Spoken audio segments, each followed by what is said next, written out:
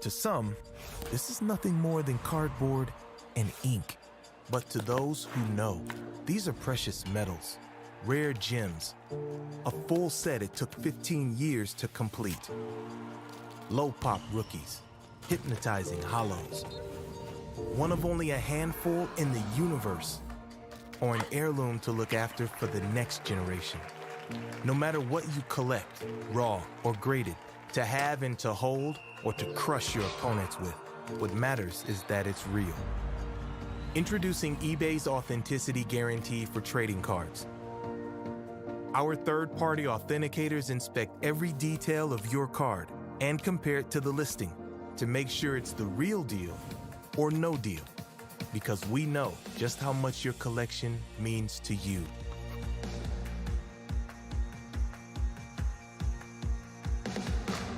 Finally, you can stay in control of your thumbsticks.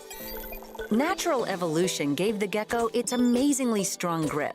Our multi-patented SetX technology duplicates the microstructured fibers on a gecko's foot for a revolutionary new way to get a grip on game controller thumbsticks. Like a gecko's foot, the thousands of microstructures on each SetX anti-slip thumbstick grip provide high friction to the skin surface for a secure, comfortable grip, even when sweaty, giving you a competitive advantage. Stay in control with the secure and comfortable grip of SetX thumbstick grips. Inspired by nature, perfected by science.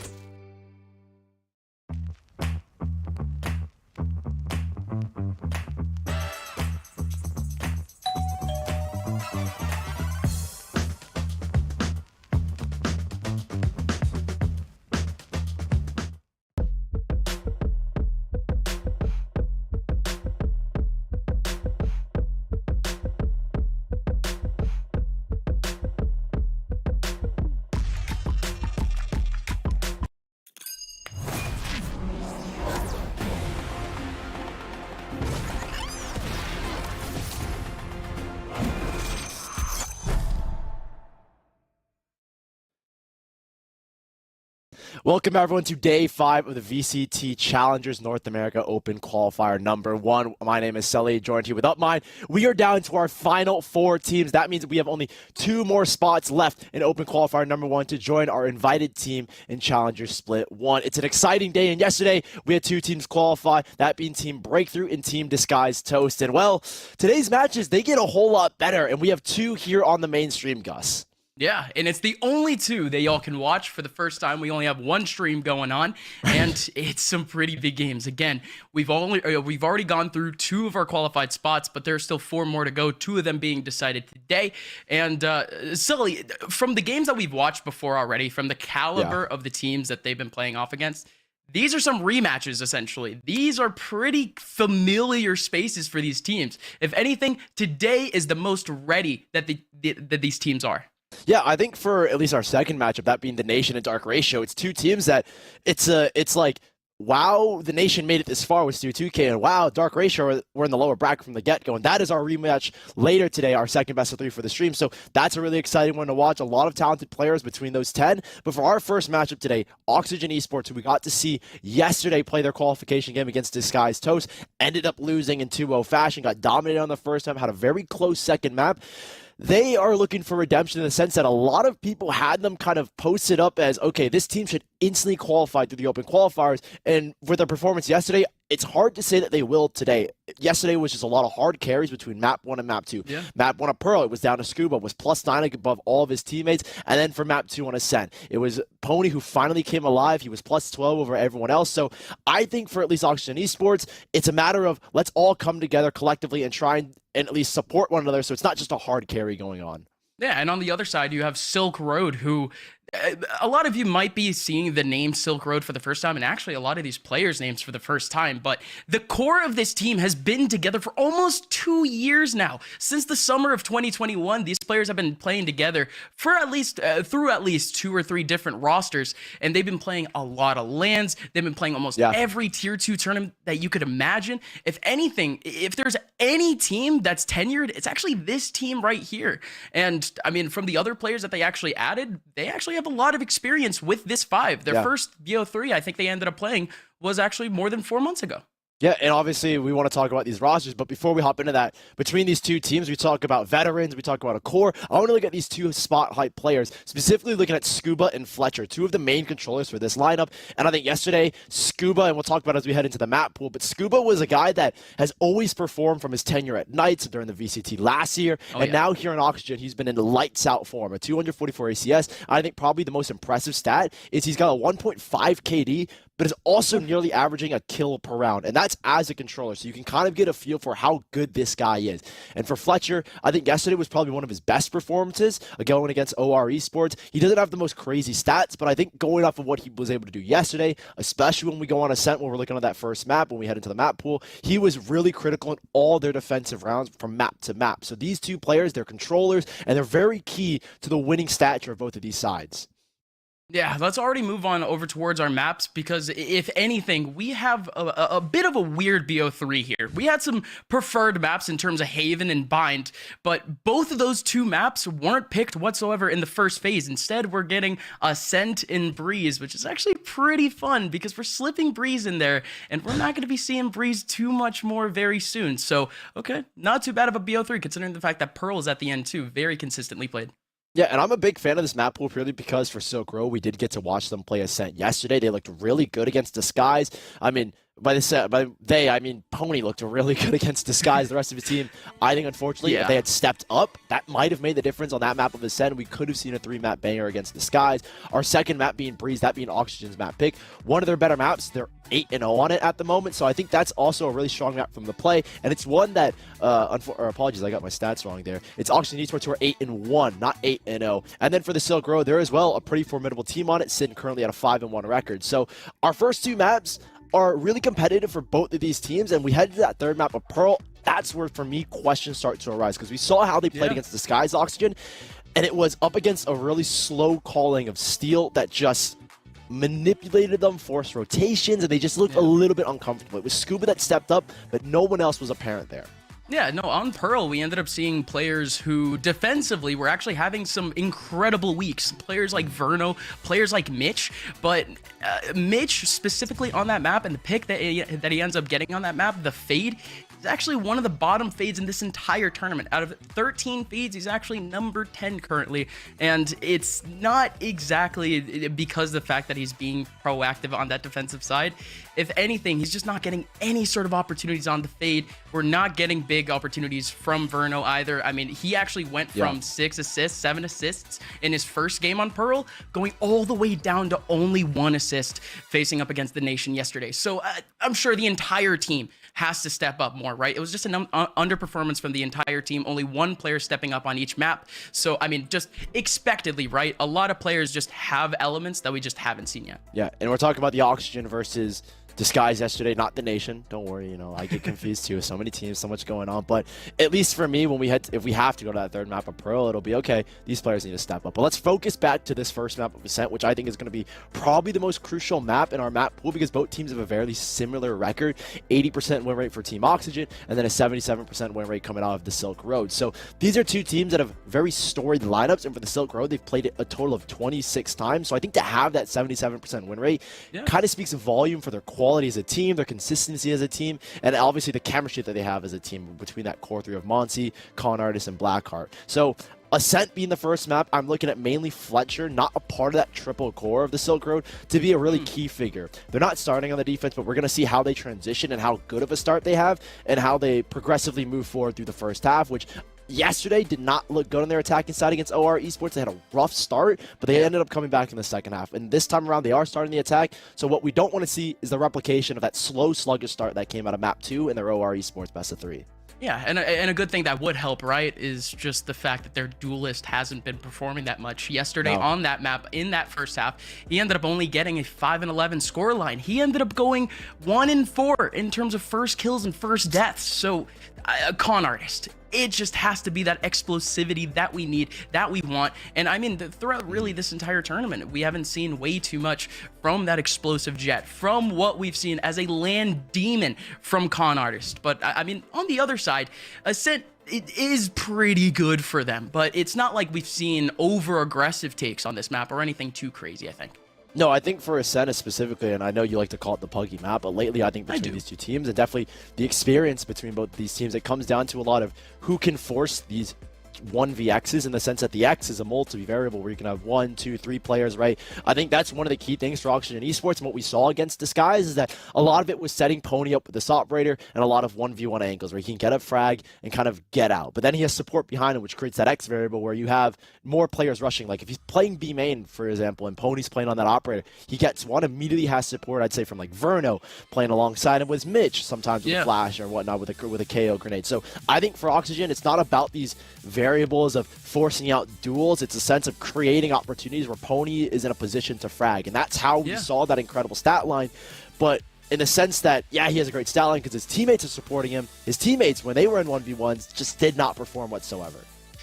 Right, and that also comes down to the fact that we ended up seeing a lot of aggression in those takes from Disguise. No 1v1s early on in the round. It would literally just be like a minute of silence, and then everyone just pops up randomly on one side of the map. So Oxygen wasn't exactly having fun with that sort of magician's trick, but I think today it might just be a little bit different with the fact that, yeah, they are going to push Pony to be in those deeper spots, to be in more successful places, because, I mean, the first interactions that we ended up seeing from Pony, they weren't even that common. I think we only really saw 3 first contacts from him, but his kill line was insane. He ended up getting 15 kills, while I think the rest of his team, -11 below him, from 15 all the way down to about 4 for most of their teammates. I think there was one outlier with 8, but everyone else disastrously low in comparison to him, and that's the Jet on defense. I'm sure Verno could have a lot more impact. I'm sure literally anyone else with util could be able to have more impact. So again, just Oxygen, a little bit more space to work with today. I hope to see more, especially from, of course, Pony, right? Yeah, I think we're kind of looking at not just Pony, but everyone else. And I think you talk about the stylistic difference and this like 1 minute slow walk that Disguise team was running with Steel as the IGL. We know he loves to play extremely slow, but this is kind of very similar to how the Silk Road play, in that it's a core of really information, right, between Monty and Con Artist and Blackheart. It's setting up Con Artist to, while he isn't the best fragger in his last 3 series, he's been exceptionally good at least breaking into sites and feeding information back into the system. And I think that's what we're going to be looking at for the Silk Road, is not necessarily as slow of a style as Steel, but we're not going to see very fast pops coming out from them. It's a lot of, okay, let's default, find a first frag if we can, and then build off of that later on. Yeah, and just moving on into the rest of our BO3, then Ascent should be a little close, but I'm honestly very excited for the fact that we just have different maps coming up, right? Breeze hasn't been a common one whatsoever throughout this tournament, and especially for these teams, not too common. Oxygen has only played it once throughout this tournament. They played it 3 times throughout the last few months, and I think they were really forced to play it because I think they played it in a grand finals and versus a team that counterpicked them. But I'm just more excited for the fact that they are playing with a little bit different of a comp, in the fact that we'll get the Yoru a little bit later, hopefully. But the comps are here for Ascent. We're ready and raring to go. Yeah, and I think looking at both of these sides is, again, very similar composition. Scuba, though, did not have, the best performance yesterday on Ascent playing that Astra. So him going back to the Astra might concern some people, but I think in particular, it's up against a really slow style. I give a little bit of leeway to Scuba, see what he can do now that he's playing up against a different team that, again, similarity-wise, have a lot of styles that are similar to Steel's Disguise lineup, where they like to play solo. But we're hoping Scuba comes in, right? Fresh mind. He's coming in, shakes off his last performance, no compositional changes whatsoever. So we're looking at, again, this defending lineup. Any changes? Nothing so far. I think for the attacking side, we hope that Con Artist steps up massively this time around. He's had a poor last 3 series, and on this Jet, it's one of his weaker agents. So this is what we're looking for in terms of both sides. It's going to be Con Artist stepping up, and it's going to be Scuba stepping up where he couldn't yesterday on Ascent. Yeah, very excited to see most of that defense from the Oxygen side, because they don't have the KO, they don't have the immediate shutdown in terms of utility usage, but they do have Mitch, and Mitch just has to step up more today. We haven't seen equal leveling from him in terms of stats. We haven't seen good KD, we haven't seen good APR, but when it comes to the breach, he could put in a lot of effect in terms of time wasting and in terms of just getting his teammates into the right position. It's Ascent, and it's the same exact comp, so we're just expecting a good one. Yeah, and again, last chance for both of these teams. It's up to Oxygen to once more have all 4 players step up. You can no longer rely on just a single hard carry. For the side of the Silk Road, this long-standing core of over 2 years between Con Artist, Monsi, and Blackheart, dating all the way back to when they were on BBG Academy, 303 Esports, What a story it would be for that 3 core to make it all the way to Challengers in 2023. But Ascent, our first map, a very even middle ground between both of these teams. And I imagine that, again, as this series progresses, we're going to see the pressure start to build up on his team, like Team Oxygen, that has inexperienced players. Yeah. I mean, Oxygen has a lot of experience. I mean, Mitch, he has to be back. He has to come back to the top flight of Valorant. He was playing on Cloud9. He was playing international Valorant less than a year ago, Sully. This has to be the opportunity for him to come back. Oxygen wants in on VCT. Silk Road wants in on VCT. We're going to start this off now.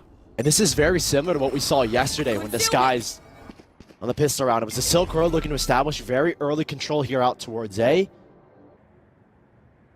And it's the Silk Road that have switched things up slightly from the 2 maps that they've played on Ascent. It's that dart mid, but its main focus is now to get them up towards Catwalk. No smoke towards the bottom.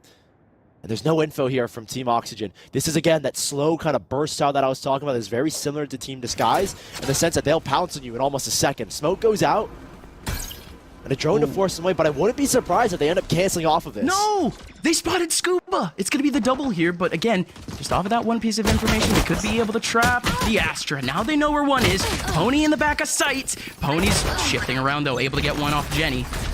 He ends up going down off of the trade. Verno, he did come into heaven a bit fast, and he could be able to get a pick or two. There are 2 players down to red, but instead Oxygen, they're waiting for the retake. A great recon dart. Blackheart able to catch 2 players there. Mitch still has that fault line as Verno, I think through the underboards of heaven, is able to find one frag, brings us to a 3-on-3, but Blackheart a great dink back. Here comes Verno, has to get some sort of trade back. His teammate is right behind him, so it's just gonna be a bit of a waterfall. Monty does get a hit on, but not the kill. How does Verno get dim some boy? Now it's a 1v2. Blackheart waiting for the drop. It's a double drop, and they coordinate it perfectly. Mitch gets the frag, and Oxygen drags back the round. Such a close pistol round between 2 teams that have a 50-50 pistol win rate. It's as scrappy as you get just to kick off round number 1. And Oxygen, a lot of people were kind of touting them to, again, instantly qualify on this first qualifier. People like, yeah, they've only lost 2 best-of-3s ever since coming together, and then they lose their 3rd against Disguise. They've looked exceptionally good. And now, in this lower bracket, again, best chance for both these teams to qualify. You move in, you lose here. Yes, you have an opportunity, a last chance qualifier next week. Because it's 255 other teams that are competing for only 2 spots. So this is truly your last best chance to qualify for Challengers. Silk Road, you heard that, right? Surely. I mean, I know you're playing the game, and I know you're not actually listening to the casters, but you know the stakes. This is a big, massive opportunity. A lot of teams who were upset earlier, too. Some strong players who we've seen in the top flight of Valorant didn't even play in the top 32.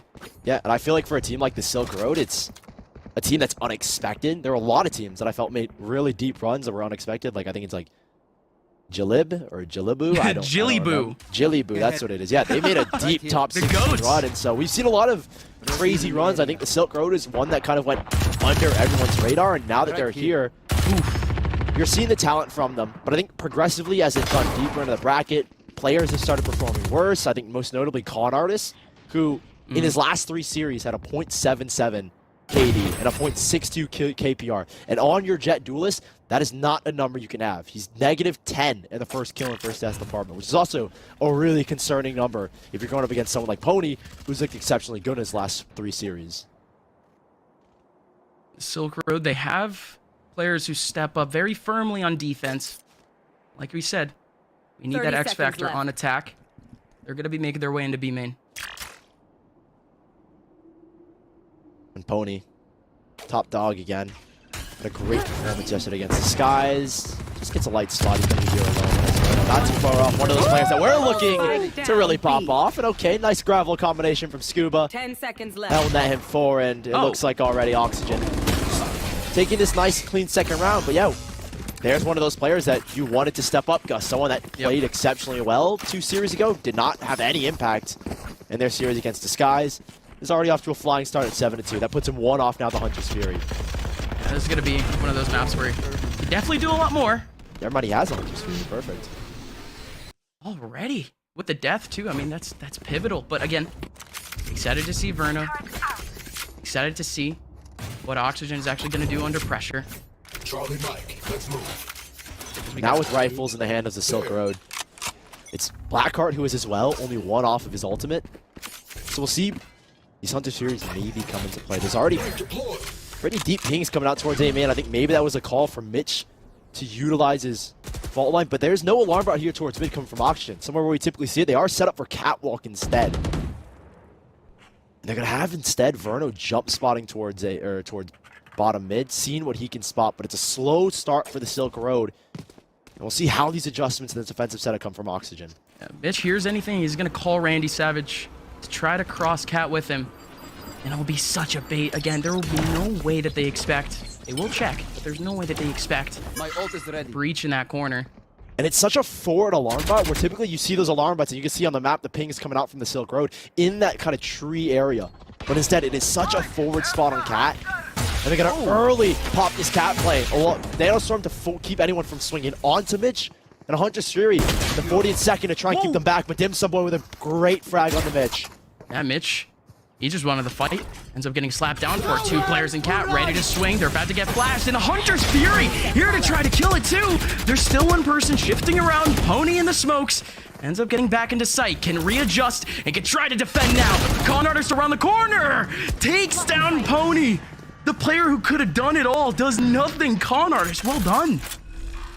I think this might put Auction in an instance where they're looking at maybe just getting exits because I think the feasibility of this retake coming through is pretty low. And I don't think they want to save these Bulldogs. You'll have a full buy going into the next. But this round, built up, again, slow and progressive from the Silk Road. They work Blackheart, who was 7 out of 8 on that Hunter's Fury, to getting this A main orb. It was Oxygen who elected to react first. They popped their Hunter's Fury to try and force these players off the catwalk. Didn't work out. Just 1 kill going to Oxygen now. And it will be Verno looking to save this rifle as we head into the 3rd round, where Silk Road, or apologies, the 4th round, where Silk Road, they do net their first here on the attack.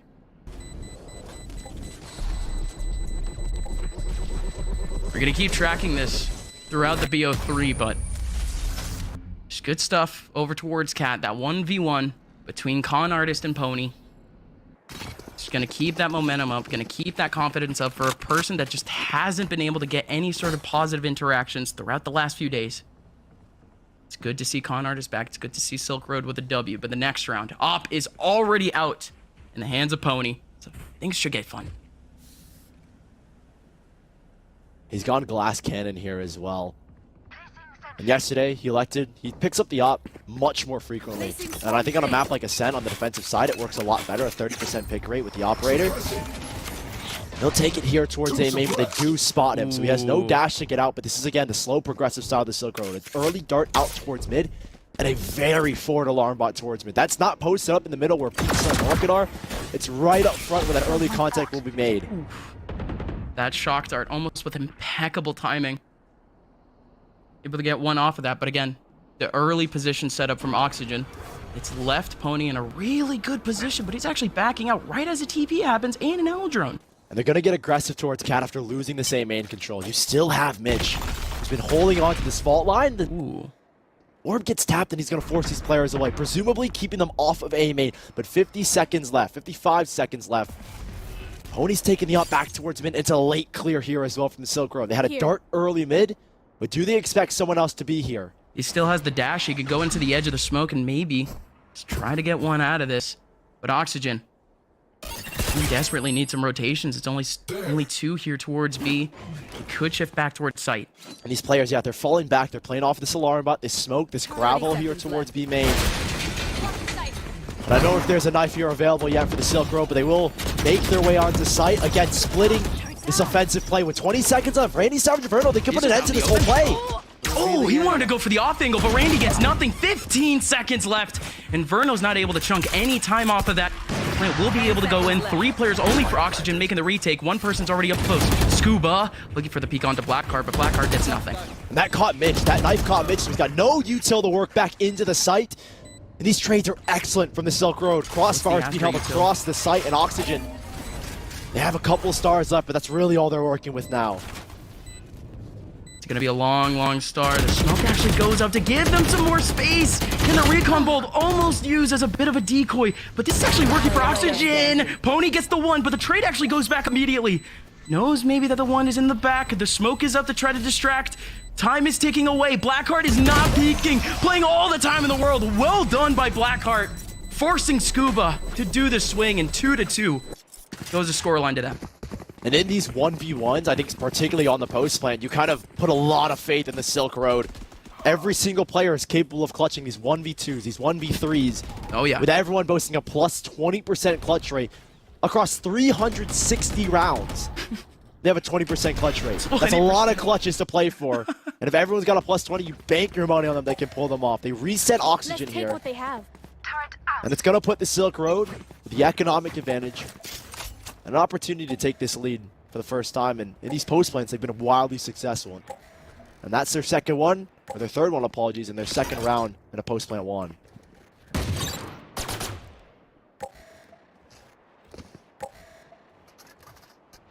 Oxygen, of course, need to make some sort of impact out of this round. You saw some close peaks, but I love this from the Silk Road. I love this call. We just saw, again, a lot of early contacts from the Silk Road. No actual execs, but at least peaks. This is total patience from the Silk Road. No peaks in B main, no peaks in A main. By giving Oxygen an inch. This is similar to how Oxygen struggled against Disguise team, is that they had no information, there was really minimal aggression, and it would give opportunities where you would break this kind of piece of util, that turret in particular, and at this mark, this 40-second mark, they would start to walk up, and this is what the Silk Road have done, and one of the weaknesses that we saw yesterday, the Oxygen side, weren't able to deal with these kind of very fast, out-of-nowhere pop plays, and Randy Savage nearly getting caught, great fall line, doesn't catch Fletcher. He's able to clean that kill up. And it puts the Silk Road straight onto the B site in a 4-on-5. There's one person who can have a whole lot of fun here. He has the cross. And up in B main. Again, we've seen a little bit from Fletcher, mainly on the defensive side, but here on the attacking side, could pad his stats a little bit. Pony goes for the wide swing. Fletcher finally going for something. Finally gets a pixel and finally take down Pony. But from behind, there goes Scuba. Full outside control now for Oxygen. They can play exits, maybe even go for this. Yeah, they're going to pop this Cosmic Divide and They're give going Savoy. He's caught in the middle of the sun, I think, as well for Card Artist, who is good enough for one. Great trades there. And puts it in a 1v2. Mitch. Low-key could just hold these players in sight, remove both weapons from their hands, and he even gets another ridiculous shot from Mitch and 1 bullet left. He's done so much damage to your Oxygen. Oh, he's far away. Wow. Yeah, so much damage. 4 guns needing to be rebought for the Silk Road. Finally, when they get some sort of win bonus below them, Oxygen might have just put themselves at least on a path back into this game if they win the next round. We saw a timeout just getting called there by Mitch. Come on. Kind of the veteran experience coming into play here. You can see he keeps his nerves calm, knows what the objective is just get exits.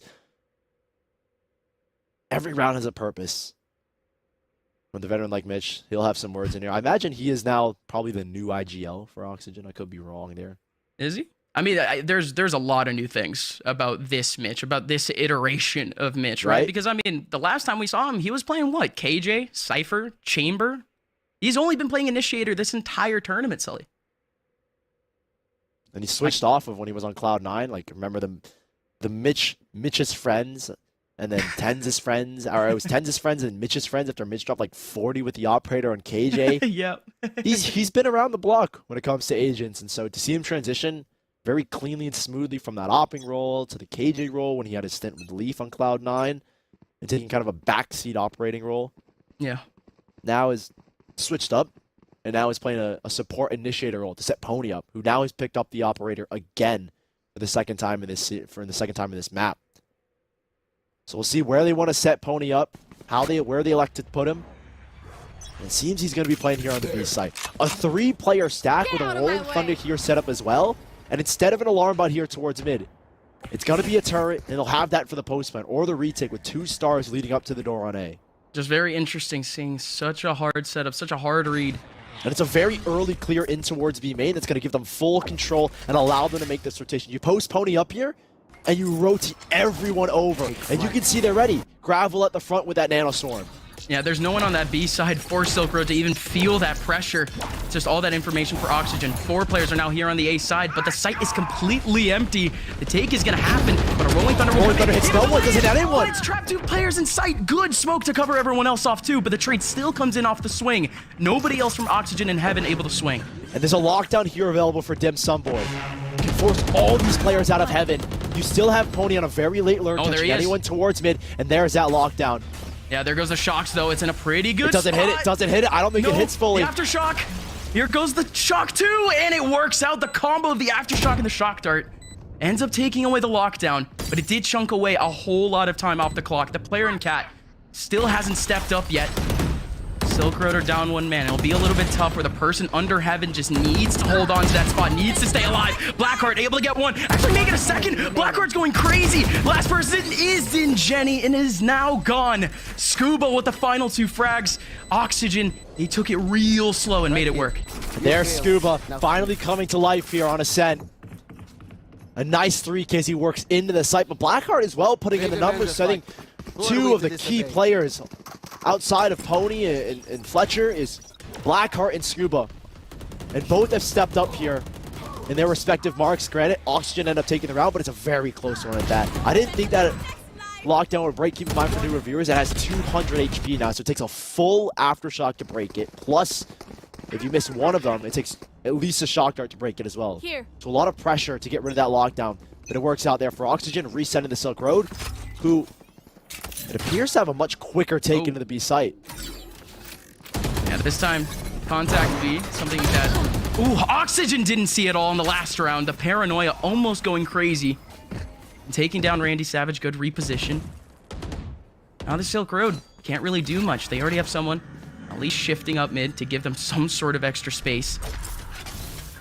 A good shutdown from Oxygen. They're going to try to rework back in towards mid, that alarm bot again. And it's such a much more forward position where I think Mitch can utilize his fault, and if you were back towards Garden, which I think is the purpose of that alarm bot, is it allows them to play from Garden and send a fault line straight into market, so the timing is perfect for him on that fault line. But the door will be broken. The Silk Road. Just checking. No one in market, no one close up in B main. This will give them a little bit more room to make this split happen. Dimson Boy's got the only rifle, and he's working alone in towards B. There's still 3 players here. He's gonna get spotted by the turret first too. And Mitch is gonna fault line straight into market to delay. Buy more time, and he's waiting to send it. 30 seconds left. Finally, here comes the util for them to go out. Great scale up so far from the Silk Road. This is as close as they could get into sight. And now 2 players in the back of the site. There's no way that they expected good information. Randy Savage is just going nuts. Gonna be able to get 2 out of it. And there's still 1 more in the back of sight to try to hold on to this 1v1. Dimsum Boy in an overall 1v4. And surely there is no way they could get this plant from behind. 1 pump. Mitch has got him. Oxygen back in the lead. And this is looking a lot cleaner from Oxygen. Putting Pony up in really key spots. And it'll be up to the Silk Road to decide how do they deal with this operator from Pony. In the sense that his positioning is going to be key for the side of Oxygen. Where he is will allow, and whatever angle he's posted up on will allow the rest of the players to kind of play off of that information. And that's what happened in the past 2 rounds. So once again, we'll see the Silk Road have a full buy. And it looks like, again, they'll start a little bit slower. Pony to work out towards mid alone, which is very, very risky. Oh, incredibly risky now that a knife comes in, but he's good. Doesn't actually catch him. Owl drone picking him away, but we still have a lot of pressure from Oxygen. 1 player going up B main. Yeah, and Oxygen are instead of working off this lockdown in towards tree and garden area where they want to maintain this control. They have an alarm bot, and I presume a double swarm. And I mean, that's just a lot of util dumping from tree. You got as well Mitch there with the aftershock and the fault line. So much util to just protect this part of the map to allow this lockdown. And I think that's what Silk Road are realizing. They wanted to put some light pressure there, see what they could draw. They have a Hunter Sphere to try and break it. Turret's gonna spot early for the rotation. And that contact as well. How do they manipulate off it? They've already moved Scuba over here. Yeah, but there's no one actually shifting into Heaven off of that. That's actually the weirder part for me. I thought them being so close, one of them could at least get that angle, but they just want to play full retake. They have the lockdown. Flash. And you can already see Blackheart has positioned himself to use his Hunter's Fury, but you have to connect all 3 shots. But instead, it pops early. Are they going to try and battle for this control? They don't need to. They've taken out the lockdown, and that's full sight control on a 4-on-5. Wow, just flipping the script with one Hunter's Fury, and the Silk Road got the site for free because of the ulti that they were defending. Now, just got a bit of a game of whack-a-mole over towards Heaven. Con Artist up close, but he's gone. A great start to this retake. I mean, this is a Silk Road that have been so good in post plants in this event. And we'll see if Oxygen are willing to work into it. I mean, they're sitting all the way back in Heaven, I think, waiting for this fault line to come back. But how do they get in? A grapple to take him out, and now they come out of Heaven. Grapple is well timed, well placed, but even then, Scuba is getting traded out. 3 more players here for Oxygen. They have a great opportunity here as Silk Road. Both of these players are playing behind a smoke. They have the lineup. Neither one is getting the kill. Dimsum Boy does kill the diffuser.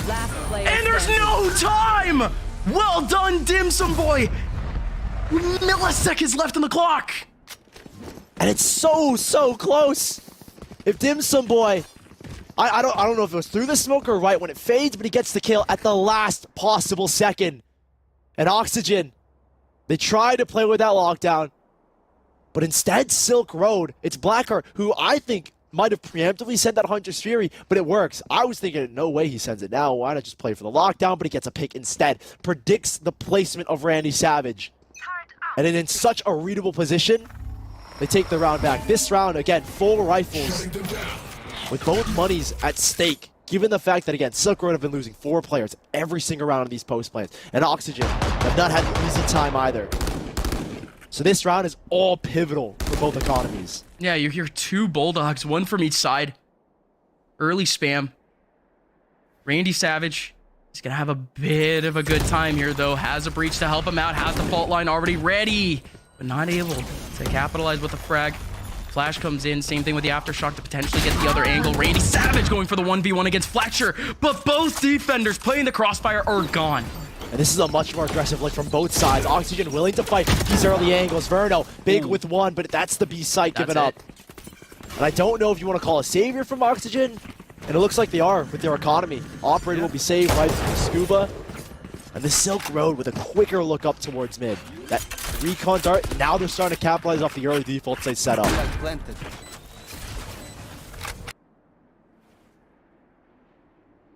Of course, over on A. I mean, the one round where the KJ util isn't there, the one round where the KJ util is on B, doesn't have the impact that they wanted. They depended on the first contact. But again, finally, the Silk Road end up getting a round where just a bit of a walk-up finally gets something for him, where again, they haven't been doing that. Just been waiting for a contact to then be able to exec. It's good patience from both teams, but it's a long-winded battle, really.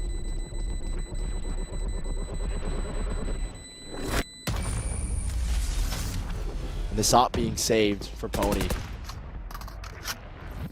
They will at least be able to muster kind of a buy around it, as you can see. Pistols maybe to play off of him. At least util to set him up. The hero rifle for Scuba. So we'll see how they spread themselves apart. Scuba, we rarely see him on this B side, but that's where he's going to take the hero rifle. As you can see, Oxygen making do with what they have. The Silk Road taking the lead for the second time in this map. 2 back-to-back successful post plants. Standing ahead. We'll want to try and push this over the edge. A much weaker attacking side. With only 53% win rate here on the attack. It'll be keen for them to have a good start where they can close it out with almost a 70% win rate on the defensive side. So this is what we're looking for. A great start from the Silk Road. And on their map pick as well. As they continue to step up. Finally picking away at A main. They were pretty much looking at... It's just a long game of tug of war. Trying to take back A main. The first pick that we would usually see the Jet. Not there. But they don't even take the angle. They're just trying to fight it. There goes the reflash. Back from Oxygen. Doesn't find anything. The stats are basically 50-50. Oxygen, 59% defensive win rate. Silk Road, About a 53 attack-sided win rate. It's even and it's long-winded. We're getting into it finally on A. It's an empty A site. Pony's positioning will allow these players on Oxygen to work back in towards Catwalk. He had the up towards bottom mid, but that gives Silk Road this entire site. This round isn't entirely out of the question. Oxygen with a rifle, pistols, and now he's using a lockdown. They've even committed a custom divide, a turret in front of it as well. You can't fight this Silk Road. You have to back away now. Once they get it on site, if they get enough positions, enough predictable positions, they still have the Hunter's Fury. Here we go. Hunter's Fury going in for the corners, and there's one person detained under. Mitch getting one, Ferno with two off the Hunter's Fury, and they know that one's detained. They got him. Oxygen. They put everything into that round, and they end up coming out of it winners. And they do it almost perfectly, like the util and the ultimate setup combination. Cosmic Divide in front so nobody can challenge the lockdown. Stun and then a turret for the contact. I mean, Oxygen had that rehearsed book by book. The Silk Road, I mean, they simply couldn't fight for it. They tried to open the door. There's a frenzy right in their face from Mitch. And Oxygen stepping up to the plate on their kind of half buy, if you will. The Silk Road almost fully reset. And what a loss it would be here. You wanted to have a lead going into the second half. If you lose here, you've got no credits. You're already kind of working with this weird scrappy buy. We've made it tight already. But early on, we're going to see almost the same thing for the last round. And I think they're going to finish here over towards the B site. I mean, you see the early dart and the knife as well to clear market. And you're going to have the lockdown as well to work back in towards main. But this is where Oxygen are fighting. They don't want this lockdown to have any impact. They're finally going to make that move, but they just need this contact. Good stuff off the Vandal. They still have no idea that the op is here. Pony didn't want to step off the angle, but nobody peeks. Going back over towards mid. Silk Road can go anywhere still. I wouldn't say anywhere here. I think this is Oxygen having a really big advantage, now controlling B main, and as well having a turret in towards Garden and a peek in towards A main. This is perfect for Oxygen. They're denying all the main focal points of this lockdown. And they know how critical this round is for the Silk Road, given their economy.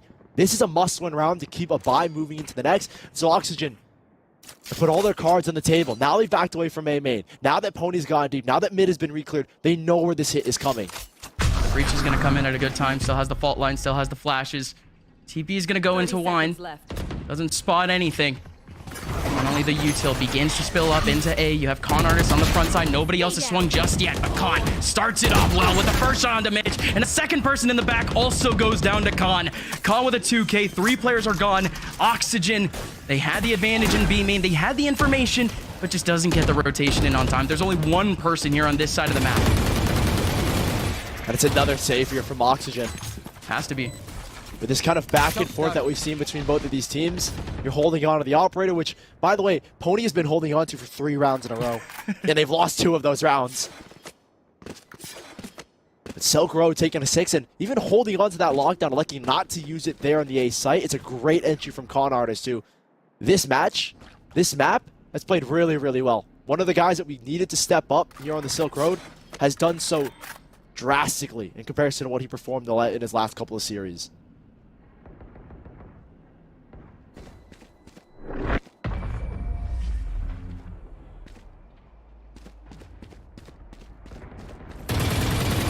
Last round in the next, a little bit of a weirder one. Again, should just be the big force around the op, but Silk Road. We are facing a technical pause. One person has gone. Pony needing to reset. So, okay, let's talk about this one. We're as even as we can get. Ascent, we were already saying that it was going to be a bit of a weirder one. One team has some better experience on it. Sure, the other one just barely even plays it. But from what we've seen so far, from the disadvantages from the last few days, things are actually changing for the positive for Silk Road. Yeah, I think Silk Road, at least on the tag side, have looked really good. Con Artist, like I mentioned right before we went into the tech pause, he's looked really, really solid, at least in this first map, and at least this first half, where his first kills are finding impact. His entries have been really good. He's not, like, terribly, terribly bad, given the fact that in his last 3 series, he's at a 0.62 KPR. So I'm feeling good for both of these sides. Verno has stepped up massively. Pony not necessarily taking a backseat role, because I think purely that his opping angles, no one is going towards him, so he's not really finding those kills. So again, we looked at both of these teams and we said, all right, for the side of the Silk Road, you need Connor to step up. Someone that wasn't present at all in your last couple series and made almost every series extremely difficult. And then for the side of Oxygen, it was one player carrying, that being Pony. The rest of you were nowhere near to be seen. But we're seeing here great adjustments for both these sides on the maps that they've lost, given that it was Ascent for apologies for Oxygen, and adjustments from Con Artist, who's come up massively, I think, for the side of Silk Road. Yeah, and again, whenever the Silk Road ended up actually like really doing well on Ascent, it was when Con Artist was actually doing well. You actually go back to the one defensive side where they dominated the Ganachis. I think it was like 16 kills from Con Artist alone, and nobody else had double digits. Everyone else had at least like 8 or 9. So again, this is a theme. They put Con Artist in these good positions, and they might actually continue to do so in that second half. We want to point over towards Fletcher as being a very good proactive Omen, especially on the defensive side of Ascent. It's a little bit scary, but even scarier is going to be Con Artist holding W down your throat, just as Pony is trying to do here in the first half. The last round of this half with Silk Road looking to solidify the final round. And yeah, you can see there on the scoreboard, 4 plants successful, or 3 successful plants in a row, 4 post plants, and they're winning a good chunk of them. Pony out towards mid. Early fault line look to be towards Cat and top mid, or even leaning a little bit towards A main. It's a rolling thunder that they're playing with here on the post, and they've set up fully on this A site, giving Pony free range of mid and getting aggressive in towards being a big switch up from Oxygen. And one of the few times that we've seen Randy Savage play towards this A side with his util. Yeah, it's a true util dump that will allow at least one player, of course, Pony, to rotate back, but Silk Road hasn't seen any of it. And they're leaning back in towards B. That's where the rolling thunder is. So you've got util dump after util dump on both sides, and it's how quick Mitch reacts to this kind of play. He knows the lockdown will be used in this round, but whether it's for the post is another matter. How can you have to shotgun prime position, and he has rolling thunder already. I think as soon as he hears a lockdown, that's when this gets queued, or if any contact is made, and nobody, a smoke as well to cover up that recon dart all the way back towards B main, but a last second tag. Hopefully Verno doesn't get hit. Perfectly timed. Curving in, gonna be able to get one, still another one dazed, but Con Artist is behind a smoke and safe, but 2 players are gone off of that one play. And it's 20 seconds left. They have to make this re-hit happen, and Pony has already arrived to the scene with the operator. There goes another. Verno stepping up huge as Pony finds one on the op, and it's just Arthur Fletcher. An exceptional hold from the side of Oxygen puts them tied at 6-6 into the next half. Switching sides. I was about to ask, is that even replicable? But it's 6-6. We're at the half, and my word, finally, a momentum shifting round from Oxygen. We had a lot of one-off rounds from Oxygen a bit earlier on, just taking advantage of the fact that they ended up winning the pistol too. But that one, finally, they get something organized, not even a retake. Off the defense, Verno steps up. We need to see more off of this attacking side now. Placing swamp grenade. And I think immediately the numbers jump to mind. Silk Road put up a really strong first half to have a 53% win rate in their attacking side, and to go 50-50 is really, really strong for Silk Road. And now on this defensive side, where they're a lot more dominant at around 70% defensive win rate, this is where they can shine. And we'll see how Oxygen respond, who they themselves have a really strong attacking win rate side, 70% as well. So we go neck in this second half. Literally the exact same stats for attacking and defense for both of these teams. It's great. Silk Road, they are going to have to back up potentially, though. They see the star in front of them. They know the danger. Not going to be able to peek out with it. Aldrone trying to get something through the wall, and they almost actually get a ping off of it. They have all this control now. Monty just with a random shot ends up getting one. Yeah, through the smoke as well, just spamming in that B main entrance. Pony trying to put pressure. Spike is up. And keep these players from hopping on as soon as the spike gets planted. They even check back the flank. Clearing out Scuba. Now with 3-on-5, and these 3 players, Randy Savage, Verno, and Pony, have to watch different angles. 2 towards door, and Verno, who's played exceptionally well so far in this map, is tasked with holding all of heaven. Yeah, that's some great info. Not hit by the paranoia. No, at least 3 players. Oh, at least 3 players up in heaven. He knows it, but it doesn't even matter. The paranoia through from Fletcher does it all, and now Pony can't get anything done. Silk Road, good start. I love how we trade back these pistol rounds. First half for Oxygen, second half for Silk Road.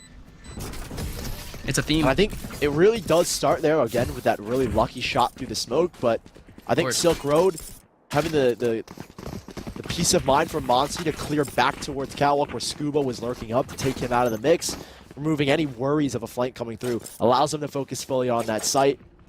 And the paranoia as well to move Verno out into the open. Great util to get Silk Road back into it, and a great start to the second half where a lot of key players are stepping up, and this is the side that we expect them to be better on. Yes, statistically, but individually, Fletcher, one of the key players on the defensive sides. And all in their last series was plus 12 on the defense alone in that series. So to have him here on the A site, especially on an Omen where he can be extremely strong as an anchor, it'll be exciting to watch him here and how he deals with Oxygen's pressure. Oh, and I was about to say, more importantly, he's alongside the KO who has all of this suppressive util, all this information-seeking util. Speaking of information, they got all of it. All 5 players spotted by the knife, and they have to go back. It was a deep dart as well from Blackheart, sent all the way outside of B. And now with this kind of instant silence towards A, that will keep his shift back, drone out towards mid. He's still going to lean towards this A side. B is kind of weak, but for Silk Road right now, it's about maintaining this control and a side where they truly shine on. Getting these first 2 rounds, allowing yourself to build up economy on that bonus. Yep. It would be super nice. Oh, yeah. It'll be great. Con Artist. Saw a lot from him on the defensive side of this map. Didn't expect a lot of him on the attacking side. Thank gosh we did. 30 seconds left. But he might be in a pivotal position to shut this all down. Both players are in the back of sight. Could be able to shift around, but Con Artist has the unpredictable position, but had to dash away because the info. Monty in the middle of sight has Jenny shifting around, able to get one. No damage from Fletcher. Fletcher has to get a kill here, and indeed does. Player over towards Heaven to try to help out. The Stingers are singing. The Silk Road do get an 8th, but it was just a save there, essentially. They saved that entire situation because they just had the Stingers. They invested. And you see the 3K that Fletcher gets and the way that he positions himself around on that A side and why I think he's such a strong defensive anchor, why he's been so clean and crucial for the defensive rounds of Silk Road. Drops the smoke in the middle of sight and just plays around it. Yep. Him and Monsi kind of just dancing around that smoke, working together, playing off of one another. The Stingers bought up for Oxygen in the last round.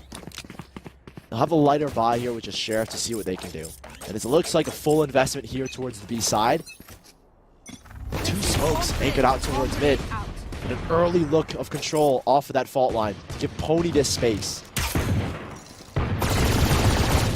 And you just want the Sheriff to be in that 1v1, right? To be able to get a headshot, the Wild West type thing. But over towards mid, he might get into a 1v1 very soon. They have the Astra slowly scaling up and has been able to maintain an angle towards Market. If anyone peeks, but what on earth is that? Pony comes flying in, spraying at Dim Sum Boy. He's down to 6 HP, but they have the sight. And that's removed the alarm button as well. Gun here. A lot of space opened up here now for Scuba as he's still on that late lurk. A lot of threats are available now here, and it's Monty who doesn't check.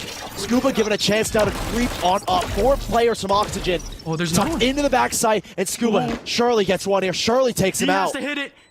There's one coming up from behind too. There's a jet in spawn, but that just might be a save setup too. Scuba shutting down any potential for this take.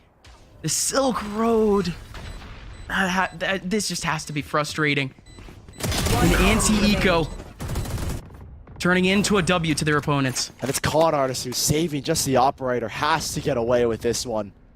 And Scuba's already hunting. They know almost where he is, and you can see 5 players are starting to swarm. They've shut down every other angle. Shirley's here. He gets the first shot. He has to dance behind a smoke, but he might just be fine. Aftershock in 50 HP. We wait another second there, and he's dead. Yeah, I think literally half a second more, but look at this exit. Verno through the wall of B main.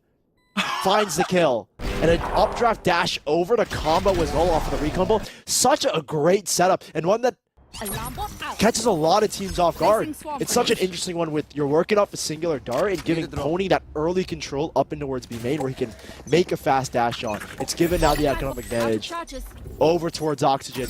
But the Silk Road, they're able to buy back here, holding just onto that operator from the last. It's technically just going to be one here in the middle of a beat, but they have a whole lot of utility to try to cover upstairs. But Blackheart, a Sheriff in a dream.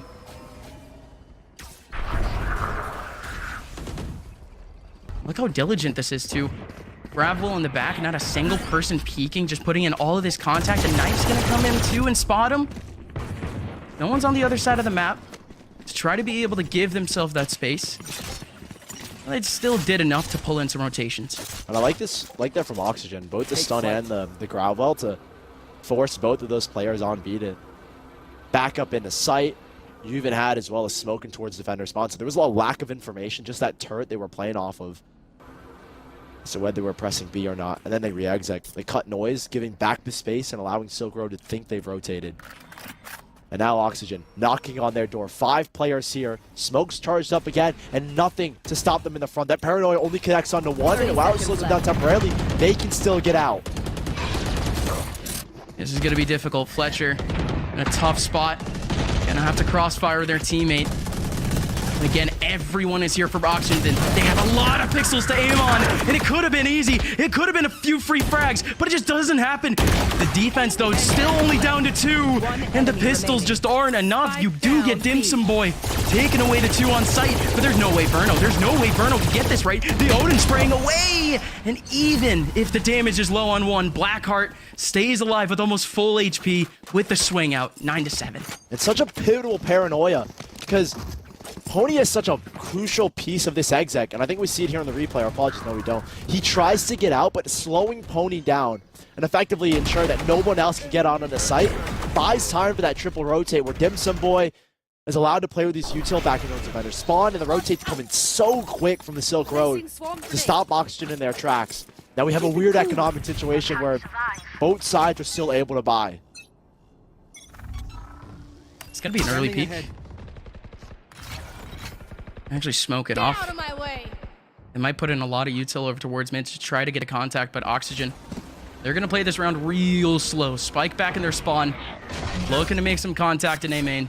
And the knife catches as well Pony here, so they know where the Blade Storm is focused up, and I think that's where the main point of focus for Silk Road would be, because Pony is the main spearhead, especially on Ascent when you need a big entry to break these KJ setups, to break these sight lines on A.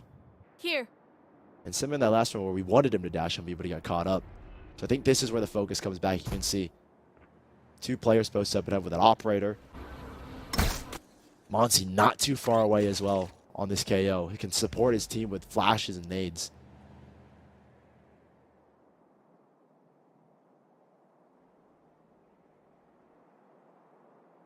Just a good play call, though, from Oh, Oxygen. set point up here. Yeah, so much mystery in a round like this. And Pony just clearing out information, clearing out the space. There's no one full committing to this other than him. And really just a moth to the flame, right? Attracting all of this attention. Everyone else rotating into B all out of nowhere. There's 2 people here, though. The crossfire could be good for a few. It was only good for 2. Pony on the other side, almost able to get a rotator, but it's going to be an even 2v2. It's ridiculously winnable here as well from Oxygen. Rolling Thunder picked up here now from Mitch. And Randy Savage is an alarm bot early towards stairs. This allows him to focus fully on towards lane, and Mitch to just sit and wait with this Rolling Thunder. Yep, Rolling Thunder in. 1 kill would get the lockdown too. Don't really know if they'll need it, but this is going to be fun. Low HP on both of these last 2 Silk Road players, and Rolling Thunder will come in and cover both sides easily. They're not even dropped yet. They have to drop in while stunned, or wait, of course, for the stun to be gone. Here comes the flash. Counter util again from the breach. Con Artist not able to go through. No one able to tap the spike just yet. Randy Savage around the corner looking for a spray. Mitch is the one that ends up getting it through the box. But no time, Fletcher though. finally gets the frag. But this is why we were focusing up on the breach so much. So much time wasted off the clock. And it gives Oxygen a round. I think it's mainly a lot of credit needs to be given to Pony in this round and Mitch. And they're set up to get him in towards Garden. It gets them and nets them the first pick. And Pony is there to slow those rotations, allow his team to fully focus on site. I think he was a key player there. Back over towards, I think it was deep walkway or whatever you want to call it, the deep tree area over towards A. Cuts rotations off and kind of confuses the heck out of Blackheart. Or I think it was Monsi, apologies. Monsi. He ends up getting caught up by Verno as they rotate through. It's a timeout called for Oxygen. I think this is a moment to figure out what weaknesses they saw in that round and to see, okay, the Silk Road, how can we break apart this defense? Because we did it so effectively in that round. We were able to get Pony up really, really deep in towards Catwalk. How do we replicate our success?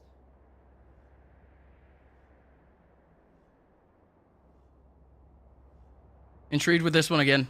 We have seen the step up from a lot of the players that we've called on. Scuba has stepped up. Pony has stepped up. Verno has stepped up. Con Artist has stepped up. It doesn't seem like really anyone is faltering at this point. Any real first opportunity that any player has, it's going to be 50-50. And this round is going to allow Oxygen to tie things up with the lesser buy from the Silk Road. But if we get another eco, then that's where we're kind of in dangerous territory. So I think Oxygen need to be very, very cautious in this round. Yes, we have the all-seeing eye, but the buy is so weak that anything can happen. This is North America. Anything happens in ecos, but for now, Oxygen off of that timeout, taking things exceptionally slow. I think trying to develop. Grounded. And knowing that this round is kind of obsolete in the sense that we're not going to be running to their base defaults. Let's try and think for the next round after when they have their full buy-in. How do we utilize that lockdown on Hunter's Fury? Put those in a combination when there's a null command on the other side. A lot of factors coming into play as we move into this next round is Oxygen, again, slowing things down, not willing to risk anything in this anti-eco. Yeah, every kill here is pivotal, of course. The later on we get in this game, the more the ultis become more and more important. In the Silk Road, they haven't charged up either their Hunter's Fury or their lockdown just yet. Those two players are alive. They're going to be heavily hunting at this point, hoping that the Omen doesn't get any of these kills. Yeah. But it's finally the plant. They're going to go for this.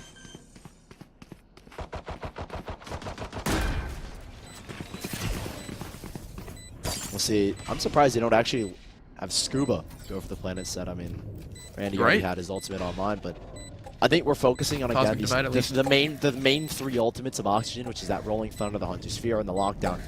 And I imagine Juvenile, the coach, ex-TSM coach as well, ex-TSM Academy, apologies, how you want to incorporate that into this. Blackheart, okay, has picked up a rifle here, but I think that's really all she wrote. And now that we focus back into this next round, it's a null command that has the ability to shut down both of the ultimates. And it's how quickly are you able to punish him? How do you work around it and deny the opportunity for that null command to come into play? And now we're even more worried because Blackheart and Dimsum have just gotten their ults online. Right, it might have to be that long-winded play where they're just trying to find the contact on that KO and trying to put out that Hunter's Fury maybe that we ended up seeing earlier. And I think with those three ultimates for both of these sides, or apologies, the Silk Road and 2 for Oxygen, it comes to a big ult battle. This is a very They might get that round contact, by the way. Look for at this. Oxygen. A 10th round, and you eco, or you put Silk Road on an eco, and that's the contact they wanted. Monty, when do you pop it? I think they're trying to bait it out. I love this early pressure from Oxygen. They want to bait out this ultimate, but Monty doesn't bite. Info. Monty doesn't know exactly how many people are out there. Does hear a few steps. But again, it's only 3 players here. Not a full commitment whatsoever. Just trying to pop the null command and doesn't do it. Didn't bite.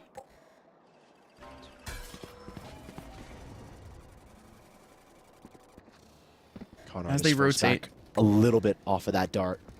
And 3 players already in position. I think Dimsum Boy is ready to fall back in towards spawn to play with this lockdown. But I don't know if he wants to pop it for the retake, if he wants to pop it to slow the push. I think this is an instance where you pop it for the retake. You give it up completely, the B site. And Oxygen, off of the Cosmic Divide they picked up earlier. There's that other lockdown, but there's Dimsum Boy. He's got one off the Nano Swarm. And now things are slowed down for Oxygen. 40 seconds left. And that lockdown will finally be broken. That gives his team the opportunity to get into sight. 30 seconds left. It's just going to be a fresh round, essentially. Everyone from Silk Road have been waiting patiently back in their spawn. It's going to be a 5v4. There is one, however, sitting in B main. That's a good angle from Mitch. Able to knock it down to 4. No information now for the rest of the round, but they do have the null command finally. Randy Savage around the corner, looking for a big cross-up. Gonna be able to get Fletcher. Will they be able to get Con Artist as the rest of their team goes crazy? Dimsum Boy with another kill. Now it's only down to 1. Randy Savage has to dance. A 1v2 for the cream of the crop. Has a little bit of utility. Only the one Nano Swarm doesn't get anything. The spam doesn't get anything. Needs to get a headshot here. It's not getting the angle, but he finally gets the kill. Dimsum Boy has to defuse. Randy Savage rises to the top. How does he do it? He had no util. Nano Swarm comes out last second, and you're hoping, you're praying that he gets that spray. And Oxygen a huge clutch, and that's the impact of this round. We just saw the buy. There's nothing left over here for the Silk Road. No credits, and that means no buy. And this was the round that was sketchy. This was the round that was scary, because now Oxygen can get themselves onto 11, and you're playing with fire, Silk Road. All it takes is one reset, and you've lost this entire map. This is why they're putting in so much weird effort into this round. You saw the shotguns, and we could see some weird angles here. Silk Road, they want any sort of guy to bring themselves back into this round. But I think the way Oxygen have played this map has been perfect on this second half. The Silk Road have been so dominant in their site holds, kind of banking off of Fletcher on this A site, that Oxygen have completely avoided the A site. They've been focusing mainly over here towards B, and they're playing it cautiously here, knowing that the Silk Road are going to play something cheeky. Respect this Blade Storm. Now don't walk into a trap where you lose 1 by 1, where you give up these picks to just Deagles and random shorties and corners. Oh, the paranoia in! Pony getting trapped, and Con Artist does end up getting the frag, but they know exactly where that paranoia came from. Will they be able to TP though? Yes, they do. On such low HP though, Fletcher just barely getting out, but I think the heavy hit is that they've just lost the Blade Storm. This round, the odds, yes, it's a 4v4, but without that Blade Storm, your odds significantly decrease. Alarm bot out. It's going to be just the Sova and also a cross up in mid, 30 potentially. seconds left. Finally pull up a smoke to the gate as we Blackheart's close. holding. Yeah, okay. Placing Blackheart. bomb grenade out. He might just be aiming for B main, but no, he finally goes for the cross. The shotgun gets one, but it's only one. 18 seconds left. Will Dim Sum Boy get into sight? Yes, he will. Can he delay? 15 seconds left. Dim Sum Boy with a headshot. Oh! Again! Connects the dots. It might have just done it. 8 seconds left. Verno scrambling, looking for a pixel. 5 seconds left. Dim Sum Boy has got him. No chance now in the 1v1. As thrifty as you can get for the Silk Road. And it's KJ, back to KJ. What Randy Savage can do, Dim Sum Boy can do better, apparently. Look at this. This is Immaculate. a huge 2K for Dim Sum Boy to collect. And in an eco round, they've kept off probably an inevitable scoreline. They've tied us back 10-10 and have now forced Oxygen onto an eco. A huge round. A huge round from Dim Sum Boy. And now it's just about closing it out. A half buy here for Oxygen as they try and get back into this game. The turret being pulled away so it doesn't have the 40-second refresh. But it's Con Artist who has it up, sitting up top of B here. Dim Sum Boy with a dry peek. There's a second person with them. They're just getting a whole lot of damage, but don't get the frags. There's nobody over towards mid, but they do have the alarm bot. They finally get the peek, but Con Artist goes down. Do still have the man advantage. Pressure is mounting. 3 players are here though. And we'll see how exactly Oxygen plan to adjust because they've been able to pull Fletcher back over. They know there's 3 here. Yeah, forcing a 3-1 split. And Monty has to play a lot more cautiously. He's had such a sleeper of a first map that I'm worried. You know? You don't play a lot into the KDs of players and maps, but for Monty, sitting at like 4 and 13, it does get a little bit worrisome. They have found a pick here to break down the numbers for 3v2. Oh, Verno. Verno, spot of the head. Verno, so clean. Fletcher! Fletcher! He's still alive! Stands tall and actually equalizes the round! A 1v1! And that might have just actually done it, because look at this, 30 seconds left. Time enough for the KO to get in sight. Look at this angle. No stars. He's got flashes as well, and they're creeping right above him. Ooh, he heard him. And definitely now sees him. Has no idea exactly where he is. Could be left side boathouse. Could be in the corner. It dodges him completely. No, he doesn't actually go into short. I thought Scuba was going to do the big wrap, but Monsi calls him out. 11-10. Silk Road, they survive their own mini tragedy. And it's been so many 1v1s that we saw in the first half transition now to the second. Again, these Silk Road players have been so clutch. And there's another from Monsi, who again has had such a weak performance up against Scuba, who's been stepping up massively like we want him to in this first map of Ascent. And so many factors finally coming together. There's still a buy that's allowed to be put together here by Oxygen, but it's risky. You lose here, you have nothing for the next. This is do or die here in map number 1. Yep, Silk Road. This is everything, and they're going to start it off fast and furious. One pick over towards mid. It'll be the op, and another one is watching tiles. Everyone from Oxygen has some sort of peek over towards that mid side, but will we actually get any action? Con Artist waiting for an opportunity, a bit of util on him. Has the dash, but no one's peeking just yet. It's a very forward alarm bot here as well. They're prepared for the fact that Con Artist might get rushed, so the alarm bot in a much deeper position this time. It's a reposition alarm bot, if anything. They can go back into market. They can play that crossfire after the first pick. I think it's mainly just in case that he gets contact. Alarm bot, vulnerables, allows at least one to swing. What the hell was that shot? From where? How? He's all the way. He's all the way in stairs. He's all the way in stairs, and he gets a kill. Well, that's an instant 4v5 in Silk Road. They have the advantage, but they just lost it from Scuba.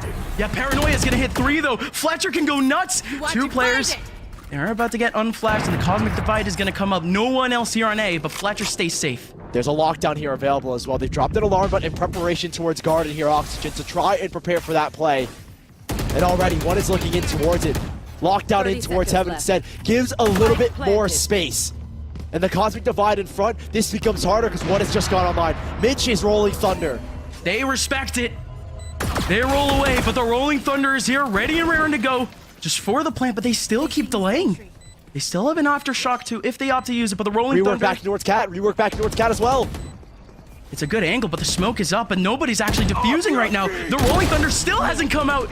There we finally go. Oxygen pulls it out, but one of their players ends up getting stunned. Scuba with a double. He's on the spike. He's on the spike. He's on it. They got it. Player goes down. Blackheart trying to defuse, but the score is tied. And in map number 1, 11-11, and that is a reset. Back and forth these rounds have gone, and Oxygen, they might have put themselves onto 12. Silk Road, 1 second, peeps. with literally nothing left in their pockets, nothing to work with. And players are stepping up massively. Verno and Scuba at the top, Fletcher and Blackheart, 2 of the key players on Ascent in their last best of 3, are here once again. And now it's up to Oxygen to find 12, and it's with a 5-man hit over towards A. They're gonna wait out this knife. No one tagged, and then they re-hit. 2 players taking this aggressive peek, though. Yep. Just pistols. Just classics for Silk Road. How much damage can they realistically do here? They're not looking for economic damage either. We're too deep into the game. Win. They want the win. You don't want to play forward time. They will have the buy, and with their defensive side and how good it's been, at least there's a chance for them to bring us to OT, but that's the last case scenario you want to play for. Here we go. Pony waiting for other players to try to cross up with him before he comes out of the smoke. Indeed he does. Everyone's still alive for Oxygen. All 4 kills coming out before 1 comes back from Silk Road. Fletcher pretty much has no chance. That's everything from Oxygen. They wanted a clean round. They pretty much got it. And they're walking into the next, holding on to this Hunter's Fury. Love it. Oxygen. Playing for the ulti. I don't think he's going to have it just because he used it in the last round, but at least they're charging it up. We'll see how close he is. 2 of 8 and 1 off of lockdown for Randy Savage. Oh, was Randy Savage dead at the end? Alarm bot out. I don't think so. Uh-oh. I didn't see a Randy Savage death in the kill feed, so I don't actually think he was dead, Gus, but that might just be me. Moving on anyways, they won't have the lockdown for now. They could definitely fight for an orb. But it will be a big one as they're all over towards A. There's going to be 3 players here. They do have the power of the knife to try to get that information to shut down that early util. Get out of my way. Smoke pulled away to keep them off the angle, and it will be a look for this lockdown. If they want to put this pressure, I think they're going to have Randy Savage play for it in the post. Hunter's here to try and give some space, and Pony up top goes down to Muncie. Wow. And Blackheart finds one of the Hunter's tree. There's still time to recollect. It's Scuba and Verno, the key players in this map that are still alive. And they have 2 ults to work with. Silk Road have just used the only one they had left. What? It's a re-hit in A. But Scuba's pulled away. Scuba has pulled all the way back towards mid. What is the plan here? Has to just be that hard bait with only 3 players left. There is no way you expect a fake here and the Hunter's Theory from the same exact angle. Yeah, there's no way you expect that. There's absolutely nobody here on the B site. It's Scuba who gets forward, who can take the space back, close the door, and there's already one in rotation. He might be a little bit late. Scuba just right to the fight. And they're going to play the Dim Sum 5-on-3 boy. retake. I think this is a smarter call here from the Silk Road. You have the numbers, 30 and seconds this is your left. best chance at winning it. Turret's going to allow him to cross. Won't get spotted by it, and they silently walk up. This is Oh my ridiculous God. calling from Mitch. Ridiculous play from Scuba. Yeah, that's ridiculous. They still have this full control. Not a single person from 10 Silk seconds Road. lights down. And Scuba's going in forward. He's tucked into market instead, Well, he and they're has holding to. the only angles they can come from. That being spawn here towards market. No one's Inferno. coming mid.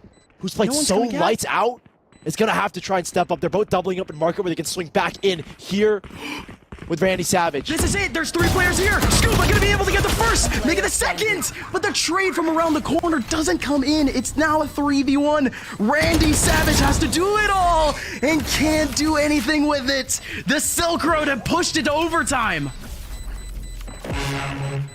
And such a successful hold at the end. Up against the face of 2 major ultimates of that lockdown and the Hunter's Fury. They deal with it perfectly, I feel like, their Silk Road, putting Switching pressure and Oh, that Hunter's Fury, that con artist, or not apologies, not con artist, Blackheart pops, kind of separating this exec and allowing Monty to find the first kill, who himself hasn't had the best of games. Finds one massive kill in that last round and pushes us into OT. Our first OT here on the mainstream. For the qualifying games, and the Silk Road are back on the attack. Both sides on their weaker side now.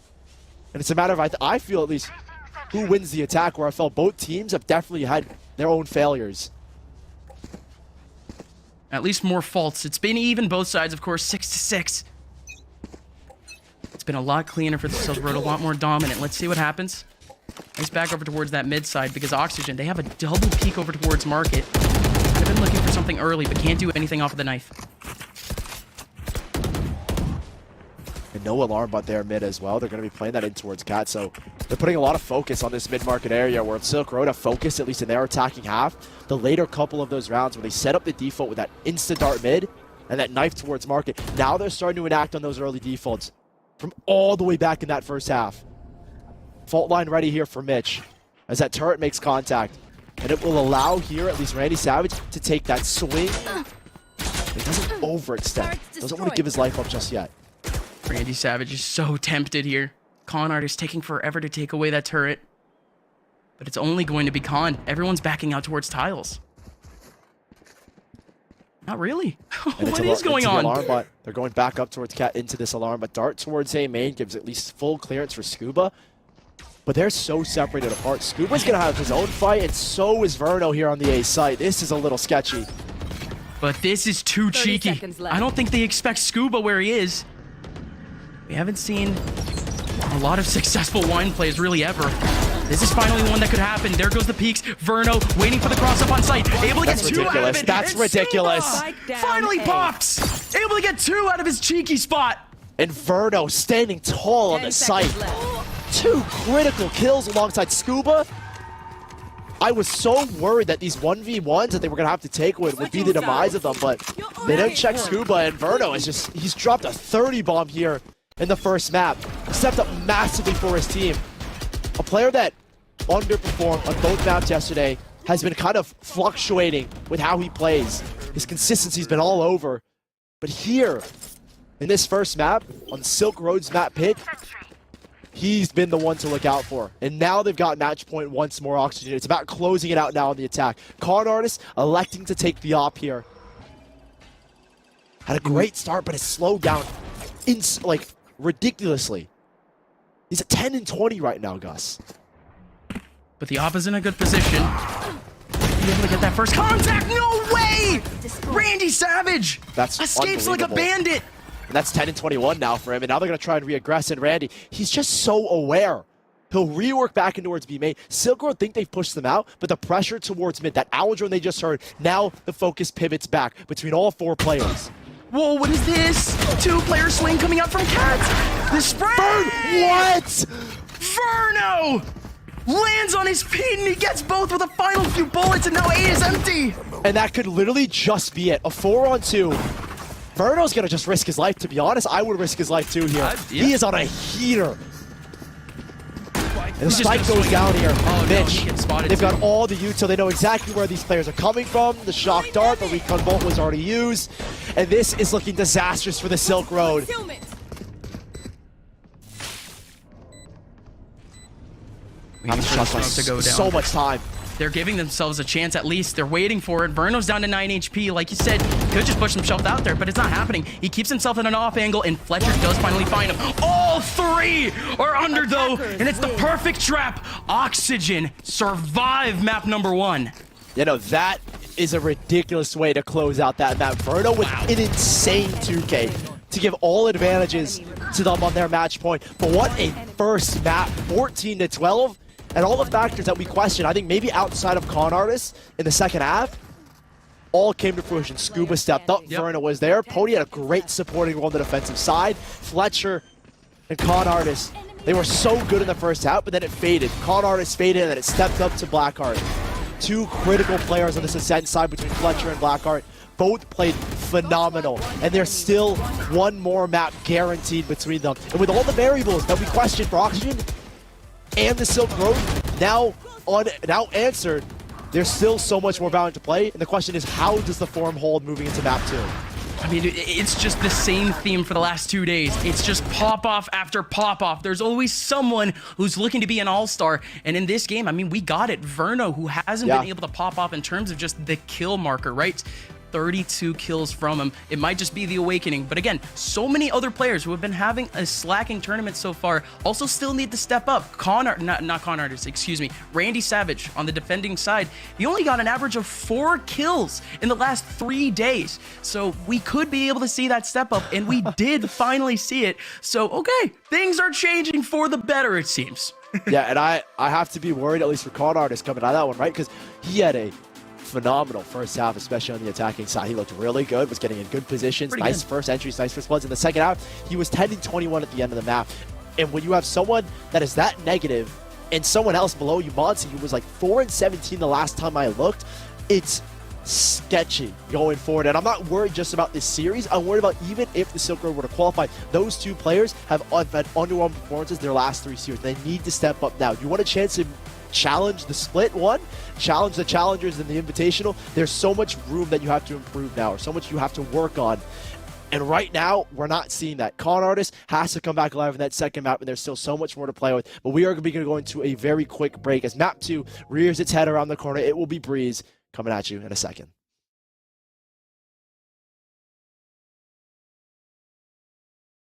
Yo, check it out. Want to know if the price of those Wave Runners is too good to be true? Or if I Wear My Kicks 49 is truly selling dead stocks? Or if that Jordan 1 Royal Box is original? eBay checks. See that little blue check mark? Behind it is a team of independent authenticators who check. And we mean everything. Every tongue, check. Every toe box, check. Every corner of every box, check, check, check, check, check, check. Every logo, every label, every lace loop. Yeah, it's checked. The luster of the leather, the topography on the tags, to the straightness of the stitching on the sole. Everything you can see, and even some things you can't. Really? Then they tag them, log them in the system, box them up, and ship them out, with no cost for the buyer or seller. eBay checks, so the moment you open that box is as real gets. Finally, you can stay in control of your thumbsticks. Natural evolution gave the gecko its amazingly strong grip. Our multi-patented SetX technology duplicates the microstructured fibers on a gecko's foot for a revolutionary new way to get a grip on game controller thumbsticks. Like a gecko's foot, the thousands of microstructures on each SetX anti-slip thumbstick grip provide high friction to the skin surface for a secure, comfortable grip, even when sweaty, giving you a competitive advantage. Stay in control with the secure and comfortable grip of SetX thumbstick grips. Inspired by nature, perfected by science.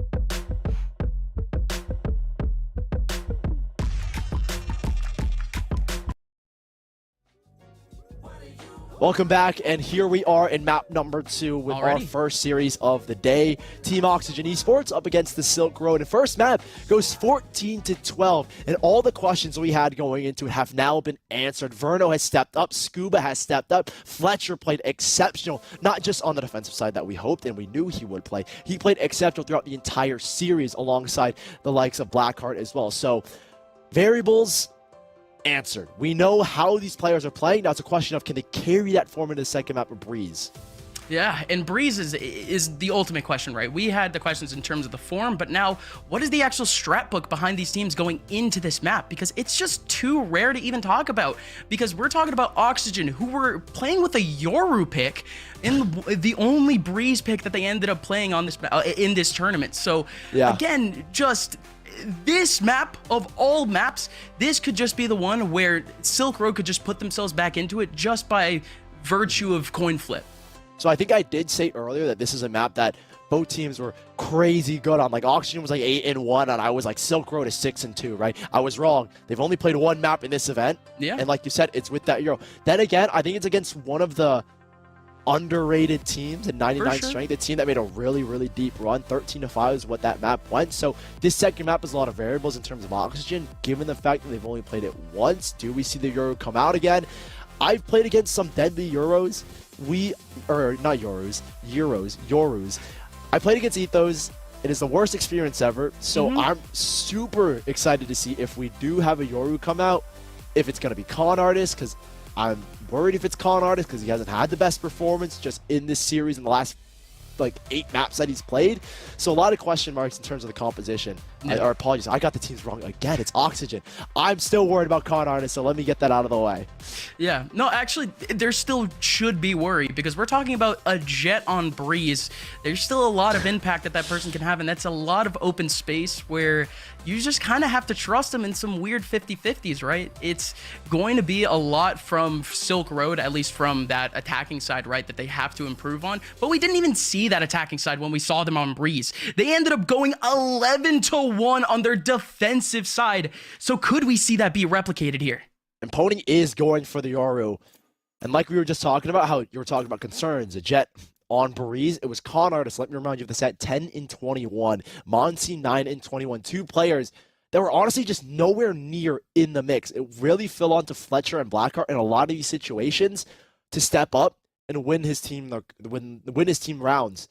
And between them both, it's not enough to carry your team to the finish line. And I said it at the very end of that map. If you want to even have a chance when we head into the first split of Challengers, you have to step up. And I'm not worried about now. I'm worried about if they qualify, how Con Artist is going to fare and how Monty is going to fare moving in. So a lot of questions need to be answered, I think, in this second map alone for the Silk Road. Not just right now, but for the long term as well. Absolutely. Again, we're still seeing the agent picks go by, and it should be the same. But again, we've seen changes throughout the last 2 months. Again, this Oxygen Esports team has been together for 4 or 5 months now. A long time with a lot of changes. But Randy Savage, the only map where he plays Cypher, he's going to be stuck up on it once again. Breeze, I just want to see more again of those duelists. I want to see the crazy 1v1s. I want to see Pony, though. We haven't seen anything like crazy in terms of runs from him, in terms of rushes from him. But on Yoru, that's literally the name of the game, popping up behind your opponents and trying to get up close and personal. And this will be the side of Oxygen Esports, an 83% win rate on the attack. So I think things might not fare too well for the defending team in terms of the Silk Road on their defending side. So a lot of worries just to open this map up. This is the map pick of Oxygen. And on their attacking side, they fare extremely, extremely well. Down 0-1, the Silk Road, their backs are as against the wall, as close as you can get to the wall as possible. And again, I'll reiterate one more time. You need a player like Con Artist, a big hitter, to step up in this series. I mean, we're pulling stats from that one Breeze game. I'll just call out Con Artist's stats on the attacking side, where they only played 5 rounds. So not too much. He only ended up getting 2 kills, whatever. But on the defensive side, where they had that full success, everyone fragging out. He only had 7 kills. It was at the bottom. We keep targeting that one guy. But again, Oxygen, we haven't seen too much from them on this map.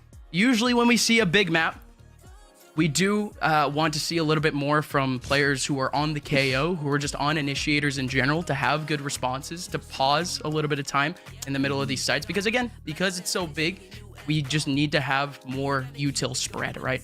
But anyways, looks like we are on a pause. One player hasn't actually selected, so or one person has disconnected. So, okay, Silk Road, Oxygen. Do we see this still going towards the side of Oxygen? Yeah, they won the first map. They look good at the very end, Sullivan, but let's put you on the spot. What do you feel? Let me think about it. Let me give a really convoluted answer because I feel like we have to kill time. So I'm gonna sit in my thoughts and think about it. No, I think that this map, at least from what we've seen, I think Oxygen probably have this number. I'll be completely honest. If Con Artist isn't there, like you were spitting numbers, right? It was 13-4 Silk Road. They beat the Ganachis. That was the Retro, Mochila, Harmon lineup with SVL and whatnot. Good team. It's like he was 1-5 in first kills and first deaths, and like I'll bring up the stat in his last 3 series one more time. He is 26-36 in the first kill, first death department. So I think like a point. I think overall in the event he's like at a 0.97 first kill, first death, where every other duelist is like 1.3. So I hate to say it, but Conars has not been performing well in this event in terms of the first kill department, and I hate to harp on him because he's a really cool guy. Like he gave me awesome tips on how to become a better coder, dude. But yeah, you have to at step least 3 up. different lands where I've hung out. Like with that guy. there's literally no question about it that if he is not present in this second map, they're not winning this second map, and there's no question about it. He had 9 kills on that map that they played, and they won 13-4. How do you go negative winning 13-4? Like it's just Conars. These last 3 series, he's been unavailable. Past the round of 32, he has just been. I'll use the word. He's been pooping bricks, man. Like it's concerning for him and his team. Yeah, you said it. I didn't know what it meant, but that was certainly it. Okay, sure. But I mean, let's just keep dumping on other players then. Let's just let's re-aim our hate for a quick second. And let's talk about another person where we just need to have impact from him on this map, and especially being an agent where I don't see too much impact. It's that Cypher, right? Randy Savage only having 4 kills on the defensive side throughout the last 3 days. Not a single, no, excuse me. I think only 2 maps in the last 3 days he's gotten over 4 kills, and only on those 2 he's gotten more kills than the other Sentinel, than the other KJ or the other Cypher. I want to give a little bit of credit to him though. He did go 13-17, and I did feel like he played an exceptionally. I think you're harping on the wrong guy, right? We're harping. To be honest, there's only one guy we can harp on, and I'm gonna be honest. It's Con Artist and maybe like Monsi as well. To be honest, it's just it's easy to point out the poor performers. There are no bad players.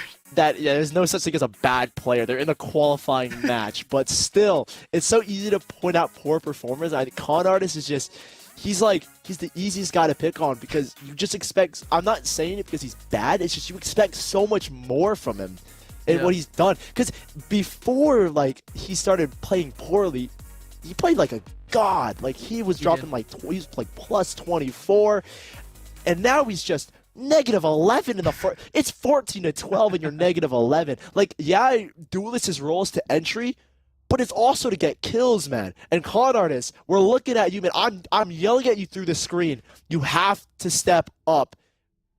Your qualification is on the line. This is the last chance, the last best chance you have to qualify. Because after this, man, you and your team have to go through a gauntlet of upset 255 teams, man. And we're in the pissed round of the deciding map.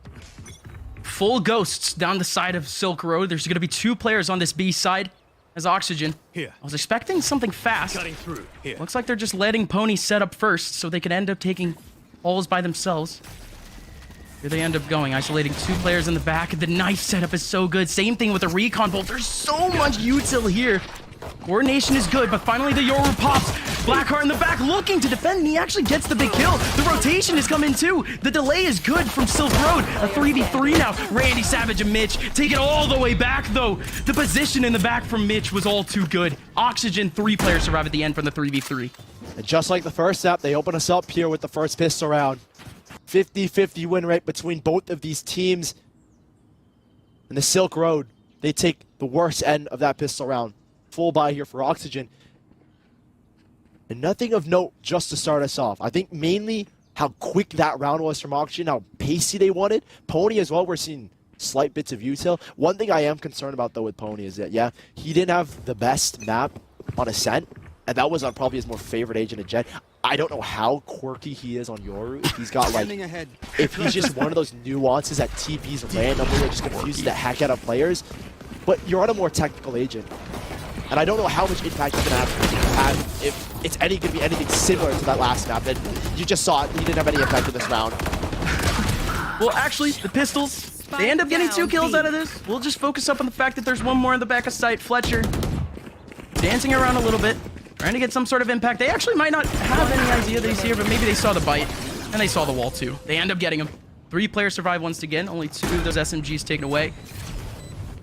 But yeah, no, actually, listen, he's an opper. He's one of the best oppers, period, in North America. Pony, if y'all haven't seen him, you just probably forgot have just about- been watching the wrong game. You just forgot about Yay, Cryo, Will. But have we seen Pony against those players? I don't think so. You're right. You're right. How can we say that Ye's the best? How can we know? when we've never seen Pony play against Ye? You're so correct. How could we know? How could we God, know? this is why we're analysts. Pony is better than Ye, confirmed. No! That's literally. Have we ever seen him play? No, we haven't. And there's a reason why we haven't. Pony. Well, okay, that was banter. Okay, sir. Banter, yeah. Banter until everyone starts to think, oh my God, Pony's the next Ye. Well, let's see it then. Let's see it. Pony, can he already start off by being a better fragger than him? Great no. statement again, Monsi. Nice flash and a quick double peek. I'll bring us back into the actual game. Blackheart has the shocks to deny this plant, but likes to give it to Randy Savage. Now we're 3-on-4. Late Nurk as well, back in from Scuba. He's caught off guard, and now it's just down to 2 as Randy. He's evening the numbers out a little bit, but he's been spotted. There's only one in the back of sight, too. What a And they know shot. exactly where he is because of the What yellow a drone. shot. What? Verno, what a swing to help out. They absolutely needed Verno there. It's a 2v1 into nowhere. Blackheart still has the Vandal, could be able to get 1-by-1 here. They're both God, in the same Verno. angle, but Verno is just better. Continuing his form from that first map of Ascent where he dropped 34, has already got a 3K to win out the bonus. An exceptional start there for Oxygen, again, winning that 3rd round. And that will reset now the other side. I mean, this is just so many question marks coming out from the side of the Silk Road, because Blackheart is just sitting down orange on his drone. He's like Prius when he crashed his drone into a tree. Like, I don't know what he's doing there. And he gives an instant 2v2 where Verno has got all the confidence to take that fight. No, absolutely right. You have Randy Savage essentially stuck in the middle of sight. Now Oxygen. They see the economy of Silk Road. I mean, surely something cheeky could happen in the round, and they just hold on to the brakes a little bit. Wait for any contacts, and indeed they get one. Con Artist pops out, dashes away, but it's barely any information. Everyone from Oxygen is in a different angle on this map. And you might even get the peek out from the Yoru to try to take down Monsi. A-site could be there. I know exactly. And the thing is, you talk about info and how little it is. It's a lot of info, but it doesn't matter. Because Oxygen are playing with the better rifles. They are willing to sit back and know that Silk Road, and I always say when you're in a disadvantage, you have to push and create your own advantage. And that's what Oxygen were looking for. And that's what they got here towards A main. Verno just making so much noise as a threat that he is. And now that'll work them into the B site now.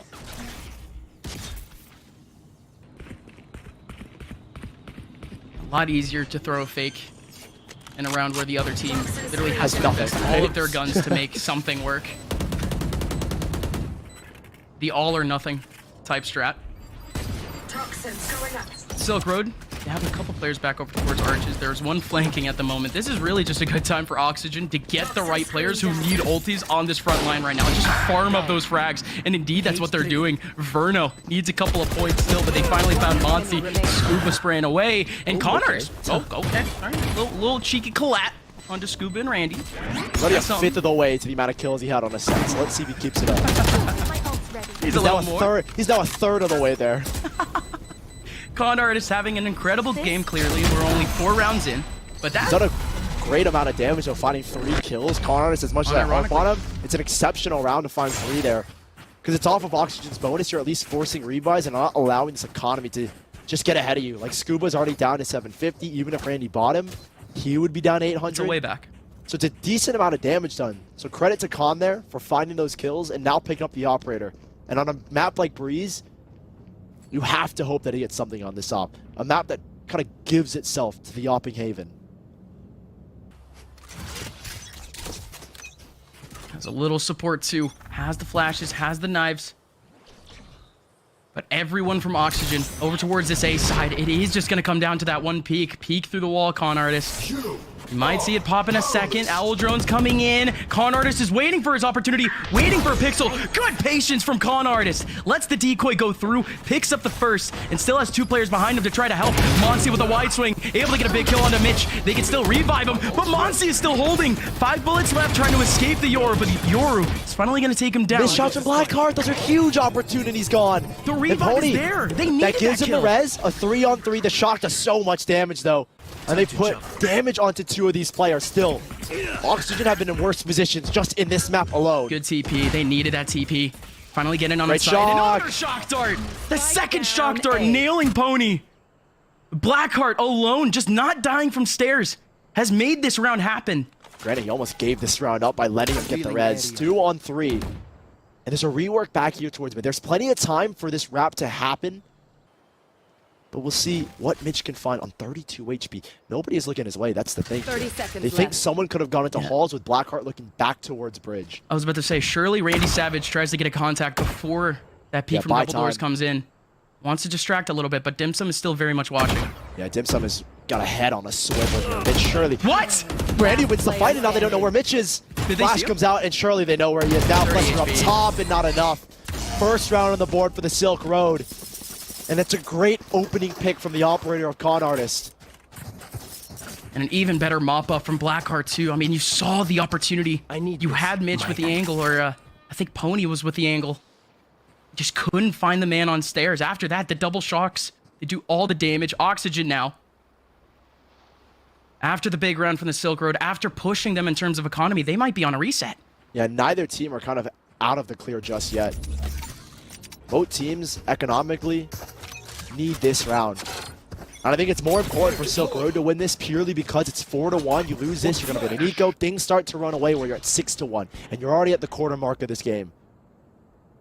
An early knife. One of the first knives that we've seen actually get thrown deep in towards A. They do at least get the ult orb. For Verno, a slower start. A wall that'll get so much control as they want to work up towards mid. And that has brought the attention here from both of these players. Monsi, Blackheart, and now Fletcher a third to look back in towards double doors. And they still have that Jet watching mid, though. Really is just precautionary. Making sure nobody's coming up double door. In terms of the rest of mid, need Con Artist to step up, and oh my word. Yeah, there's no way he expects a pixel from in front of the wall there. And Oxygen, they're not committing to anything right now. They're still scaling. And they force Con Artist off of the tunnel, and they've elected to send the Yoru straight in towards the A site, knowing that the op is no longer there to pick them off as the wall is down now. Dude, they And spot Pony Fletcher. finding a lot of information. He's forcing these players back. Fletcher cannot fight in front of this wall and fear that he gets wall banged, or at least spammed through. And now another access point denied. They have to work the left side of this site. Ooh, yeah, absolutely. The Viper's Pit is just going to Blackheart? pincer them. It's gonna funnel them. What more can he find? He hears Verno. Surely he might have heard Verno, but anyways, the 4v4 happens. Mitch holding on to the other side of the site. Again, Con Artist trying to go up from mid, still trying to hold on to the off, but still has the knives to try to help out in the middle of the cloud. Pony going big on the outside, covering the spike, and there is no way these two can come out from mid. The Viper's Pit shutting them down. And they know with the economic disadvantage that they're at after this round, they need to save these rifles, especially the operator from Con Artist. And I can hear you question what this Viper's Pit was for. It's blocking off that It's a mid funnel. avenue and enforcing those players, like you said, a funnel into the other side of sight. Makes it so much more difficult to play that retake. You can see, while they get this kill mid, where Mitch was already watching, you can't go into that Viper's Pit. And they make that decision to say, we lost the player on site, we have to back away. Yep. 5-1, and a necessary timeout, I think, called by Monty here. It's the Silk Road. That was the round they needed to win. Thankfully, they saved 2 rifles, so things don't run away from them entirely. They have at least some kind of hero weapons to play with here. And they have win conditions in terms of the ulti, of course, Viper's Pit and the Hunter's Fury. But that was the same thing that we saw in the last round. I mean, just the 2 players on the outside.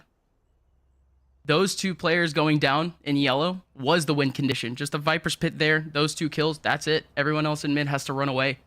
We might see the same type of situation. But again, Oxygen on this attacking side, I mean, consistently today, we're just seeing all of the narratives swap. Finally, we're seeing Pony pop off. It's early days. He's on the Yoru. It's fun. It's really fun watching him on the Yoru, though. Then again, I feel like he hasn't done anything crazy just yet. I'm waiting for the. I think he has to. It's I'm waiting for the 5-1. shorty. I'm waiting for the shorty out of the course. ultimate Yeah. double tap with a flash. But he hasn't Yeah, done you've anything just been crazy playing yet. too much with the ethos. All good. He's playing a little bit more basic Yoru in the sense that from what we've seen in the past, where it was like 10s on bind, he sends his TP and he's doing the similar. I can't remember who exactly it is that played Yoru on Breeze, but there have been a lot of exceptional Yorus on Breeze that will use their TPs to distract their opponents, especially on the A site where you can send a TP directly into back site, and it just flips the entire defensive look towards exactly where Pony is. And like out of the 10 times he will send that TP, like 3 of them he'll actually commit to it, and it's a threat. That kind of uncertainty that Yoru brings can be threatening. And there's one of them. There is one of them. Perfect! Again, capitalizing off of the recon bolt. The TP comes in so huge. And not only that, but another TP to skate on away to maybe even get the trade on a black card. But the kill comes in from his teammate. Oxygen now with full control of mid, making their way up tunnel 2. And you think Silk about it, Road, all they they need to do used- something crazy to get back into this round. 2 TPs was it. That was all they used to get up towards mid at full scale. They took out one, they removed the operator. Dimsum Boy's now been spotted with. They know 2 players are here. It's just a free A site. But Nazi has got pretty decent timing. But no, the neural deck spots him out and he's been picked up. Now Silk Road. They're going to try and save again, I think. Why, Well, does they have to, Mitch don't why they? does Mitch only have a classic? I don't know. Why does he only have it? And he wins. And he wins. course he wins. And he wins the fight. Of course he... That is so unfair. You can't grab that. All right, all good. He gets an op. Classic to upgrade to an op. Stonks.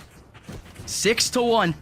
It could just get worse though. Silk Road, another loss, and they get another reset. And so, Con Artist, they're going to force him the operator where he buys Fletcher the Vandal.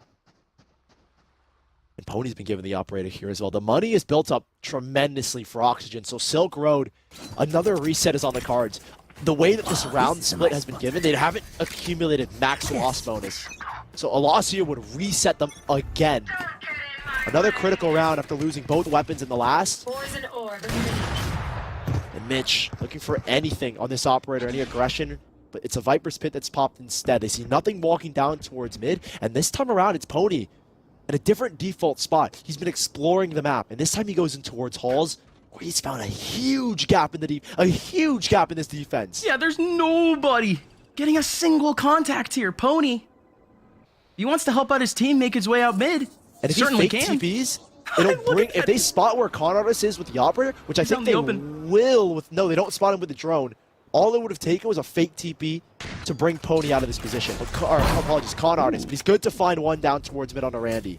He's expecting it. He's peeking. Almost a big shot from Con. Pony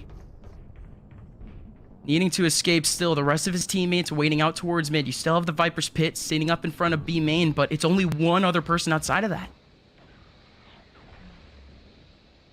They're going to split back. There's nothing really here that can allow 30 seconds any left. support on this site. TP back in here as well from Pony. They're going to try and put pressure and draw rotations, which they have done. Good fake. And there's more pressure being applied from Verno towards the bottom of that Viper's Pit. Dimsum Boy is just going to be chilling here. He has double trip in front of him. Still has the camera ready, but no crossfire. He just might go down to this wide swing. He's going to get headshot. 10 seconds No, left. the one spot from Dimsum Boy. He wanted to play time, but couldn't spot anyone. Man advantage. And it's the first contact here towards mid. Verno hears the footsteps. He's got a second here as well with Scuba. Fletcher Light work. must win this fight, and he does it. Verno has the better of everyone in this series, continuing his form from the last, forcing a save once more out of Silk Road. And they're going to be looking to pick up the operator, which they have now. And Oxygen, 7-1. These 2 rifles are critical. Again, this is a reset loss, a reset round after they lose it. And they are only holding on to the operator now. Things just got a whole lot worse here for the Silk Road. I like this angle. If he actually holds it, oh my word, Monsi could get shocked from B main 2, but ends up nailing the shot onto Scuba. Pony with the redirect ends up getting the kill. No op for Silk Road, and they put everything into that last round. 7-1 could easily lead into an 8-1. And this just starts to pull away like so fast out of their hands. And Oxygen are kind of, I feel like they're just having fun with this map.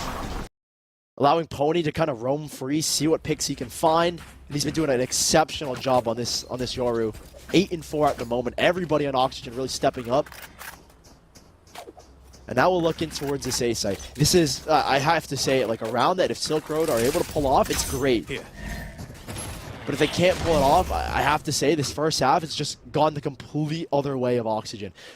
A dominant first half start. And Silk Road, they're running out of opportunities to kind of close the gap and at least make this half competitive. I mean, the most competitive ending that we could possibly get here is like an 8-4 or a 9-3. If we're lucky, a 7-5 off of this. Right. This one round. If we're very lucky. But they might make themselves lucky. They're giving themselves a chance here. A triple swing back into A main. They're going to get all of this information, but they have no one in a good position to rotate. Rotation? Yeah, there's no one here to quick swing back towards B. There's only a singular camera, and Blackheart there to contest. Yeah. And Randy, he'll know here in a second when this trip goes off, and everyone's head will just spin straight back here.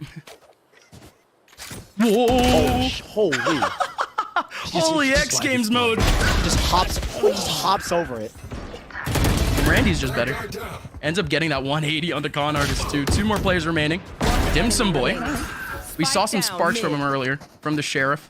Yeah. Wasn't able to find more, but 30 seconds left. Hunter's Fury, 30 seconds left. I don't think the Hunters is gonna delay enough. Depends on when they end up getting on site. And so Blackheart, it's about getting a gun upgrade, to be honest. Ooh. Yeah. You can give a frag over it. At this point, it really doesn't matter. It's about just not even economic damage, the way that Oxygen's economy has been built up over these last few rounds. Patience from Pony, I love it. It's Pat statting here for Blackheart, seeing what he can find, but they're not giving him anything. Blackheart, last attempt here for it. But Silk Road, we're going into this next round with an 8-1 deficit. It's Silk Road who we're going to try and salvage at least a 9-3 half. I spoke about the stat earlier, Oxygen, an 80+% win rate here on their attacking side of Breeze, and that was in the one map that they played where they won 10-2. And they have shown it here again, how dominant they can be. A 4-round spread with one in between from the Silk Road. Even when Con Artist has stepped up here with the op, and at least has looked a lot better, it's still not enough for the Silk Road if nobody else is performing. I mean, a Dim Sum Boy, what a week he's had so far, and he's all the way down at the bottom at 1-8. Need everyone here from Silk Road if they actually want to qualify. But over towards mid, they have the cheeky play they want. Up, looking for the 1v1, but not going to be able to find anything. Retake setup B. And they know exactly where this op has to be. Then it's on the A side, or at least towards double doors and not peeking top mid. The knife gives them full confidence to allow this late lurk, and Scuba's going to have the duel. Already, though, Con Artist has spotted threat. Word off that TP of Pony once more. It's a Silk Road. We give up the B site and are playing the 5-on-5 retake. They've already posted up Shock Dart and the Hunter's Fury from Verno, and that is a lovely trade from Scuba. And a wonderful peek from Pony too. Doubling up after the first peek, but here comes at least a bit of help in terms of the Hunter's Fury. But it has to be this peek here. And they're playing double lineups here as well. This is awful to play against. Fletcher has to do everything here. The wide swing from Fletcher gets nothing.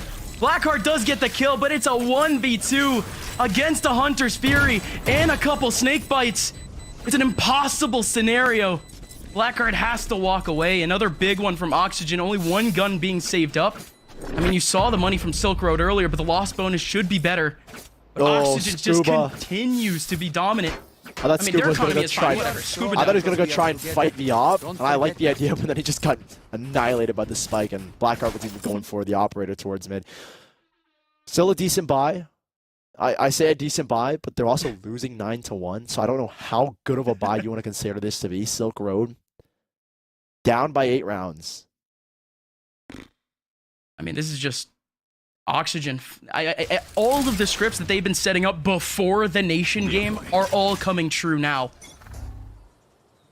Their Breeze being dominant, it's back. Their Ascent being dominant, that was back too. Alright, it's close, but... Oxygen now going real close. It's actually Randy Savage with a random pick in the back of sight, but there's still two here to actually fight. Monsi does try to get something, but there's nothing to try to get information here. The Silva is a bit too far away and a bit too late on a recon. Finally, some shocks and some pushes into the back line. They're gonna get all of this information. Both players are here. Con Artist is gonna get spotted through the cage, and they're both gone.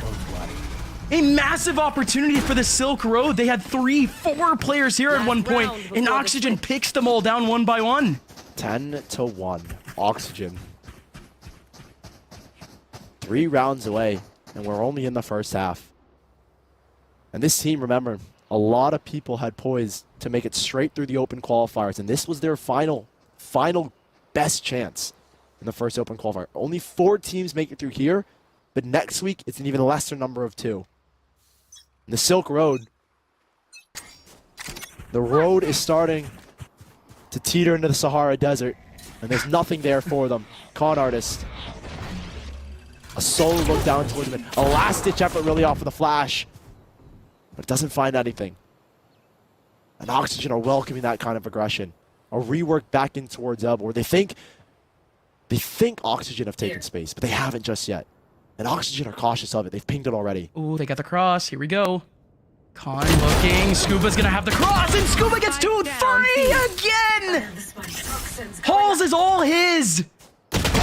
Silk Road, they try to give themselves a chance, and Scuba shuts them all down. Oxygen. 4v1 to close out the half. Good luck, Fletcher. Have you ever heard of the clutch of Fletcher in the 4th? He gets 3, right? He gets 3. Oh my god. He pops the Viper's Pit, and they win the round. Watch this.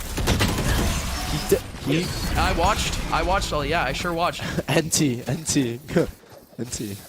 Go to type GH in chat, you go next. Silk Road. 10 round deficit. And I don't even need to say it, but at 11-1, all stakes are in this one singular round, and for a 50-50 pistol win rate between both of these sides, granted this is the much worser side for Oxygen, in the sense that they only have a 50% win rate. Granted, they only played like 6 rounds. Yep.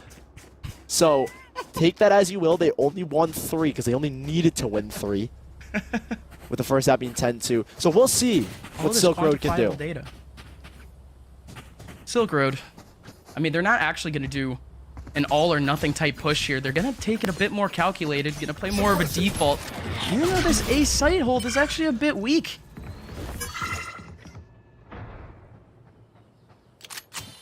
Quick TP as well already set from Pony. I mean, I think that's one of the beauties of a Yoru on this map, and one we didn't really consider. How quick rotations can be just with Pony's teleport. And he can be there so fast on the A site, or he can just stick towards B, which he's elected to do. 3 players here. And with the setup they had, they were already playing kind of passive towards A. And they put more focus here towards B. No trips, just a cage here on B to try and support, along with the camera. They hear that camera too. But they don't hear any noise. It could just be one to check. So they can't confirm anything, so that's why they've just held their positions. And finally goes the wall, though. That's the tell. It's 3 players here, but do they have any idea that it's actually 3? Do they see the Cypher? Randy Savage finally getting some taps in, but Pony from the back getting the crossfire. All 3 players still alive here for Oxygen. Make it only 2 now, though. Big flash coming out to try to isolate 1, but Dim Sum Boy actually somehow stays alive from that. 9 HP, has to dance, but he's gone. Oxygen 1 round away from Challengers. Match point. With everything on the line for Silk Road, this is the do or die round. That goes there. And Oxygen, buy to your heart till your pockets are empty here, because it's just one more play. And it's 4 Stingers and a Sheriff that the Silk Road have to work with. And they're Hail Marrying it into the B site. And it might just be the right call. Only Pony here.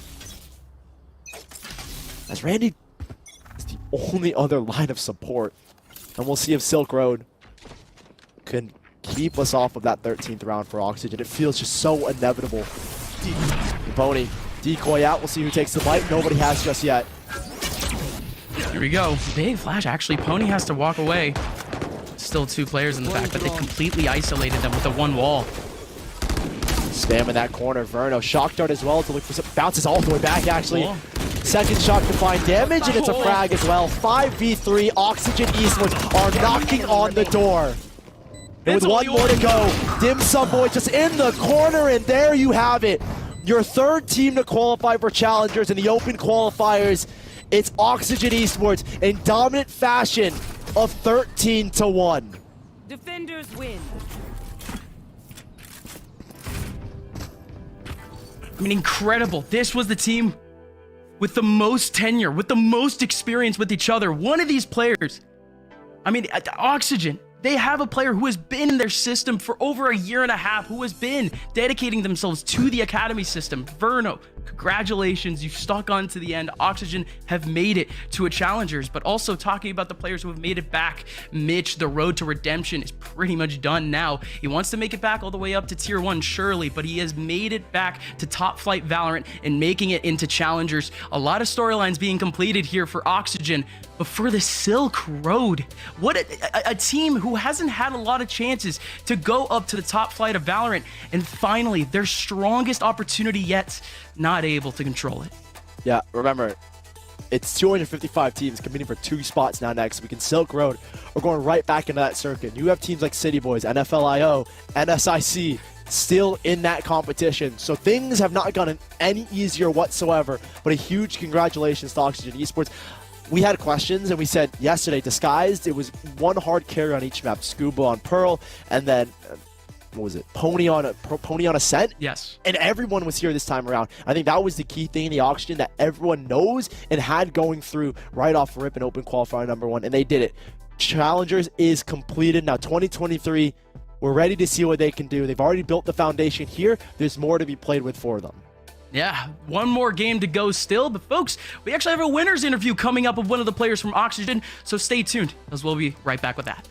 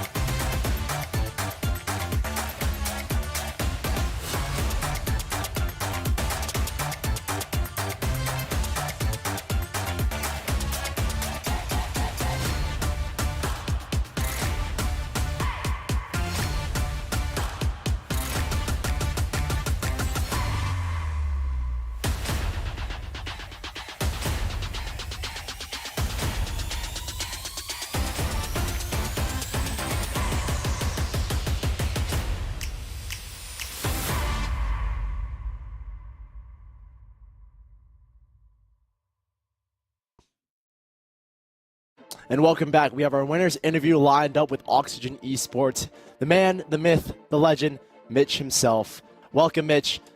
When he hops on screen. There it is. Mitch, how are you feeling, man, after that nice, nice clean 2-0? Feeling pretty good. Glad we could qualify in the first round, not have to go through the gauntlet again. Yeah, I mean, next week would have been 255 teams. That sounds like the worst thing ever. So we're talking about the victory today, but what I want to do is I want to have a little bit of a reflection with you. Talk about yesterday, because yesterday we got to cast you guys. Things felt a little bit rough from your end. It felt like on both maps, it was Scuba individually stepping up, and then it was Pony stepping up individual on the second map of Ascent. Coming into today, that was our question, was everyone going to step up, or was it going to be another individual performance? And for us, it looked like everyone stepped up. Verno stepped up massively between both maps. Can you talk just a little bit about what happened between both of these days? What was the conversations going on, and were there any minute adjustments to your map pool being made going into the second day here? Yeah, so obviously we've been picking Pearl a lot, and I think DSG did a great job at countering our play and just finding all of our weaknesses on the map and exploiting it. So we went in the server immediately after that match. We fixed a bunch of stuff on multiple maps. Ascent was still a little shaky today. We could still, use a little bit more cleanup time on Ascent, but we definitely cleaned it up after the match last night, and I'm pretty proud of my teammates. They played great, and happy about it. Now, Mitch, we have known you literally since day one as C9 Mitch, like literally since June of 2020, over 2 years with the same org, with you being the only person from that original lineup staying. Yeah. I mean, tell me what it's like for the first time playing in tier 2 competition, what it's like playing with this new lineup. What are actually your future expectations? Because you seem like someone that's dedicated, man. Yeah, I mean, we got a good group of guys here. We went through a lot of tryouts. We found the 5 that we wanted, and we're just rolling with it. Obviously for the C9 stuff, that's unfortunate, but it's also refreshing playing with a new group of guys and learning a bunch of new things from them. Yeah, I mean, it looked like you guys have a lot of upcoming talent. I think one in particular, Verno. I don't know if you want to speak about him, but one of our main questions is going to be, obviously, you and Scuba are the only kind of ex-Tier 1, ex-VCT players coming out from last season. You're working with a lot of new talent. Pony, I think, being one of them, who had a stint on Demon Time. Obviously, he has a very deep history in FPS game. So can you talk about at least what veteran experience are you and Scuba bringing to the roster? How are you guys influencing these kind of new upcoming rookies? Yeah, actually, Scuba's been picking up the comms a lot, and he's had a lot of great ideas. I love working with him. He's a really great teammate. He has a lot of great ideas. Pony comes in with a lot of experience from T1, playing with a lot of different great players there. And then Verno and our 5th, Randy Savage, are from some Tier 2 teams. So they do have some great... They do have our backs with the Tier 2 experience. They show us what these Tier 2 teams do, and we just roll with it. Awesome. Well, it seems like you have some great ideas as well, and we're super excited to see you guys. Mitch, before I send you off, can you please do a quick stand-up? I gotta see this jersey, man. The OXG jersey on top. Yeah. Yeah. Man. What is this? Robert Kraft, multi-million-dollar investment. Oh, yeah. These are the beautiful jerseys. Awesome. Well, Mitch, before we send you off, are there any shout-outs you want to give before we let you go and enjoy your victory? Shout out to everyone watching. Shout out to Oxygen, all of our sponsors, and my teammates. They all played great today. I'm proud of everyone. Thank you guys. Awesome.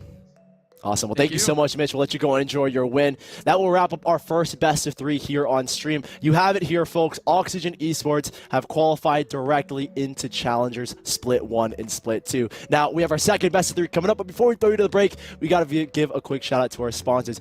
You can't win these games without the gear. And where do you get the gear? You get them exactly where? From eBay. Everything you need is going to be on eBay, all up to 50% off. Brand new gaming gear from tech brands like Microsoft, Sony, Razer, and more. Plus free shipping and free returns for your orders. So press play and shop on eBay and check out our link deals at pks.gg/eBay. We'll be right back with our second best of 3 of the night. You don't want to miss it. It's the Nation versus Dark Ratio.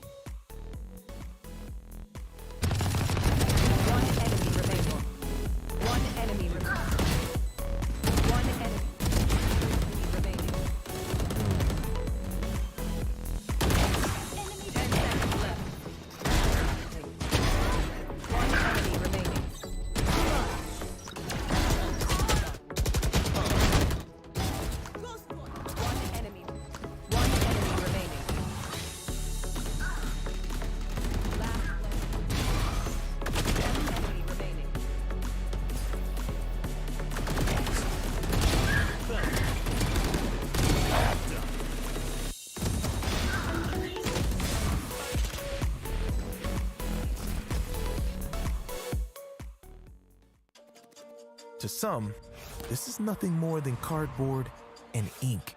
But to those who know, these are precious metals, rare gems, a full set it took 15 years to complete. Low-pop rookies, hypnotizing hollows, one of only a handful in the universe, or an heirloom to look after for the next generation. No matter what you collect, raw or graded, to have and to hold, or to crush your opponents with, what matters is that it's real. Introducing eBay's Authenticity Guarantee for trading cards. Our third-party authenticators inspect every detail of your card and compare it to the listing to make sure it's the real deal or no deal, because we know just how much your collection means to you.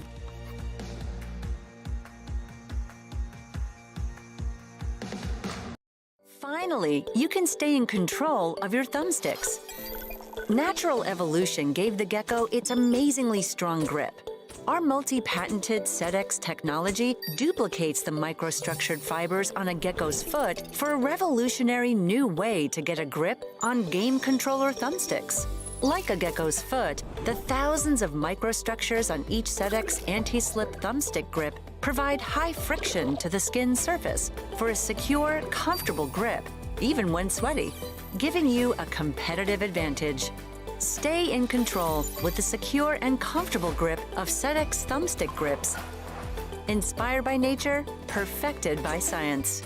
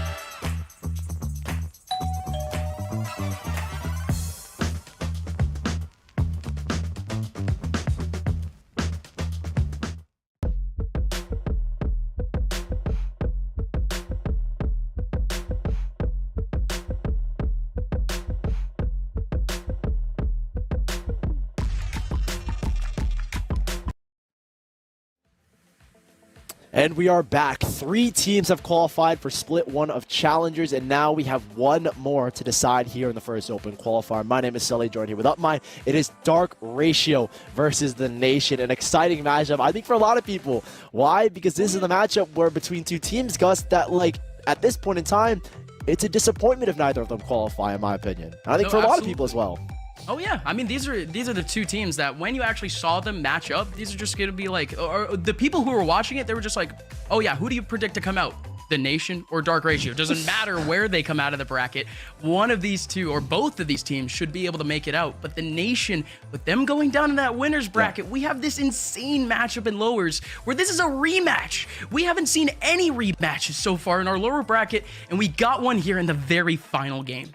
Yeah, and I think the exciting thing is that it was the Clout team, the Nation, that ended up taking down Dark Ratio, a team that, let me keep you in mind, has also been linked with Mad Lions for a little bit, linked alongside Mr. Beast, I think is what Flynn, the VLR, reported. I was like, Mr. Beast is coming to Valorant. That's so sick, but things have fallen through. Dark Ratio have fallen to the lower bracket. It's their, again, like we said for the last game, it's for a lot of these teams the final best chance they have to qualify for Challengers. And you go into the next week, it's, again, 255 teams that are competing for only 2 spots. You have teams like City Boys, NSIC, NFLIO. A lot of teams are fighting for just 2 spots. And here and right now, between these 2 teams, I'll say it again, disappointment for a lot of people if Dark Ratio doesn't qualify, if the Nation don't qualify. Yeah, and just to explain a little bit why, just look at the lineup for the Nation real quick. Brax, Wardell, Stewie2K, Tig, and Rossi. You have seen all 5 of those players play some sort of top flight esports at some point in the last decade, okay? Yeah. So it's just a strong team just looking at the names. And in terms of recent form, the Nation, they're not a Clout team. They're very far from it. They look organized. They looked incredibly dedicated from what Stewie has been saying from the last few weeks. And if there's a time for this team to make it through, it has to be in this game right here, because next week's qualifier is just going to be too tough. Yeah, and there's a lot on the line for both of these lineups as well. I think for Stewie2K, he mentioned it best on his stream. It's for a lot of these guys, it's to get them contracts. Obviously, he is contracted right now under EG, so there's a lot to play for Brax, Wardell, Tig, and Rossi. And Stewie, he's put this roster together, and he said, okay, let me try and get these guys contracts. And for Dark Ratio, I mean, their tier 2 lives are on the line right now. Again, it's not a guarantee that they're out of Challengers, but the odds just become incredibly slim going into next week. And you look at this lineup, they've added Will FPS to the lineup. And we'll look at our head-to-head here in a second. Him and Wardell will be going at it together. We know Will from his time at 100 Thieves. He's a Champions player. He's renowned in this community. But he's fallen here a Dark Ratio, and they've fallen a lower bracket, but he has been on an absolute tear. You look at it statistically, he's looked unbelievable coming out of the last loss they had, which was to the Nation. He's been on a tear. Now for Wardell, yesterday, this is his time to redeem himself. That 13-1 victory they had on Fracture was about the only Wardell that we saw, and after that, him and Brax had fallen off, but he's still been a very key figure in this lineup, and we're expecting big things from him. And of course, I mean, the rest of the team needs to step up around them. Even though those are the 2 duelists, we have seen some incredible performances throughout the last week from players like Rossi. Rossi, who has shifted over once again to that full initiator role. No half duelist whatsoever. It's only that full position. And he's been incredible. He's been dropping, of course, an average of 20 throughout the entire tournament. But in terms of his very recent KD, he's been dropping 1.45. He has an overall plus of 108. So, I mean, there are players for both teams that could be able to step up. You look over towards Dark Ratio. For Dark Ratio, of course, as always, it is Drone. Since day 1 of this game, he's been able to step up. And of course, you have Ainge, who also has the same amount of experience. I think we also want to highlight a lot the rookies, and I think Bala will love this. Fortnite Zexro, he's coming in, and it's. I think a lot of people kind of doubted this kid, and I was one of them thinking about it, looking back at it, but he has played unbelievably well. So I want to give you this number, and maybe it won't matter to you until I give some support to it. A 1.8 KD, but he also has a 0.87 kill per round. But he also has played 300 plus rounds. So there's a lot of firepower between both these rosters, and we're looking at this head-to-head, and Will is at a 0.95 kill per round. Wardell is at a 0.89. A lot of these players, and Rossi I think as well, is around the 0.9 region. So we're looking at both these rosters, and there are stars amongst stars, and I think we have some of the best players coming out of this first Open Qualifier in terms of individual firepower. And there have been some worries, I have to say, for the side of the nation. Like yesterday, kind of the choke, I feel like, between those last 2 final maps. Haven didn't go their way, so they've elected to remove that from this map pool when we head into our map picks. But Stewie talked about it on his stream a couple days ago, but kind of the inexperience in this roster and how things like Wardell, Brax, and Stewie, they have very deep competitive histories. But with Tig and Rossi, he kind of commented that they get a little bit eager in the sense that they aren't playing to the best of their ability when stuff happens, when they lose an eco round, when they get ecoed, or if they don't win their bonus. It's like the calls kind of get mixed up. And so I think the veteran experience of Stewie, Wardell, and Brax really need to come through today. I don't know if that kind of mannerisms came through yesterday, but hopefully they can settle the nerves of Tig and Rossi so that Tig can make those proper calls. And we can see a nation that 13-1 yesterday on Fracture that hasn't let more than 5 rounds go through on their Fracture map. Let's talk about the map pool then, by the way. We still have some familiar maps, but from the bans, you could kind of see the intention, right? Dark Ratio taking away Haven, even though earlier on in this tournament, they were trying to play up, ban Bind.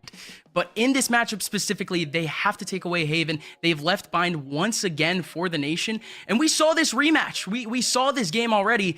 And this BO3 just didn't go their direction on these maps. Yeah, keep in mind that Haven was a map that, well, the nation loved to pick. I think it's kind of a blessing in disguise that Dark Ratio like to take it out of the map pool because they just haven't looked good on it in their past 2 matchups. And so Pearl being the instant man of the nation, like you said. And as we head deeper into this map pool, Icebox is extremely exciting because we haven't really gotten to see both of these teams play it all too much this event. Right now, currently standing at it, I think the nation have the slight disadvantage coming out of this one. They have a 100% win rate, but they've only played it 3 times. And that's something I want to note is that it's earlier in the bracket where, yes, the 100% win rate stat looks nice, but then you look at Dark Ratio who have an 89% win rate and they've played it 9 times. So Dark Ratio, they've rehearsed this map over and over. They have consistent wins on it. So the first map being Dark Ratio's map pick, it's still anyone's game given the nature of this, given the nature of both teams and how skilled they are. But we move into Bind, and I think this is where things really heat up and where we could see that third map decider go into Fracture, where Bind is just like exceptionally good for the nation.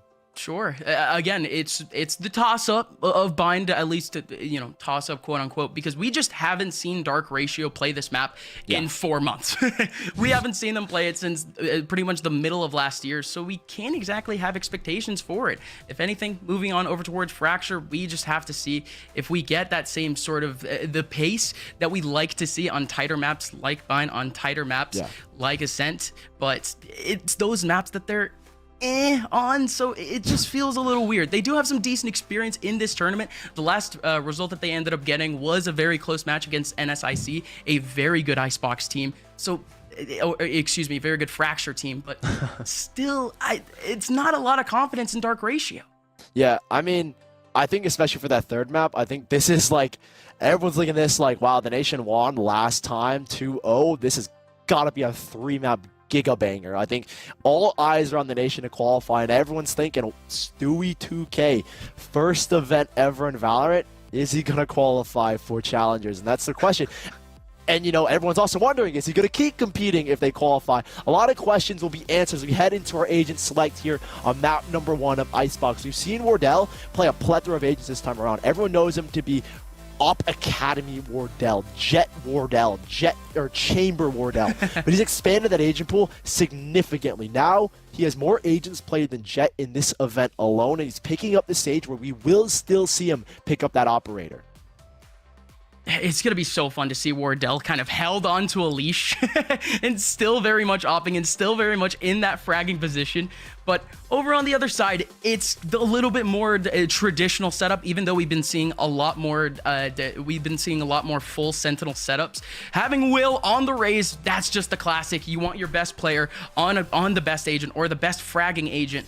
And I'm just excited to see if he can actually be able to get any sort of combos, because I really don't see any of these defensive players overstretching any boundaries, giving Will any of the interactions that he wants. It's going to be a tough game to see if these attackers can actually get the advantages they want. Yeah, and I think that's the key thing that you're talking about is Will has been so good at exploiting and kind of getting in the face of these teams that I would have to say are nowhere near as experienced as 100 Thieves of Will, ex-champions player. So now he's going up against, I'd say, some of the best players individually in this event, and players like Tig and Rossi who have been at that tier 1 level alongside Wardell, Brax, and Stewie, who just comes in with so much knowledge. How do they exploit and kind of break down this defensive side from the Nation? And one of the other concerns for this lineup for Dark Ratio is no Sage. When you watch back the VOD, it was such a rough attacking side where the only site they could approach was A. And so we're going to have to see how they adapt to that, whether or not Will is going to be as explosive on this attacking side, or if it's going to be enough from the Nation to really shut him down. It'll be fun. Again, with Brax, he's actually been pretty decent on this map. He dropped over 20 the last time they ended up playing, and just on the KJ alone, no Sage. That is so much potential for Nanostorm pressure, for just a little bit of KJ util to be able to dissipate anything. And of course, if you play the KJ and the Viper together, that's pretty much be done for. But we're getting into it. The full BO3 between the Nation and Dark Ratio happening once again, this time for a spot in Challengers. And it's Dark Ratio who have always leaned towards the A side with these pistol rounds, their bonus rounds, their second rounds, their anti-ecos, their ecos. It's just the easier site to take in general with no Sage Wall. And the Nation have elected to post it up here towards mid. Almost a full retake setup with Wardell kind of maintaining screens control. And it's a quick rotate. This knife comes out, so does the wall. And already in our pistol round between these two teams that have just come neck and neck. Pistol round win rates between the both of them, 61% for Dark Ratio, 62% for the Nation. What? And it's a 5-on-5 to kick off round number 1 of this best of 3. Oh, it's gonna be so fun. Trick wants to start the party early. He wide swings, but he doesn't get anything. And instead, all the way from mid, it's Rossi taking down Drone. They still have some work to be done in the back of sight. They have at least one player making their way up. But Trick is going to be that first contact. Everyone from Dark Ratio away from sight currently, except for Will. Will just drops right into the tunnel, and he ends up getting 2. Canteen is all his, as now it's a 2v2. He can play a little bit of time, but Rossi, 18 HP, comes up from behind for the big kill. Ainge looking to play time, and he's doing it to a T. No chance for Rossi, and the pistol goes to Dark Ratio. And a first round opening. After things looked a little bit rough, there were so many bodies coming out from the Nation. First kill from Rossi opens things up. The wall is up from Tig as well, splitting Ainge from the fight. But Will, that experience comes into play. And I think that raw skill as well, just being sprayed everywhere on that A site, takes everyone out and gives Dark Ratio their first round. Huge 2K from him. And now the Nation will be relegated here to pistols. It's a great opening for Dark Ratio because we're seeing how they want to approach this. It's a walk up into A, which is what they approach, and then Will bursts again right onto the site, opens things up lovely.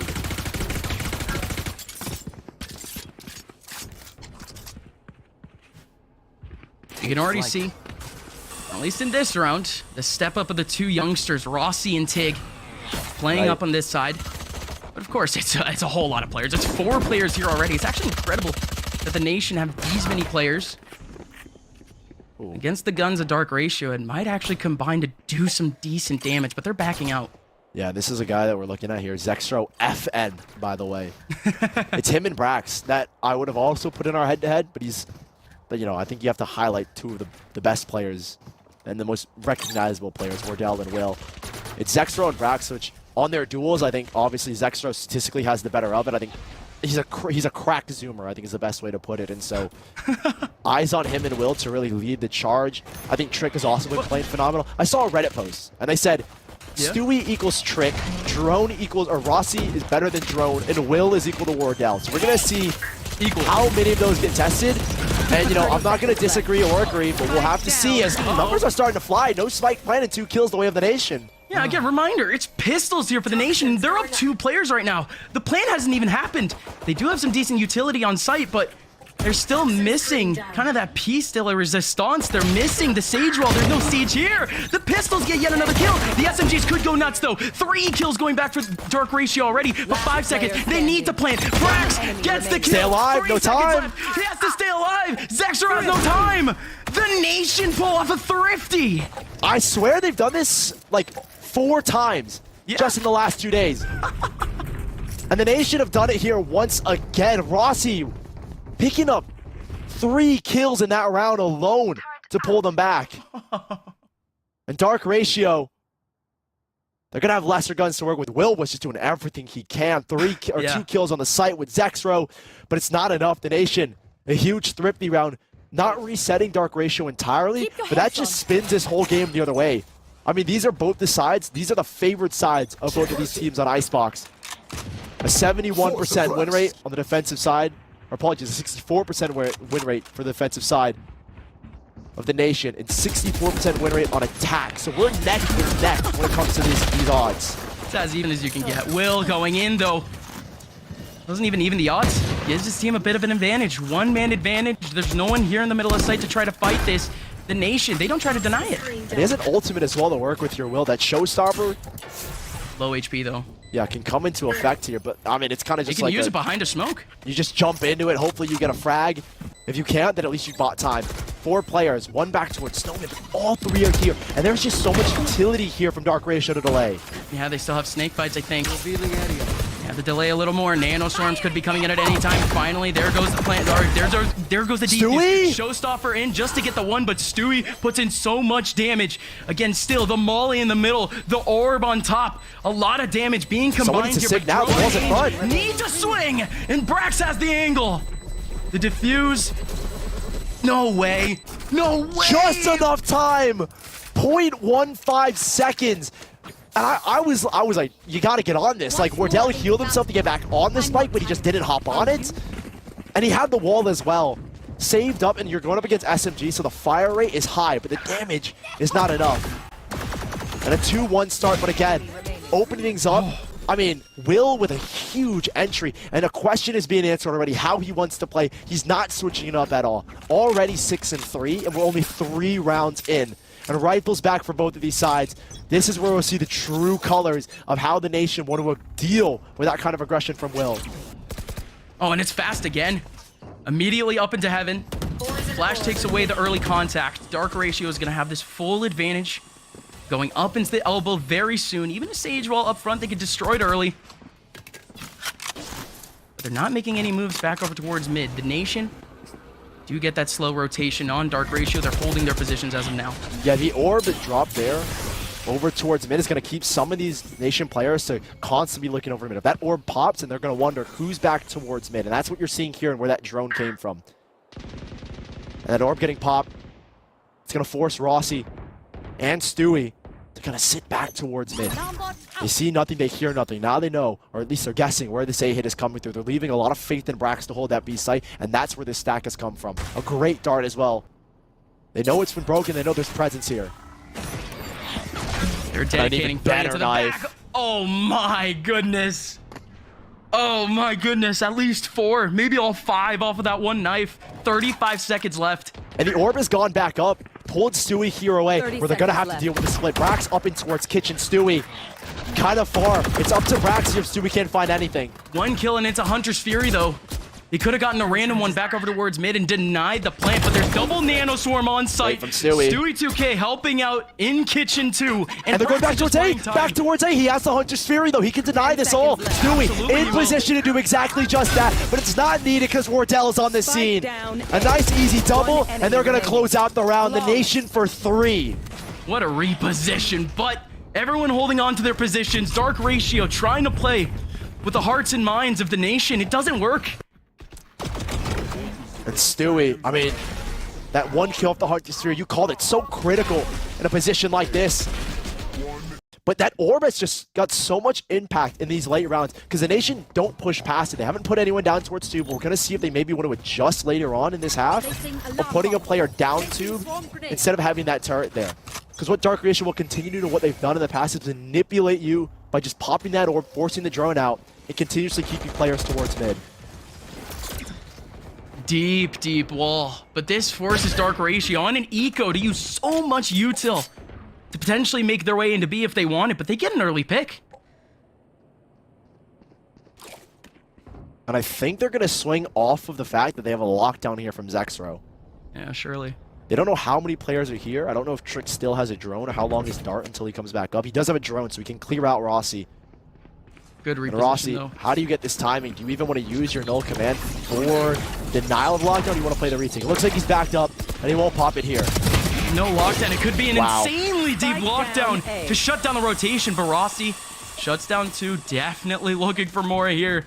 Anyone could swing at this point. Will is looking for a pick back over towards mid. Spike is having a difficult time finding a good position. And Will has got the hero rifle here as well. Stewie And Rossi, high-low setup, and Trick is gonna get punished. And he's back already. How safe is this from Rossi? Rossi just shifting around, and Will finally bursts, but Brax is there for the trade. That was the setup from the beginning, but definitely they weren't expecting the top of Canteen. But Zexro, a 1v2 for the Fortnite man, 26 HP, and there's a man behind, but if he plants safe, he might be able to get an angle. We'll see though, 17 seconds left. Zexro, trying to find some safe space. The Sage is not peeking, but finally, yeah, that's it. Yeah, I think Wardell has this number no matter what.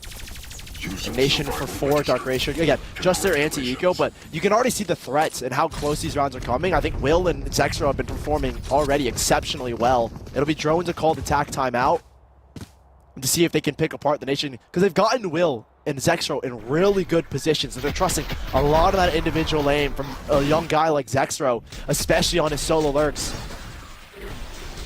And Rossi, another player we got to highlight and got to see him, the way that he's been performing, again, plus 101 in terms of his kills to deaths.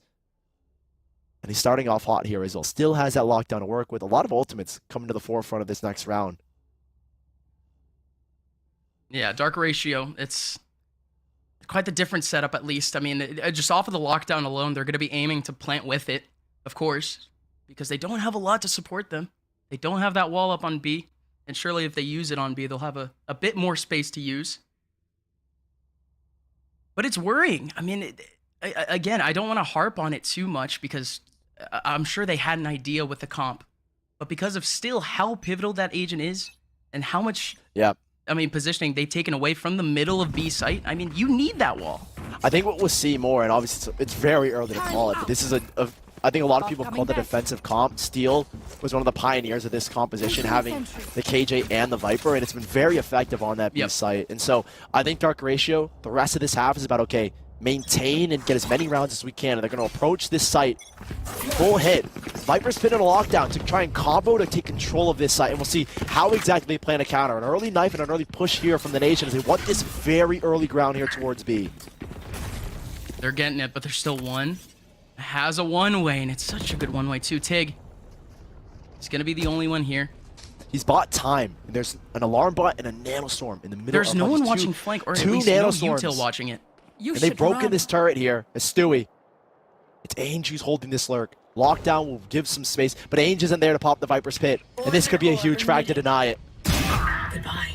Ainge does get the one onto Stewie. Come on. There's a res.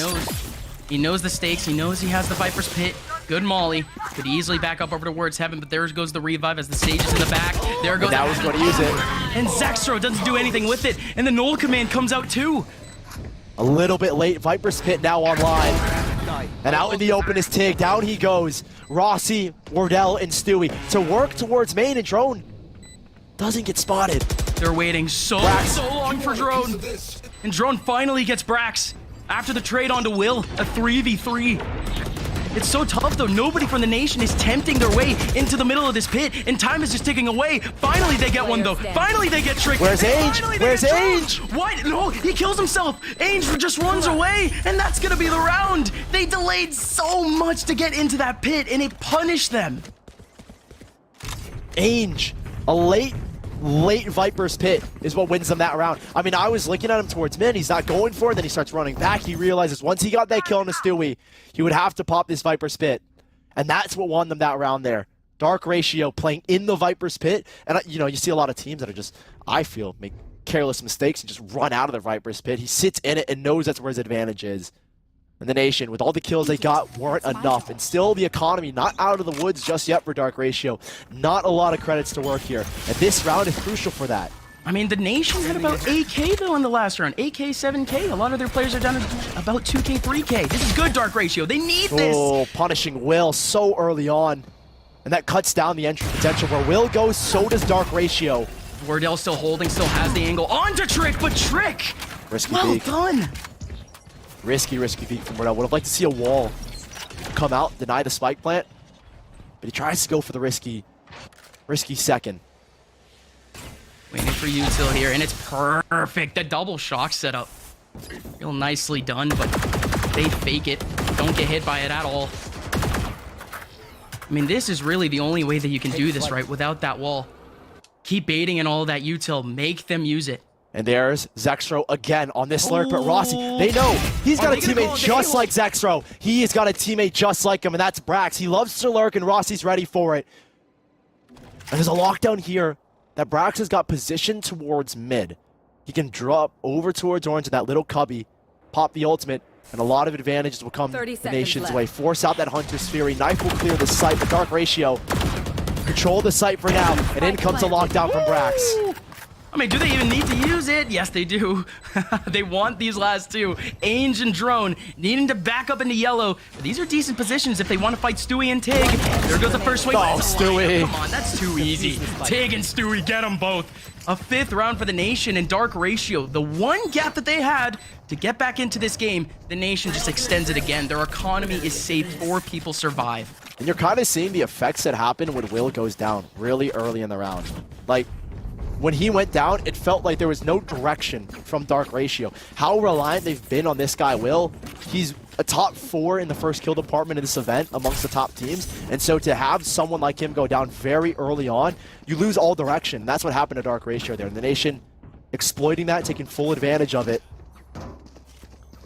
And Dark Ratio on an Ecos, we have a little bit of a tech pause coming through. God, what is it with these tech pauses today, man? I love them. Vibes are good. The vibes are good. I mean, we're going through today a lot more efficiently than yesterday. So, I mean, honestly, a little bit more time for us to chill out, for us to be here on broadcast, and for us to re-emphasize the fact that this game, we thought that it would be closer. Not gonna lie. And this icebox is just not giving us, giving it to us. Bro, it's just started. Bro, it's just started. Guys, don't listen to Up Mine. It's literally just started. I'm trying. Don't worry. The game has just begun. Listen. The game has just begun. I still have hopes. Will is getting shut down, but you know, he's 100 thieves. Will. He's what is this contradictor? I just said he's getting shut. He's feeling good. No, but he's getting shut down. In the first few rounds, he was good. This is for now about adaptation, and I think obviously it's online.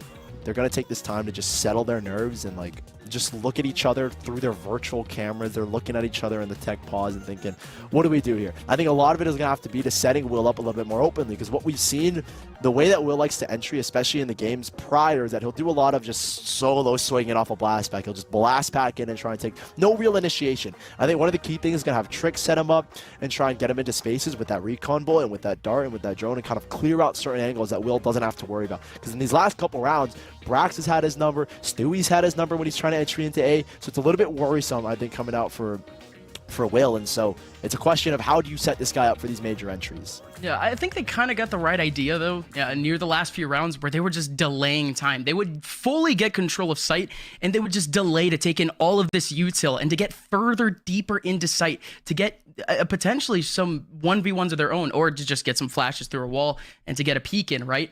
But even then, Dark Ratio, they need the guns. They need an opportunity for it. We're not going to see anything like that in this round as we're back.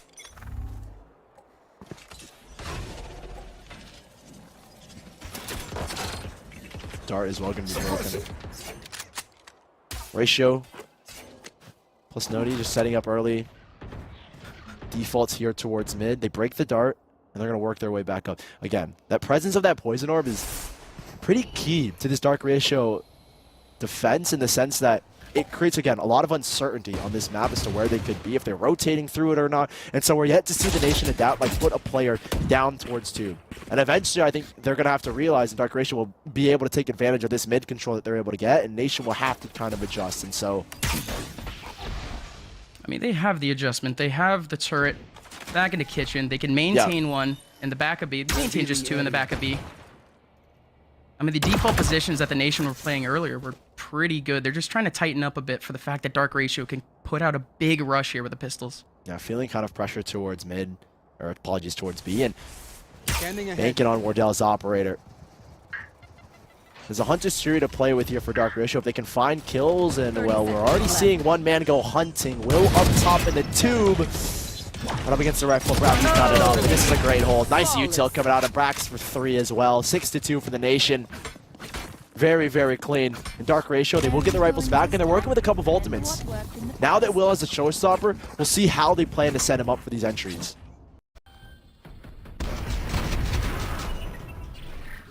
Well, think there's too much to deal with on the other side, but if they want to use it, it's a big lockdown for one side of the map entirely. They do have a Viper's Pit ready and raring to go.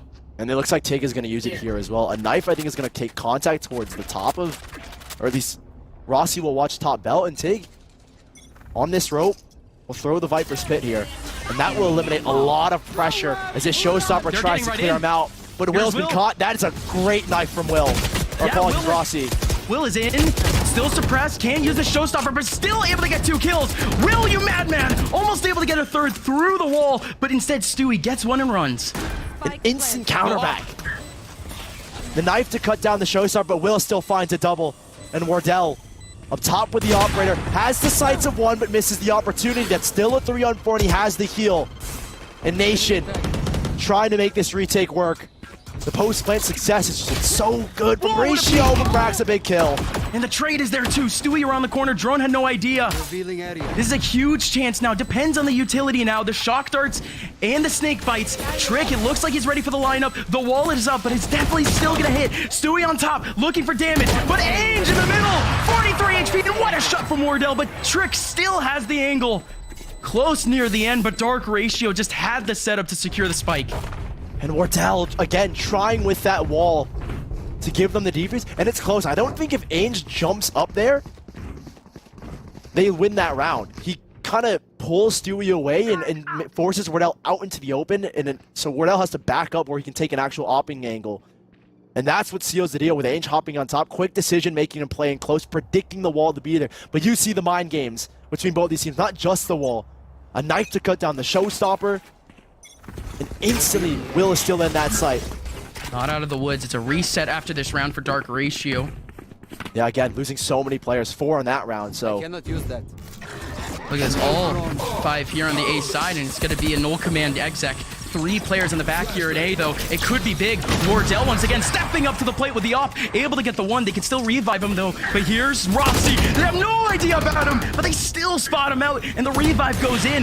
The 5v4 flips. And you can see Rossi wanted to get that frag there. Ainge not letting him have it. No angle. Spike The planted. null command down. There's a kill there for Tig as Drone is caught in the open. No one there to help him. He jumps even with the wall down. And Tig swinging through these nades. Not afraid to take these fights. As all these players with Dark Ratio begin to back up. Yeah, but there's so much utility. You have the Raise Nade, you have the Snake Bites, you have the Shock Darts, the Nano Swarms. Surely they have something at all times to shut this down. Trick, however, going in, able to take down 2. Big kills from Trick. Trick rolling around, clearing up the site, not using any of that utility. Just Mouse 1 able to do it. Dark Ratio in a good prime position to put themselves back into a half where they were down Sully 6-2. Yeah, and Ainge in that round, I think coming up massive once more. There to prevent Rossi from getting the trade. They read the fact that Will's getting the res. As soon as Drone comes up, someone is going to try and punish. He's just out in the open, and Ainge winning that fight, putting them in a 5-on-4 where they can so easily convert.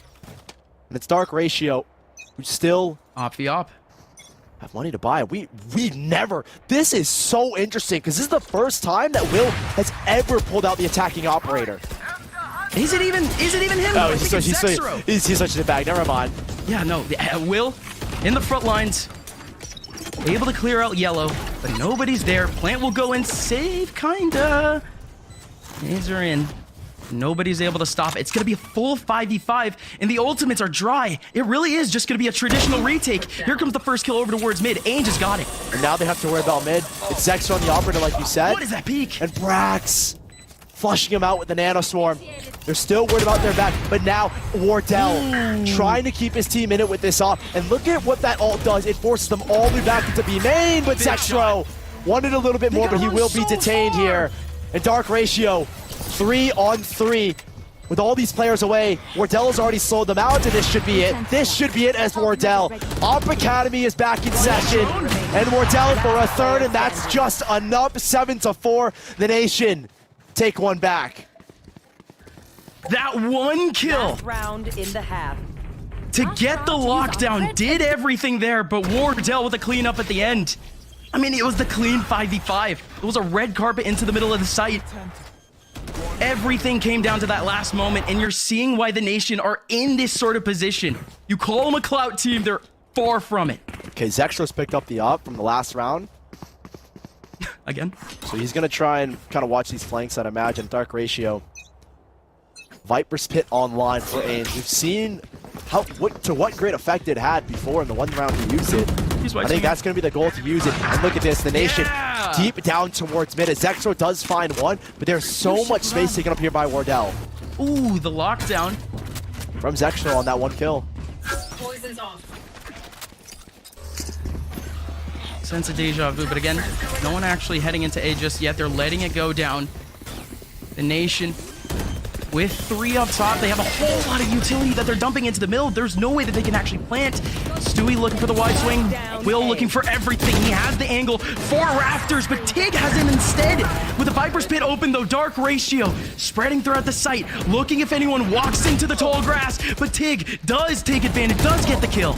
And Ainge has been here before, tucked in the exact same corner. Ainge has won a round for Dark Ratio alone, and now he's got to do it again. A 1-on-3, and HP is running low. Rossi's called the ultimate, and that's brought it down. Ainge just wants the vision. No spike plant to play around. So now he's got to work the kills, and there's one. Ainge snaps up towards the top. It's Rossi. He knows where he's coming from, and he's got the idea. Around this single Radiant box is what he's got to play with. And his back turn, Brax will secure an 8-4 Nation victory. Switching sides.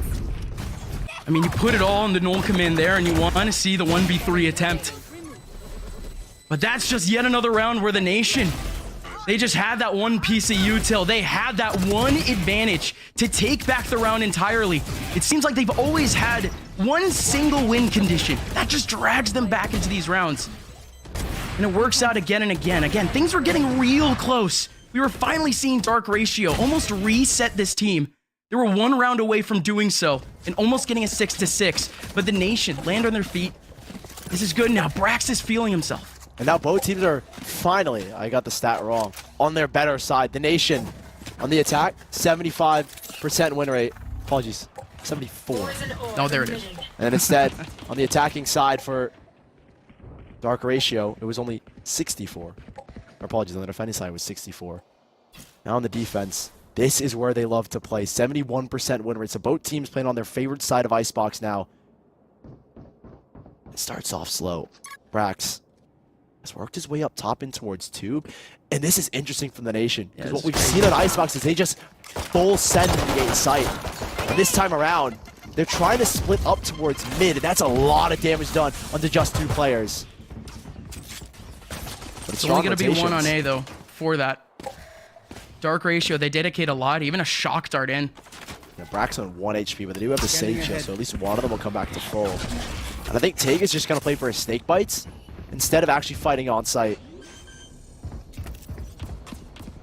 It's going to be a full 5v5 again, is it? No! The lineup is too good. Barely finds a crack. It's not going to be a 5v5. The spike hasn't even gone down. 35 seconds left. And they're already on site. Dark Ratio, all 5 players here. How does Rossi maneuver this? Body has been spotted. Will with another Dark Ratio. Wardell just gets caught out. Wall banged by 1, and that was all it took. Dark Ratio immediately flooded back into that site. It's just the same effect that we saw in the first half. If that plant goes down, there's so much post-plant advantage. There's so much utility there to cover up the spike. And that was all that they were playing for. There was no one playing in the back of sight. Wardell was just playing to run the heck away. Yeah, and I'm interested to see if Wardell actually had his wall and why he elected not to throw it. Had all the opportunities to get that spike down, but, I mean, single wall bang from Trick. Pops his head off. And for Dark Ratio, this defensive setup that we were kind of foreshadowing in that first half is what we're seeing here with the Viper and the KJ, both playing on this B, and 2 players that have had an exceptional start to this map, both being Ainge, who's won critical rounds twice for the Dark Ratio, and then Zexro, again, on a KJ, is boasting a .87 kill per round across 300 plus rounds. I think it's like 365 or 362. So you've got 2 extremely strong, potent players, and really hard agents to counter on this B site, and this is where and why Dark Ratio have such a dominating defensive stat line at 71% win rate. But again, we're seeing a different attacking play style, at least from what we saw before, purely with the fact that they have a wall, that they can more or less avoid some of that util coming in during a plant. There's a nano swarm ready. The SMGs are already crossed up. The Nation with just about 30 seconds left. They finally scaled their way all the way up towards top B main. Spray goes through the wall, but Zextra from up top might get all the frags he needs, but actually through the wall, if I'm not mistaken, that was Stewie 2K taking down Ainge, and there's still a lot more work to do. Zextra takes down Tig. The site is isolated. Yeah, and I'm wondering how much more farm Zextra wants to go for. He's going to nano storm and nade out that cubby, which is going to force these players in the open. Zextra Get the kill and defuse? Yeah, and it would honestly put him right on the lockdown as well, right? He's not going to get it. Let him defuse.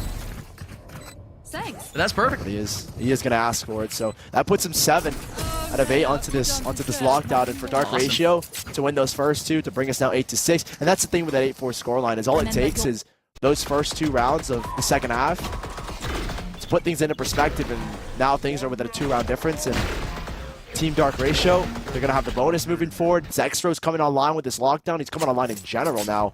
And we're going to see that full defensive capability of Dark Ratio. Yeah, they're going to go full bonus to the Nation. Seriously have to keep themselves careful here. I mean, any kill going back towards their way, even if they win, they're going to go into the next round with a really spotty buy. Dark Ratio, they're going to start off with the knife and the rush from Will. I'm ready. Not a rush, just looking for early establishment control, trying to close the gap, especially with these SMGs. They're leaving Brax to spot mid, even though he has an alarm bot right there. And it's interesting because they've put 2 players down towards B, and this setup seems a little bit counterintuitive. They're keeping Brax in a position that's already being monitored, but he is in close proximity to rotate. He's popped the first nanostorm to delay, but Wardell has already gone up top, and apologies, it's Zextra instead, not Brax. Yeah, finally the wall goes up, though. Tig is going to be able to take down Zextra. There's 2 in the back, though. Shifting into the back corner. These are good positions for Dark Ratio. What can they do with them? Wardell doesn't spot the one behind Jenny, but the recon absolutely Saw the head, does. maybe? Big flash. Will might swing. Takes down Wardell. There's a lot more work to do. 4 players in the back for Nation. And it's in such a good spot here, though, for the Nation. The wall doesn't fully cover it, but Rossi's already being spammed out. Nobody on the spike and take, holding for these pushes.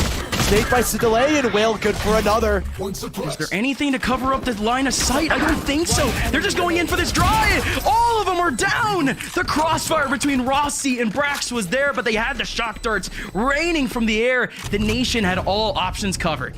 And there's something about the post plants of the Nation. When you watch their icebox, they always go for that exact same plant. And they're always going to play the post plant in that exact same way. The wall there from Wardell to cover his body so he doesn't get spammed, but to also limit the diffuse positions that you can get if you're a defender and force them into kind of that open window of nest. And Dark Ratio tried to close the gap. They had Will getting 2, and I think maybe with a Phantom could have done a little bit more work, but now rifles in both teams' hands, a lockdown available for Dark Ratio, and Will doing similar things, getting close and aggressive, but they know he's here.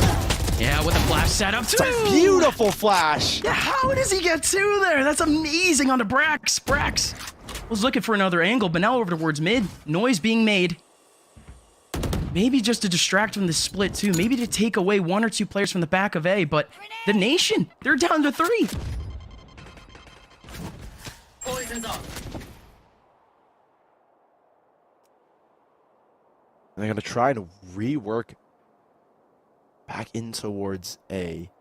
And I think the setup of that alarm bot is going to give a lot of confidence that there can't be a flank coming in towards the A site. Gives Tig something to play off, and this mid setup from Zextra is going to give a lot of kind of claustrophobic control here towards mid. What? And they Why are have they been able to creep onto the A site. They're going to play the 5-on-3, maintain screens control here. Dark Ratio and Drone, good to get that kill. So they have the lockdown if they want to use it. 30 seconds left. Yeah, I love how in the advantage they're playing purely for retake. It's so safe from Dark Ratio, and okay, all right. Popping hits, big damage onto Zextra. Will does end up getting the trade. Wardell now. Oh, that flash kind of shuts him down. He was so ready to funnel in all 3 of those players. That was possible for a quick second there from Wardell, but 3 players stay alive there for Dark Ratio. A lot more work to do for this team, though. Their economy is not out of the woods. Yeah, and they're setting up Will perfectly here, Dark Ratio. I mean, they have an 87% 5v4 conversion rate, so setting Will up in a position like this and then to get 2 just ever increases your odds to win rounds like this. And not a lot of room there for the Nation to work with, as Will is 18 and 13 with an unbelievable start here in this second half. If he can keep up that momentum where he's confident enough to take swings and have his team set him up, it'll be a rough one here for the Nation. They are going to be working with pistols, and Rossi stepped up massively. But you cannot let Will get going. I mean, the one thing about this setup is that there's no real unpredictability on pace. I mean, there's no duelist to run it down. All these players from the Nation, their peaks are pretty predictable. And Ainge, he's got the timing on some of these players over towards B main, but this is the first time that we finally get a one-man lurk up towards Kitchen, takes away the turret, and just walks away. Good stuff. Yeah, what a knife as well. From Drone. And an early lockdown. I'm curious to know the reasoning behind this. I think it's to keep these players off of mid. I don't exactly know the reasoning, but it's worked here to funnel them into the B site where Ainge has got the ability to kind of hold things down. The wall will give them a post plant. And a 5-on-5, still Dark Ratio with a lot of advantages, especially with that showstopper to get Will into the site instantly. If there's ever a time for an eco, it would be now, though, Nation. What an opportunity to maybe shock Dark Ratio here. They have the spike plant, but they don't have the mid flank anymore. Well, one player backs out, and the one and they're player going to shut down the showstopper. No showstopper here for Will. So now it comes down to this raw aim duel. They're going to be able to use it in a little bit. They have a revive. They've been good at ecos. They've been really good at ecos. Here we go. It's the cross-up. Zexro is able to get one. 3 more players left for the Nation. Make it only 1 now. The headshots now. Stewie has to line him up. Almost taking down Drone, but still had 2 more to deal with right after. The rifle's overwhelmed. And it's big for Dark Ratio. I mean, and the Nation, if you think about it, they drew out a lockdown for free on their eco round. And Dark Ratio drew out the null command on a round that they ultimately ended up winning. So ults being traded back and forth between these two teams. With the buy coming back for the Nation, they will have the Viper's Pit to work with, but we'll see. I mean, if Will is going to do something crazy. He's done a solo ult once. I can't remember the exact map. I think it was Fracture. He solo ulted no util top arcade. So, I mean, there's a chance he just solo ults again off of a flash. We'll see, though. He's been getting more and more aggressive, but this position, I mean, he can just hold on with the rifle. No need for the showstopper just yet. He could just pop it at any moment. This owl drone. And that's what they're looking for. The drone is going to spot something, and he could double blast back around Belt. If it had spotted anyone, they backed out. Brax has an idea, though. Brax has an idea off of that drone that there could be someone in Nest. There's no way they isolate the showstopper just for one. They're looking for a trap. The odds of who it is. And so they're going to go the other way. They know it's Will. 100% they know it's Will. And Will in a position of S where they can't confidently flush him out. They don't want that showstopper to come in their face and bite them when they're in mid-exec. So they're going to work back here towards B with that drone off of Stewie and see if they can make a split happen on their tube. Or even through tube where they can pop the ult in Kitchen. And look at that rotation too. 2 players shifting back into Kitchen with the orb now down. And they understand what the Nation want to do. They know exactly where this ult is being trying to line up. Ainge might get exposed here. He's shifting over towards yellow. There's 2 in the back. Stewie's got him. And now the Viper Spit. They drew them back towards mid. Dark Ratio falling for it, thinking that it's a Kitchen ult, right? And now they funnel back. Viper Spit can come online if they want to use it. Showstopper still available for Will as Zexro able to get one. Will out the sky. A beautiful 1-for-1 trade. It's 100% worth in that instance. A 1v3. Drone. Has a flash. Has everything to work with here, but still a tall, tall task. A Hunter's Fury to deal with, but he takes down the first in terms of Wardell. Has Nano Force. Has the KJ util in front of him. Brax not exactly playing as safe as you would expect, but Stewie has the off angle, and Stewie's not going to get the kill. It's a 1v1, and Brax gets him instead. The Nation barely surviving the 1v3 scenario. Yeah, a really interesting setup between the two of them with Stewie and Brax. I think Brax should have been the one to take the advanced fight, but they get the round in the end. A great fake as well from the Nation. And now they've saved that Viper's Pit, gotten 4 ultimates online. Brax off for those kills is going to have the lockdown in play. Wow. Now let me ask this, who wins? 4 ultimates or 1 little robot ultimate? We'll see. We'll see. Dark Ratio. Still that null command to you work with here as well. That one robot can shut down all of this, though. Right, Just exactly. depends That's where the they thing. go. No, but if they go B, though, they're going to run into this close setup. Will around the corner, going to be able to get one. And this is the first time he's played SMG on next to B. him. Will has only played on the A side, and now he switches up to B, and that's caught the Nation off guard. Just a little bit, though. Maybe they don't expect the KJ util here. They get the res here, and he could pop the ultimate.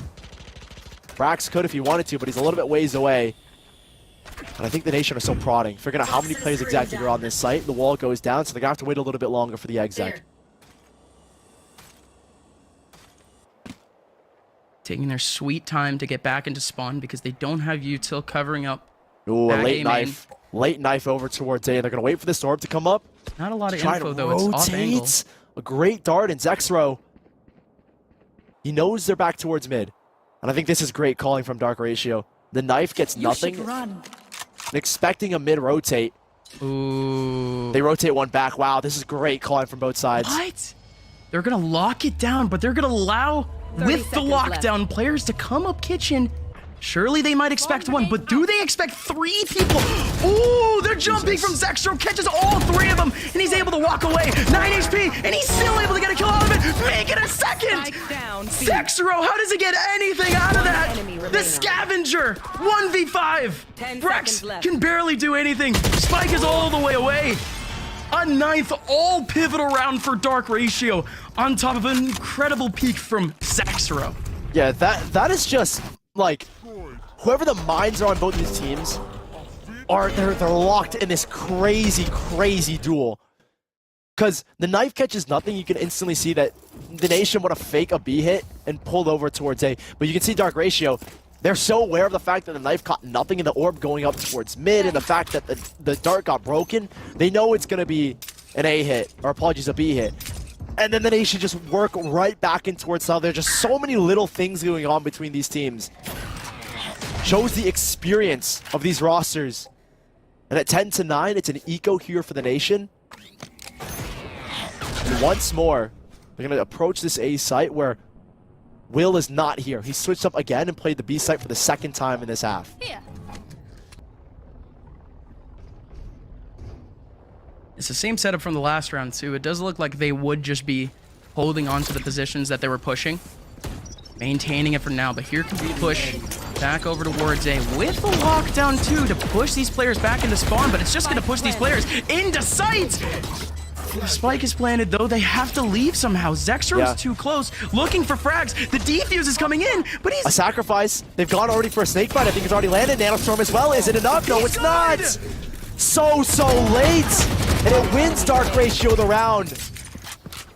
The plan was there from the Nation to get the spike down in a very similar spot to that top tube area, and they'll just dump util on it.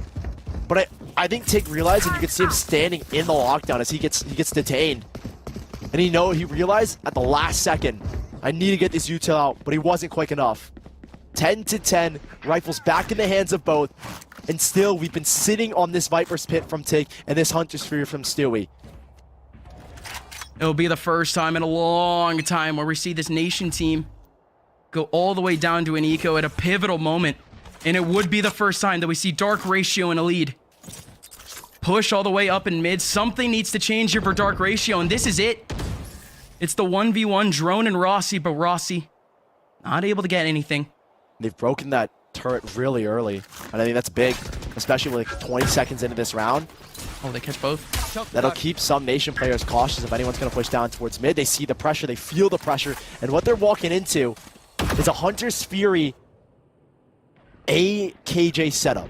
The knife is going to clear nothing towards mid, so that means that with this drone as well, he can just pop this Hunter's Fury directly from this midpoint. I mean, the this Nation, is pure they have delay, a right? Viper's Pit to try and get onto it. But this might be able to close it down, to be honest. I mean, you say delay, but Zexro this is the first time he's ever played here. And while the util does go down, never mind. Doesn't matter. The knife comes in, Zexro still in the back, he just has to depend on his aim. Here comes the Hunter's Fury trying to cover him up, but he could try to fight for the Viper's Pit, but Tig doesn't care. Tig actually goes all the way back in, and he's safe. The player from Heaven can't trade. Ooh, Drone trying to get an angle onto Wardell, but it actually sacrifices himself for the trade. This is good now. Tig can control the rest of A. His 2 teammates playing with util. And this is what they do. This is the Wait, post no that I'm talking nanostorms, about. The top site. Tig just gonna delay. I think they have double shock here at the very least. And there's one, I think there's one nanostorm. Either that or it's a Viper's Pit or a Viper's Orb. Stewie watching up top. It is a nanostorm. no. It's going to buy even more time. 1 shock left. Will on the peak. Who's going to go for the defuse? A second nanostorm now, and even a shock dart. It should be enough if they spot just enough time. And everyone goes down here in Dark Ratio. Everybody goes down in the server. But the Nation have found 11. Now we'll look at the economy, which I think is the bigger question.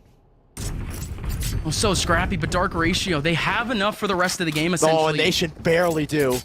Yeah, Dark Ratio, they lose this round, they'll be fine in the next. Not the Nation, though. They lose this round, they give Dark Ratio, I mean, potential for overtime, but they give him a 12th, essentially. Yeah, and Will is back on his showstopper. And he's at 25 kills. He's almost broken the kill max if he gets 30 here. Look at the ulti build for Nation, so too. much more Valorant to play with, yeah. Ulti build for Nation and Will. I think this will be his 3rd showstopper of the half. It'll be good. Will, kind of efficient. He's just wanted a little bit more of a mosh pit to actually launch it, and of course not get knifed while doing it. But the Nation, they might just get full spotted off of this one owl drone, but not really. I think it might have caught them. It just went over the pipe, so they might have actually seen them. Might have spotted him, but I think they might have just hid behind the wall. We'll see. Drone looking for pixels. The rotation does come in terms of just one of these players, in terms of the KJ, but they're rethinking it. Take has walked all the way up towards elbow. To Slow reposition. orb and then an aid to clear out this back side. They've cleared out default box, and Tig is going to continue to hold. They have no wall here, so they need to be cautious of this swing.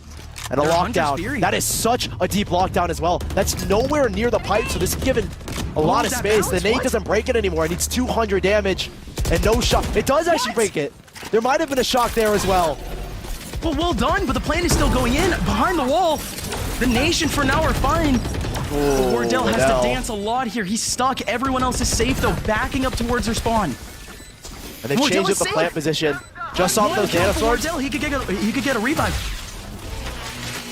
4 on 4. Dark Ratio here with a Viper's Pit to work with as well. If they can get on a site, they force the spike in a little bit more of an awkward position and a little bit easier to play if you are on the side of Dark Ratio. But these shock darts might just do the trick as Brax still taking the peak. Still a flank in as well from Tig. Someone needs to fight, and that's all she wrote. Trick does what he can, but it's 12-10 for the Nation. Match point. Dark Ratio, that wasn't everything. They still have ultis. They still have one building. They still have rifles. The next 2 rounds, heavily pivotal for Dark Ratio. Reminder, the next map that we're watching, Dark Ratio hasn't played in over 4 months. If there's ever a map that they need to win to at least make this BO3 possible, it's this one. And Miniker's going to call the timeout. That's the Nation coach. I think what he's trying to work out is how these ultimates would come into play from Dark Ratio, especially that Will ultimate. If you ever needed to play, I think now is the time. And a Viper's Pit as well to work with. Where does that get popped? Things are going through this Nation team's mind. Miniker's having a word with Tig, with Stewie, 2 of the bigger voices on this team. And Ratio, with these 2 ultimates, you can pop the Viper's Pit on A, pop it towards B main, and have Will look to punish off of a flash, off of a knife, off of a recon bolt like they've been doing over towards A pipes. A lot of factors are running through this team's mind. And I think right now, despite being at match point with the lesser guns at this point in time, it's up to the Nation to respond, which is ironic because again, they're playing on match point. They have the advantage here with the rounds. I don't know how you win 2 rounds in a row and this is the buy you get. The Nation still have to put in so much work for them to close this one out. And over towards B, it's still going to be difficult. They have a nade alongside the nanoswarms to deal against. And I think they're trying to get Rossi onto his ultimate here. This is the orb that's a little bit easier to take. Might be. And Rossi should be able to get onto this. And with Will here as well, it's up to Will to quickly pop this. If Rossi gets the ult out first, then that's 1 ultimate out of the mix. No, it's out. Showstopper can't do anything here. Null command comes out. Drone! It's definitely come in. How does Drone get 2 there through the wall? Zextro there to clean up. Stewie through the wall doing the same. But now it's only down to 1. Zextro doing his job. Brax, 1v4. We're going to close it out in a miracle fashion, but it's just not going to happen. Dark Ratio finally with a clinical stop. And the worst part is, they've got the lockdown back online, and they still have Will with his showstopper. Zextro at 23 kills, stepping up massively. Has got a kill per round in this first map, and Will has got just above that. And for the Nation, we talked about the big hitters. Brax fell off last series in their qualification game. Wardell as well. Well, Brax has stepped up, and so has Tig, but where has Wardell been? Quiet on the Sage. Not able to have the same impact that he does on Raze and Jet. They're playing for OT. They have such a weak buy, the Nation. And Trick, this is different. We've never seen him be the one to get aggressive. And he's all the way down. Brax could have the timing, but he gets spotted instead.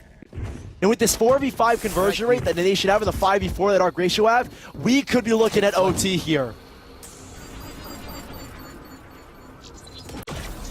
So slow, though. The Nation, they have to find some sort of calculated way to not only get that rifle, which they actually got. And they're trying to maintain here screens control for Dark Ratio. Nation know that a lockdown is more than likely going to come in. Same with the showstopper for the retake. And all right, you can already see Will's in a position to do so. Do they spam this wall? Oh my gosh, does that hit? Yes, it does! It actually kills him! Here comes Tig swinging through. Drone takes him down. Great response from Dark Ratio, but they still go down through these smokes. Will in the back line looking for a contact, but Stewie finds him first. This one's going all the way back for the Nation with a lockdown. It equalizes things a little bit. It might push the Nation. Does the nade break it? To go back, the nade might, but even then, they still have the angle. 5 seconds, 4 seconds, they got the plant down. Wardell has to run! And it's Dark Ratio completing the comeback. 12-12. They push it to overtime. Yeah, the nade, it's not enough. It's 200 HP now, and I thought they were going to go for a wallbang on it as well, or at least try and pressure that player over towards screens, but instead, this kind of... That's an insane rocket from Will. I mean, I think he was posted up already to use that showstopper. But to do it over the wall as well is crazy. Overtime here between the Nation and Dark Ratio. On the map pick of Dark Ratio, Will is at 27 kills. Over a 1.0 kill per round. And Zextro not too far behind him. These two players have stepped up massively in the later parts of this half. That is 5 successful retakes in a row from Dark, or not in a row, in that half from Dark Ratio. Now they're back on the attack. Are they gonna get the same sort of impact from Will? And of course, are we gonna get the same with the KJ? We'll see. Will actually does get a decent angle early on, but no one's over towards Canteen. No one's in pipes. What is this over towards mid? Ange, alongside his orb. No way. Surely not. And it almost works out. It does get the 1 kill, but the damage is done. A 3v3 now. Dark Ratio, they're not out of the woods. Knife doesn't catch anybody, or it does. It catches Zextro just at the last second, so Swarms won't be out just yet. A little bit late. Shock Dart doesn't catch anybody. Drone. Forced and backed away. They will drop these nanostorms now, and this is what they're going to play off of. Will. Did they break it? Blast back to swing, Stewie and Rossi. I think they broke them both. No, both nanostorms get popped extremely early. Doesn't delay anything. No one was going for it. Stewie does go down, however. Spray transfer, Rossi! Almost good, but it's unbelievable that they actually get the crossfire there. Zextro focusing on one and somehow gets the second. Dark Ratio, 1 away. And an extremely good chance to close it out now. And when they're doing crazy stuff like that for the last 2 rounds, where Trick walks down A main, he finds a frag on a Brax, and then Ainge walks all the way up mid with no util. You have to wonder, if you're the Nation, what are they going to pull out this time around? And it's this is a complete setup switch. The 3 A players here on B. And Will is already going to get deep in North B. That's instant control, and Stewie's already taken a hit. Yeah, Will putting on the pressure. What was that peek from above? Almost able to get one. The info is there. Tig is just doing everything in his power to take away this turret, but it might be the swing, and indeed it is. Zextro punishes again. Wins that fight with the Phantom. Just so wide swinging him, or quick jiggling him. And now Trick has spotted another player towards. They know how far back these players are. And now you're playing into the hands of Dark Ratio. The turret has been broken, so Brax has a little bit of a timing here to slip through tube if he's smart about it. But it's a re-hit back in towards B, and it will be up to Brax on this lurk. Him versus Zextro. It's gone back and forth with these lurks, and we'll see who can save their team. Brax still posted up towards mid. He's the focus here and see what he can do in this position. But the rest of the nation are already here on B. And it's just a tough position for the Sova to have a lot of impact. Should see the nade out from Will, but Will just wants to frag out. 30. Sova's coming back, though. No longer watching mid, but it doesn't even matter. Brax isn't even there. Finally, the plant coming in. Trick gonna be able to spot one behind. He lets Rossi go. Rossi! And that spot an advantage. Time advantage as well. Will's out of the mix. It's still Zextro. Again, a top performer so far in this server as Wardell. He will take the first fight. Wall is up, now been broken. He has 2 slows to try and keep them off of him. Now Drone's just there for the info, but this is a swing for Wardell. That just delays even more time. Slow up in front of the wall. They still have to make their way through. Nobody is in front of yellow just yet. But Zextro clearing it all on his own, looking for the ace. No Stewie, now in the 1v3. Drone going for the defuse. The lineup not there. Defenders win. And Dark Ratio off of the youngster Zextro will take map number 1. Stewie, there was a dink there as well. How close does that get? In map number 1 of both of our series, we've had overtimes. But this was the better of the two. Back and forth this game went a mind game between these two. And we saw a masterclass coming out from Will and Zextro.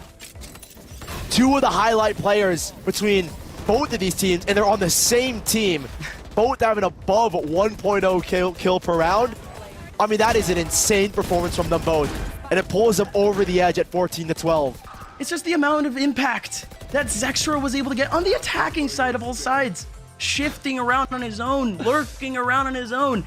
And he makes all the impact when he's just in the middle of the mosh pit with all of his friends, right?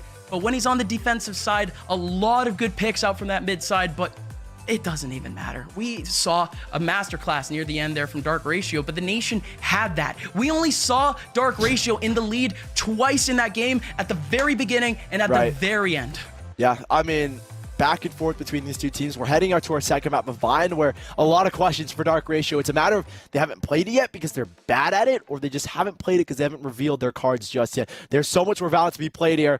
And map number 2 is going to be a banger. So grab your popcorn from Sheets, stay in the moment for the mid game, and have the popcorn delivered to you with Sheets delivery. We'll see you guys after this break with map number 2 on Bind between the Nation and Dark Ratio.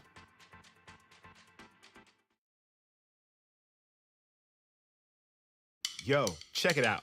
Want to know if the price of those Wave Runners is too good to be true? Or if I Wear My Kicks 49 is truly selling dead stocks? Or if that Jordan 1 Royal Box is original?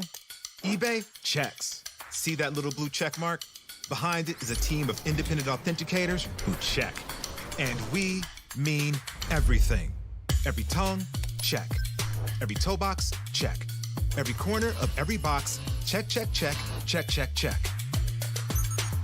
Every logo, every label, every lace loop. Yeah, it's checked.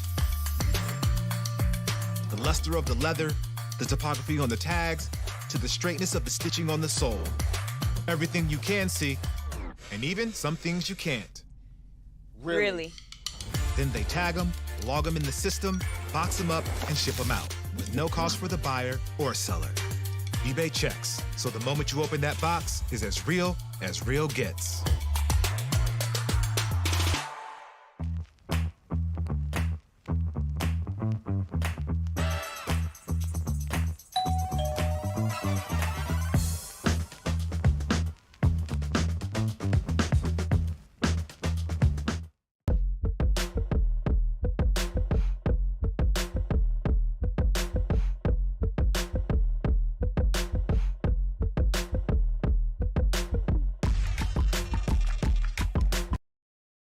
Finally, you can stay in control of your thumbsticks. Natural evolution gave the gecko its amazingly strong grip. Our multi-patented SetX technology duplicates the microstructured fibers on a gecko's foot for a revolutionary new way to get a grip on game controller thumbsticks. Like a gecko's foot, the thousands of microstructures on each SetX anti-slip thumbstick grip provide high friction to the skin surface for a secure, comfortable grip, even when sweaty, giving you a competitive advantage. Stay in control with the secure and comfortable grip of SetX thumbstick grips. Inspired by nature, perfected by science.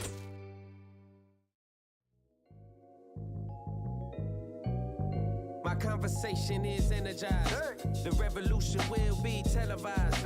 The retribution will be to terrorize. And the celebration will leave you mesmerized. Got the stage set, do it big, mega size. You want me believe you? I'm tell some better lies. I'm in the TV room, I'm doing exercise. I let the money flow, so I live a better life. Hey, live a better life. When I step out. Hey, when I step out. Hey, come on. Hey. What are you about? What time? When I show up. What? I show out. It's magical, I can never let the balance blow. The practicalities, we throw them out the window. This life is challenging, but I set the tempo. I got a grip on the day that I let go. Ooh, it's so simple, don't be so vengeful. Keep up the mystery, keep it suspenseful. Roll with the vets and watch what the best do. Cause one day they gon' respect you. When I step out. Hey, come on. When I step out. Hey, come on. Hey, what are you about? Hey, when I show up, I show out.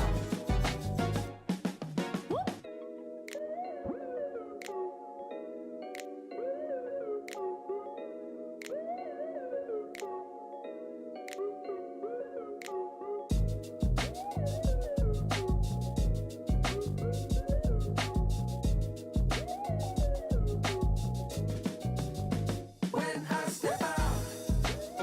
Hey, come on. When I step out. Hey, come on.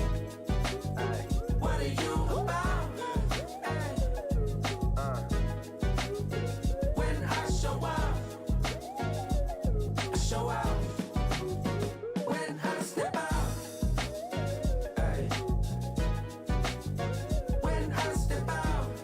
Hey, what are you about? Hey, when I show up, I show out.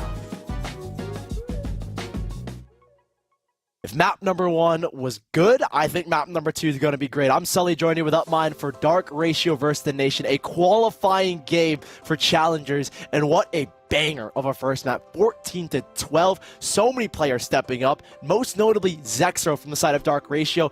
The kid is good, but he's never been that good to the point where he overfrags Will or is on par with Will. And he had an over 1.0 kill per round, and same thing with Will. So two of the highlight players coming out of Dark Ratio, they're playing lights out, and I think no doubt about it, they're continuing that form in map number 2. Yeah, we had some doubts, right? We had, first of all, this was the test for Will. Right. Will needs to get back to the upper echelon.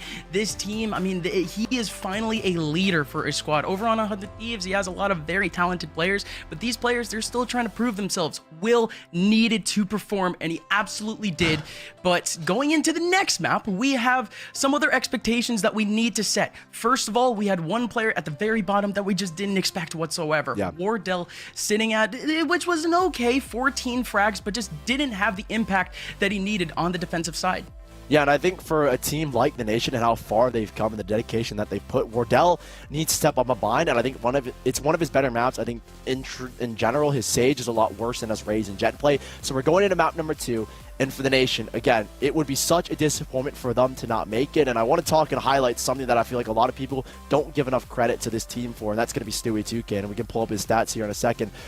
He has played exceptionally well for someone that is playing in his first professional event and has dedicated so much time to getting this team together. We're talking about his hour stream purely because in the last 2 months, he's only streamed 70 hours. And that's a crazy number to put up because he is a content creator, but he's put himself down to the grind, has dropped hours on streaming. And like, I think he had like 60 leading up to this event, and he streamed like 10 hours here and there after matches. So this is a guy that with his team has put their head down and grinded. They've put this core together, and now they're on the brink of elimination. Let me remind you, both of these teams are two teams that I think you look at them, and it's like they have to qualify. And you cannot put either of them up and say they're going to qualify in the next bracket, because next week it's a 256 team gauntlet for only 2 spots. Well, absolutely. It's purely because, right, earlier on in this tournament, we saw Dark Ratio. Yeah, they dropped to the Nation specifically, and they're back to this round. But they still ended up dropping in the second round of top 32. There are a lot of other teams on the same caliber as the Nation in exactly that round that they could have faced. I mean, the Nation also lost in the upper bracket too, for good reason. But still, I mean, you just don't want to go through that gauntlet whatsoever. It's still very much an opportunity for what is Stewie to pop up, for what is Brax to continue to pop off. But again, this map isn't actually going to allow those two specifically to go off. It's actually going to be down to both Rossi and Wardell. I am looking forward to actually seeing some explosive action from Wardell after seeing him on a leash, of course, on Sage.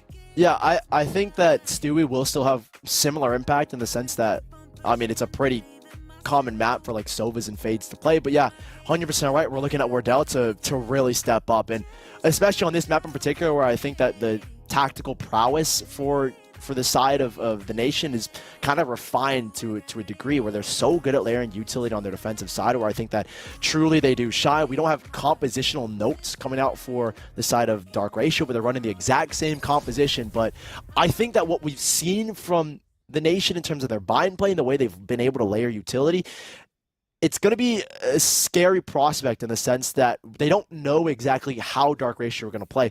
And the fact is that their layer of utility on this offensive side, where they won't use a flash until like 20 seconds into the round. They'll rely on their ego peaks and their ability to frag to get that information. It's the fact that Will can be on you within seconds. His double blast back in towards showers, up towards long, can cause a lot of mayhem, I feel like, for this Nation side. I mean, it's almost literally the same thing for the other side. But, of course, we have some video. We have at least some VODs, and it's been perfect so far. A 2-0 for this tournament, or in this tournament on Bind. And the last one, I mean, it was pretty dang good. It was against the Silk Road, a team that we just saw, and it was an absolute stomping on the defensive side, 9-3. Can they repeat it? I mean, people are hyped. Yes, your boy Q. Yo boy Q. Dark Ratio comeback on map number 1. But here in the pistol round, Dark Ratio, again, I mean, this is exactly what I'm talking about. Fast play already from Will, straight in towards showers off of a flash, and that will force him out of the angle. Tig is going to have to compete with that over and over in this map in a position that he's used to dominating. Yeah, the rotation's going to take real long here, but there is one in the back. You do have Tig waiting up for that cross, but some way, somehow, that is Drone getting that angle on the Brax. Easy plant. The smokes will dissipate very soon, but this flank, it's watched up by one person. Ainge is already waiting for it, so Stewie's going to have to clear, and it's a matter of timing. As Ainge spots one, sees an nade, maybe? No, it doesn't actually catch him. Oh, that wall! That wall actually helps them out instead! Stewie is just going up and actually taking down Drone. Will, he just might burst through the smoke, though. Zexro does the same, and Will waiting for his opportunity. So is Wardell, and Wardell doesn't win. Stewie has to come off of the defuse. 2 players now remaining for the Nation, and both of them are incredibly low, and both of them are down. Dark Ratio hold on, but what an explosive start to the round. We're going to see this constant battle, I imagine, for showers between Tig and Will. A double blast back to start, and all the players that we saw in that last map still continuing to form straight into this pistol round. Will getting lights out over towards showers, getting aggressive, double blast back, and he's got confidence. Zexro as well to be able to take that risky jump peek in towards U-Haul. I think we're going to see Dark Ratio kind of play this very similar style where you get Will in positions off of Trick, who I think did a phenomenal job last map in setting Will up for a lot of the 1v1 duels that he was taking on his double blast back.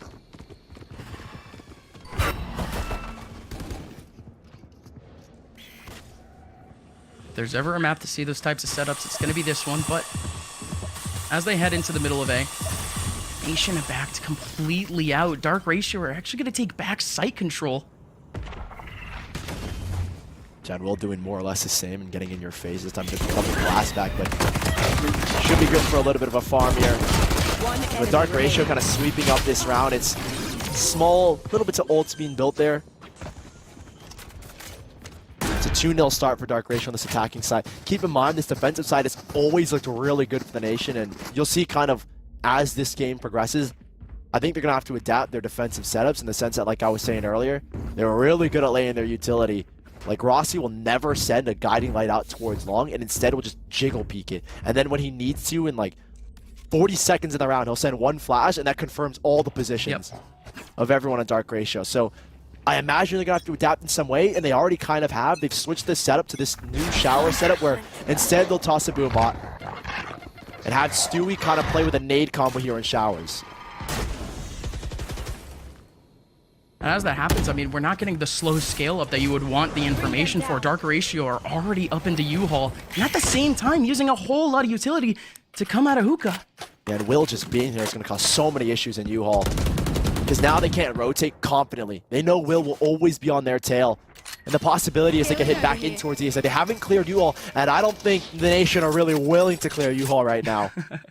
Well, who knows? It's just the element of surprise because of that wall, and Will does actually utilize the Stinger to its full advantage. Doesn't take down Tig, but that was the one. Ainge was looking for advantage in the middle of A, looking for that position again in U-Haul, but out comes finally the take into hookah. It's gonna be Brax, it's gonna be Rossi. The crossfire works out for 2, but Zexro could pick up a rifle, could still somehow take this one back, but it's not gonna happen. The Nation do capitalize. And for their first round to be picked up, they keep 3 rifles alive, so they will be able to full buy back, and I think we're going to see a couple rifles being dropped, specifically from Brax, yeah. And it will be Dark Ratio who get the rifles out. I mean, you can just already tell what kind of nuisance Will is going to be. The fact that he's able to get one there and just sit there. He understands his position and the impact that he has. The wall this time around is going to go all the way deep in towards spawn, so we might see, again, similar play for Will where he wants to get aggressive in towards showers, and that's where they want to fight. And we already have both the initiators and raises looking to battle here. The nade combo as well, if they hear Will come up. Hearing footsteps, they finally hear the boom bot. It's gonna be a little dump, but it's just a delay a bit, if anything. But look at this reposition. All 5 going back into short. Tig is going to sit in this smoke. That's a lovely... It's interesting because you typically see that defender smoke being an attacker smoke, but Tig, he's going to play around it. Stewie gets traded through it. Right. Tig is always, from what I've seen, been incredibly good in these smoke positions. He loves to just sit in them and try and spam you down.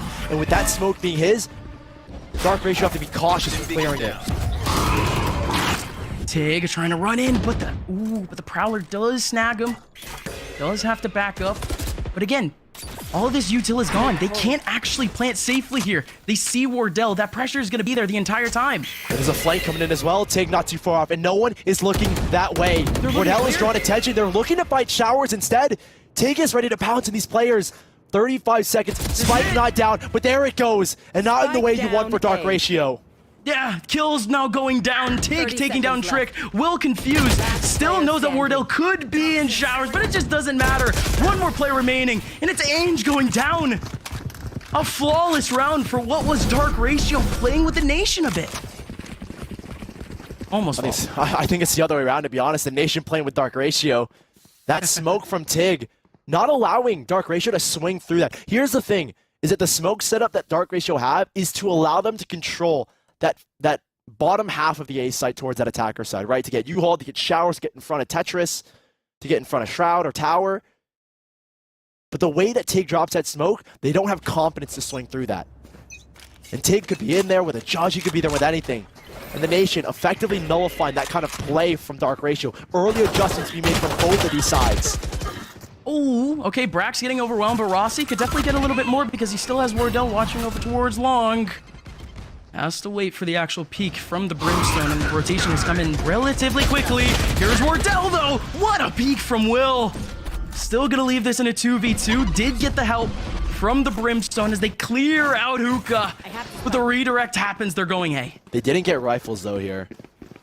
And I think that's probably the silver lining for the Nation on this rotate, because I think maybe a little bit of preemptive rotate coming out from the Nation and Tig. Slow a showstopper to secure sight, maybe. Who knows? And they're both going to tuck in towards U-Hole. This is where, yeah, that showstopper can be really effective because one blast back on top of the little tower, and you can just send a showstopper straight into their face. Will, and Will, this might be where you want to use it. Whoa, he's actually using the showstopper straight up. It's just the 10 danger, bullets. right? There's no way Stewie wants to peek into it. Will can pop on top of the wall, waiting for Stewie. Just blast it right into the middle of sight. But again, Stewie has nothing to cover up this sight. Just has to go in for this dry. One bullet. And Will is just playing this out perfectly, playing with his heart, playing with the timing. And the Stinger is going to be able to do it. And I think this round, it's a slight over-rotate from Tig. Takes the TP instead of playing the one on each site. I mean, the Nation invested a lot of ultimates in that as well. I think most important, that orbital strike getting used to flush it out. And the Nation getting caught in rotation. That fight out towards long, Wardell needed to win that fight. I mean, there's no question about it. That's not a fight you can lose. Even if Will is wide swinging with a blast pick, you have to get that kill. And we came into this second map with saying Wardell needs to be the big player. Will is going to go for another blast pack play, and this is very similar to the pistol. Tig not going to be able to slow down or slow down Will, but he will get the kill, and that's a big one. There goes the orbital strike to try to pull Tig. But Tig takes down Trick entirely, and there was no one else there. The back of A completely covered, and not only that, Tig. the cabbages are coming out, and Tig gets another one. Two more players remaining for Dark Ratio without stepping into a site. Yeah. Tig is trying to just stamp his part of the map. And he's been able to find 3 over towards Showers on kind of a really sloppy buy from the Nation as well. Only 2 rifles, I think, that came into this round. Now with Drone and Ainge to try and clutch this one out. 2-1-5, it's, I would say at this point impossible, because Wardell has already gone for a very fast flank. They know this hit is going to come in towards the A site. Tig. It's a jiggle. It's shut down, but this is Dark Ratio. Trading blows with the Nation. At 3-3, we'll be tied up here in a second. Wardell should be able to get this back here in a second too. Yeah, he does. And Tig, a huge stamp over towards Showers to find those 3. And the orbital strike, I think, was there to try and catch Tig as he was being forced out of Showers, but I think Zextro maybe got the timing a little bit wrong. Yeah, it comes in like half a second after he dies, and I'm not sure what the plan is there to force a 1v1 again between Tig and Trick, but that'll reset them at the very end. Dark Ratio with pistols. There. Dark Ratio, they might just respect wherever Tig might be, but they head and a into nade Showers combo this time. here. Nade combo very early on. If Will, or apologies, Wardell sees contact, and yeah, Stewie, they're going to try and not nade combo that right side where they saw the contact be made, but doesn't actually get anything. They avoid the early nade util. Trick has gotten up in towards Showers, but they've already rotated 4, and Wardell already taking one out. Oh, Wardell with a bulldog kill too, and almost catches Zextro. Slick from Wardell. It's Zextro. Don't really know if he made a noise, but it just doesn't matter. The Trailblazer gets him. Just dominating again. The Nation, these are the types of rounds that we expect to see from them clean. 4 players survive, the economy back in their favor. It should hold on strong for really the rest of the half, but Dark Ratio, this is where the half can fall out of their hands. And I'm starting to like this from the Nation, because you talk about Dark Ratio and this half falling out of their hands. It's these adjustments that Nation are making, and those are one of them. That nade and seize combo, they don't typically use util that early in rounds, and to see Stewie and Wardell try and put pressure to shut them down, it's a good sign. They're going to move Wardell now towards his B side, where he will have the operator. Switching up this default, predicting this kind of play, and in a great position at that. Gets blinded, but can still take the peek. Oh, Trick. And not peeking with the Seekers, but Wardell does re-peek after the guiding light. Super close opportunity, and again, the Trailblazer's not going to be able to get him. He could still maintain that angle. Dark Ratio, they might need some help from their Viper. Yeah, I think that's an area that you want to hold the peak with Wardell, but this is the util kind of delay I'm talking about. They still have a dog to clear long, but this rotate needs to come quick. I mean, the flash needs to come out. They need to rotate now. Tig and Stewie alone on this site, spotted, but he still gets one just over the APC. And the ult here as well for Tig. Oh, the C's as well. The C's as well. They pull him out to the back. Tig could be able to get 2 here. It's still just playing around with the angle. 20 bullets, and he's fine. Dark Ratio still yet to plant, but they're going to use the Viper's Pit to try to help them out. Rossi almost shuts it down entirely. It's still the 2-on-2. Ainge brings it back equal with that one shot, and they still have the Viper's Pit. They still have a molly here. This is a crazy play. Because you can't work back in towards spawn. You have to clear out U-Haul, and you have to worry about your flank here as well, which Wardell wasn't wary of. Ult is down. Ainge stays out of it too long, and he can't win the fight. Wardell takes him out in Zexro. He's been so clutch. He's played so well. And to take a 1v2. To tie, back off the score. Good for 1, takes a swing!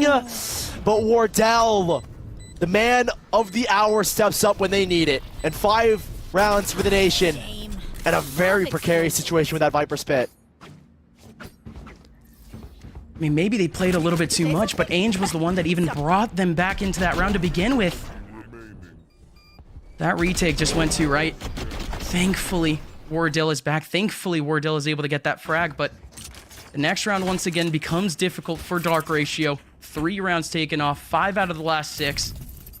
Their economy is just going to keep getting reset. They do finally have a bit of a loss bonus coming up, but the nation, off of the next 2 rounds, they can just win all the way up 9-3.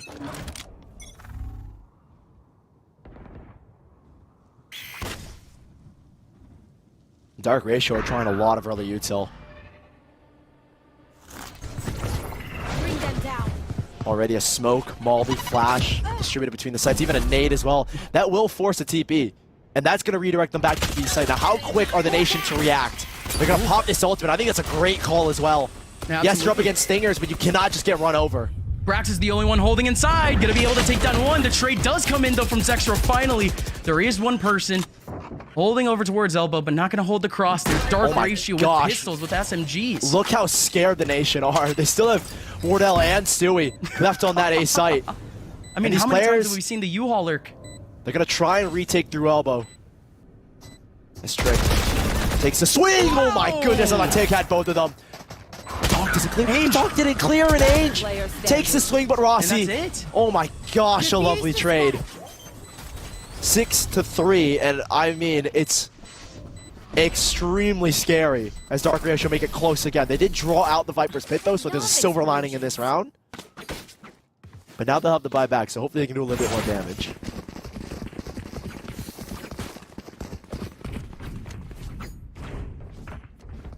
Timeout too at a good time. These are 3 huge rounds for Dark Ratio. I mean, they lose this next one out. The next one's pretty much done for. I think they have max loss bonus. I don't know. I didn't take a good look at their buy, but we'll see after the timeout. But even still, we're at this like halfway point where both teams have had time to adjust to one another. And I think this is Moonchopper, by the way, former C9 coach, trying to get a word in here as well to tell Dark Ratio what he wants from them, what changes he wants adjusted. And I imagine he's speaking directly to the IGL drone, who I'm presuming is the IGL. Someone can correct me on Twitter if they want. Trying to give words, and I think for now, what we're seeing is Wardell coming alive, and I think Will getting nullified. It's between these two. That head-to-head that we highlighted, that while Will has been unbelievably good throughout this event, it was the only time he's been negative. He got shut down by the nation in that loss against him. I think he had like 9 kills and 17 deaths across the 2 maps, and he's shut down here. He had great impact, I think, to open things up, but the way the nation have adjusted by sending a lot more early util to figure out and slow down Will, he's not having the same impact that he had on Icebox, or at least in the early stages of this first half. could see a bit more freedom for Will here, really, because now dedicating himself to a bit of a default, bit of a contact. It's nothing fast, but it's definitely a little bit more comfortable. Dark Ratio do continue heading up with 2 going up towards short, though, but these are all just empty contacts, nothing committed. Yeah, look at this hold in towards U-Haul. And Wardell is here with a showstopper that, like, I'd say just hack it and send it through if there's too much pressure there. But that's where he's posted up with the C's and the nade combo as well. They know there's pressure here off of that Fade Prowl or Fade Haunt. And they full cleared showers as well. So this is leaning all in towards a B hit. And with no one in towards Yule, I'm worried here for Dark Ratio. Yes, they have a backdoor towards the TP, but Ainge is the only pressure they have here, and Wardell wants it. He's hunting for it, and he gets it. Here we go. Oh, Rossi. Oh, Rossi. And Brax has the angle. enemy remaining. I mean, this is what we were waiting for. We knew that Rossi was going to have some sort of big impact on this defensive side as he had before. But when would the opportunity come? It was then. The most obvious one. 30 seconds left. He's just going to tuck himself in the corner. I mean, he's just going to try and save this rifle, the nation. What a round from them. They clear, I think, first of all, they cleared out showers, like full cleared out showers with that probably. It went so deep.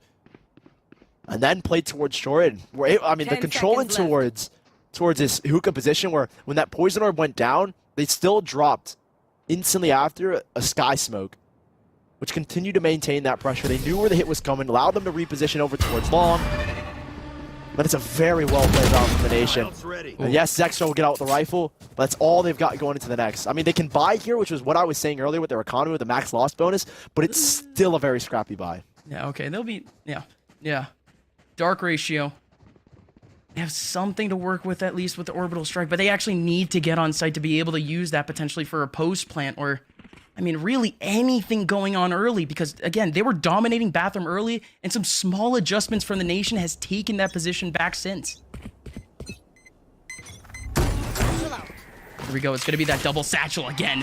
No adjustment from Dark Ratio. Oh, great counter there as well. Satchel. Slowing Will down instantly. They wanted to use that orbital strike towards the top of showers, but it's not enough. Even with the snake bite as well. Wardell good for another. This man is on one now. Yeah, Wardell's going to keep going.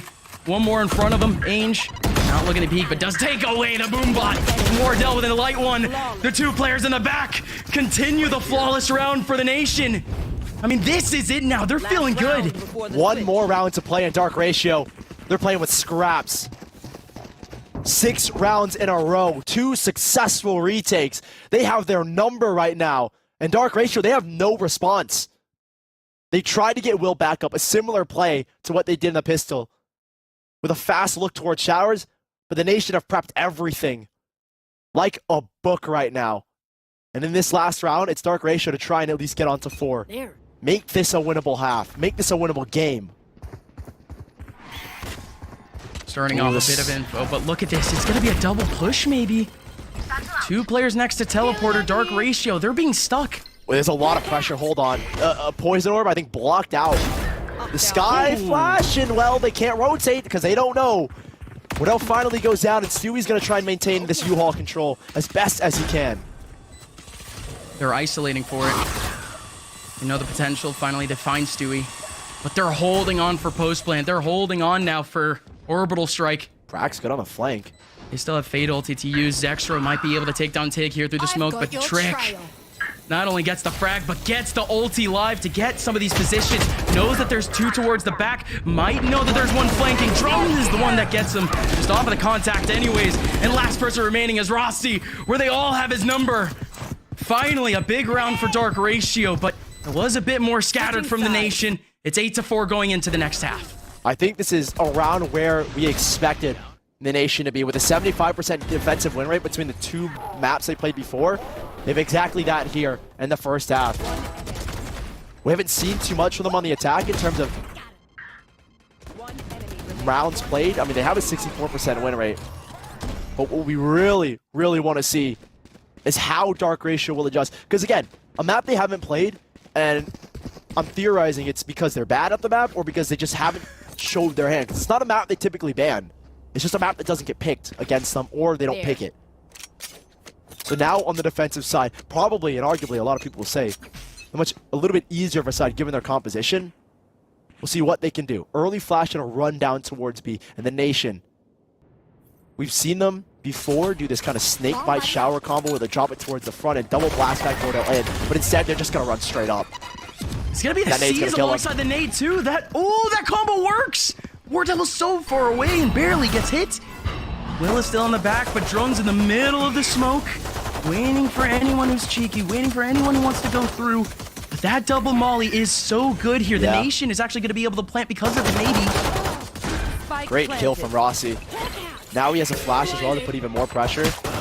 Allows the swing from Tig, but he loses the fight to a full flash Dextro. No. And Will as well for a another headshot. a dink as he falls, but Brax, he's in no position to support. The spike really isn't planted for him.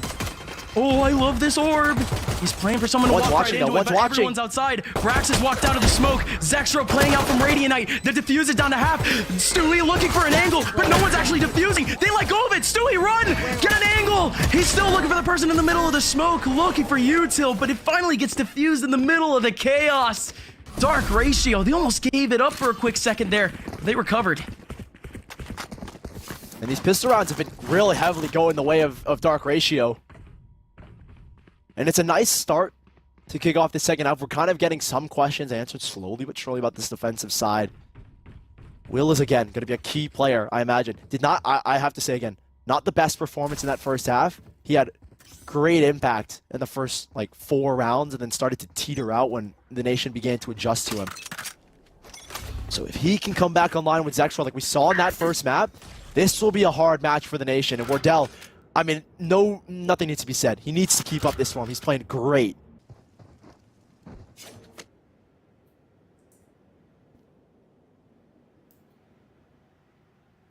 Trailblazers deep, clear long. But again, it's this type of route that we're actually not going to be able to see Wardell pop off. I want to see the one-off here from Stewie. He's looking for a 1v1. The back of sight, someone who we said that just has to be a little bit more impactful in comparison to that first map. But I think that's all the impact they needed. Pick out from short, or from showers. And that has actually pulled 2 different rotations, if they actually go fast enough, but I don't think they will.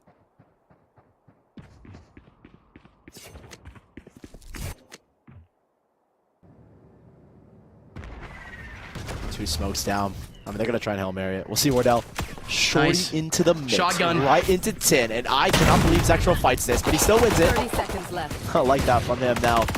The nation with their Hail Mary play. Oh, it works. They should be able to get a plan. I mean, you can see how quick these rotates are. I mean, Will double blast backs on over. This is kind of calm, I'd say, from Dark Ratio. Yeah, Kalamate. Spike is nowhere One near being enemy planned right now. Will does complete it. Okay. Breath of fresh air here, Dark Ratio. All good.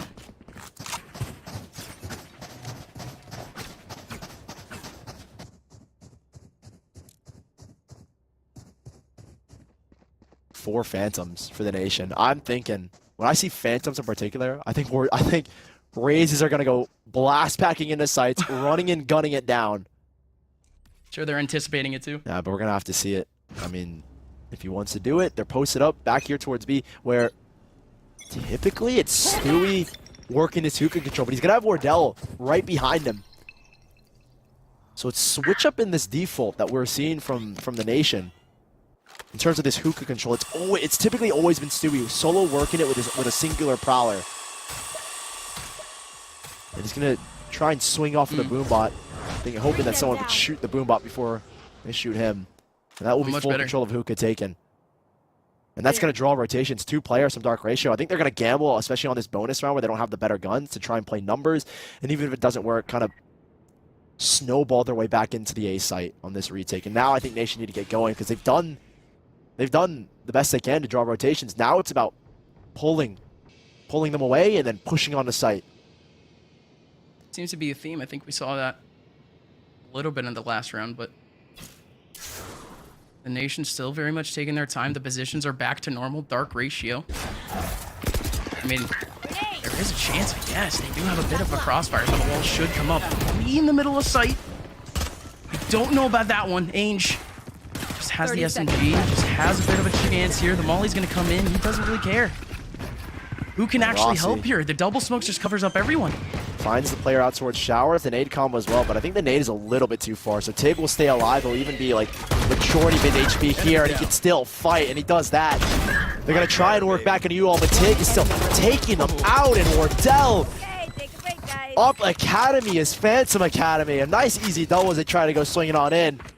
And that will give Nation 9 rounds and kind of cut momentum from Dark Ratio. Now they have rifles here, and Will's got a showstopper. So I want to see what he does with this. And just the way they did it too. I mean, a Dark Ratio, they thought they had it. They thought that when they went back over towards B and that early rotation, the 2 players back into A. I mean, 3 players in the back. I mean, surely you got it. They called the fact out that the Nation faked them out, but it just didn't work. Now into the next round. Don't really know if the Nation are going to try to go for the last thing they went for. That same default. Launching smoke. A very aggressive look towards Showers. Flash, but Zexro still swings due to his smoke. The Nation are just going to sit. They did this in the last round. It was a very slow kind of a retake of Hookah with the boom bot. Stewie's going to swing off of this. Watch. 3, 2, 1. Tries it. Doesn't get anything. Bring them down. And the Prowler full clearing again. So that draws Will over towards you. After full clearing Showers, they're going to play the 3-man cycle where they're feeling that pressure. But we know the way that the last round ended, that there's still the possibility they hit towards the A site. And I think now, I think that flashed. I think both flashes hit on one Showers and one towards Long, and that's why they don't rotate. Another flash as well. Will still commits to it though. He's still committing to this rotate. I don't know if it actually tagged the players out Long, but I'm assuming it doesn't if Will's going to make this rotate. Love the commitment from Rossi. Just pulling out all of his utility on this A site. Just securing the fact that one of these players has to commit to the rotation. But here we go. 2 players in the back of B. Job has been done. Can they actually clear him out though? Zexro. Heard the bullet. They know Trick is there. That's unfortunate. That is so unfortunate. Unless Trick can actually get something out of it. He swings out. Almost gets the damage he needed. From beyond the grave. Will gets one, but it's only the one now. Off the post plant! They still have Zexro on site! Tig does get the trade back, but now it's a 2v1. Can they stop it? Orbital strike going in! And it's deep enough to cover up the exit. Well done from Tig. A quick reaction. We're ready. Orbital strike as well. Knows that with the timing, it might be a Hail Mary play. But Nation, again, great fake as well. You're seeing manipulating and how this like slow style is going to work for them. All it took was a singular fake from Rossi. And Brax playing out towards Long. He's the one guy that stands strong and says, I'm going to take down Will. I'm going to take him out of the sky. Does exactly that and really denies any opportunity for Dark Ratio to have that man advantage off the showstopper. Flash will connect. They're looking for a kill. There are 2 players fighting really heavily here from Dark Ratio, and this is the first. Just off of pistols, you should expect some weirder angles, some weirder approaches. The difference is that with these 4 players like fighting out Long, there's no one towards Showers. That's typically where Rossi is playing, and nobody on Dark Ratio is going to take that space. They don't even check it, really.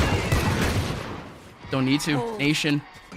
They haven't maintained a contact in that area for the last 2 rounds, except for the fact that the sky has been everywhere. Oh, he doesn't. He's above it.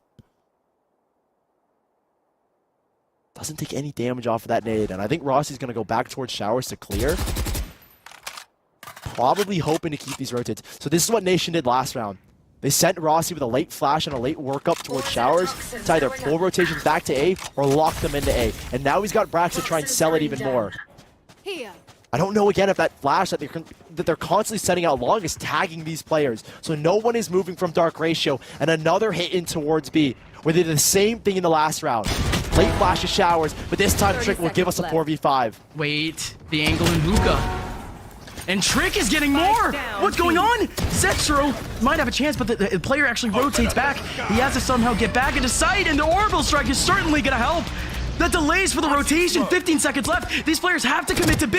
The cross is there for the stinger. Zexro is able to get one. Age is here on site to try to help. Rossi with a double. Drone has to be here. Will is here too. 4 seconds left. Plant finally going in. Stewie covering. The nade doesn't kill. And now it's a 1v1 with the plant down. A body shot is all that drone needs.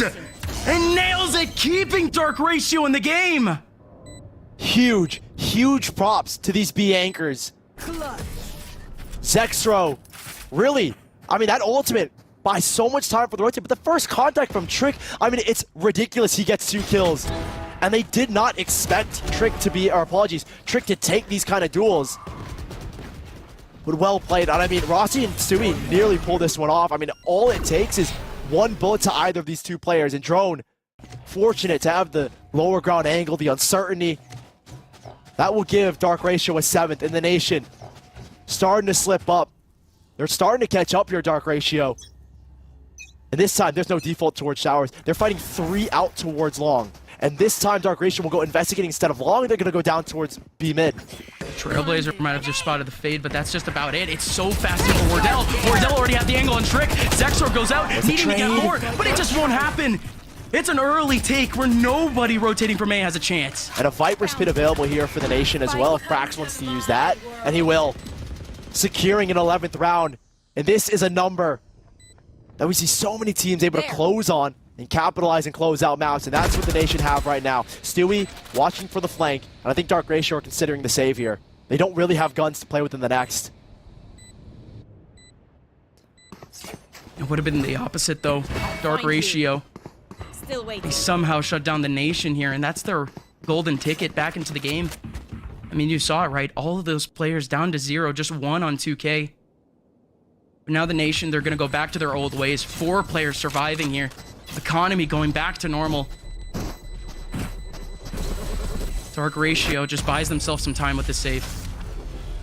And I think 3 rifles is still going to be a menacing prospect to look at if you're the Nation, right? They're nothing but flies. They can still, they can actually really confidently buy here because Will didn't take any damage, so he doesn't have to buy anything back. He can drop a rifle over to Zexro or a Trick. I imagine that's going to go to Zexro.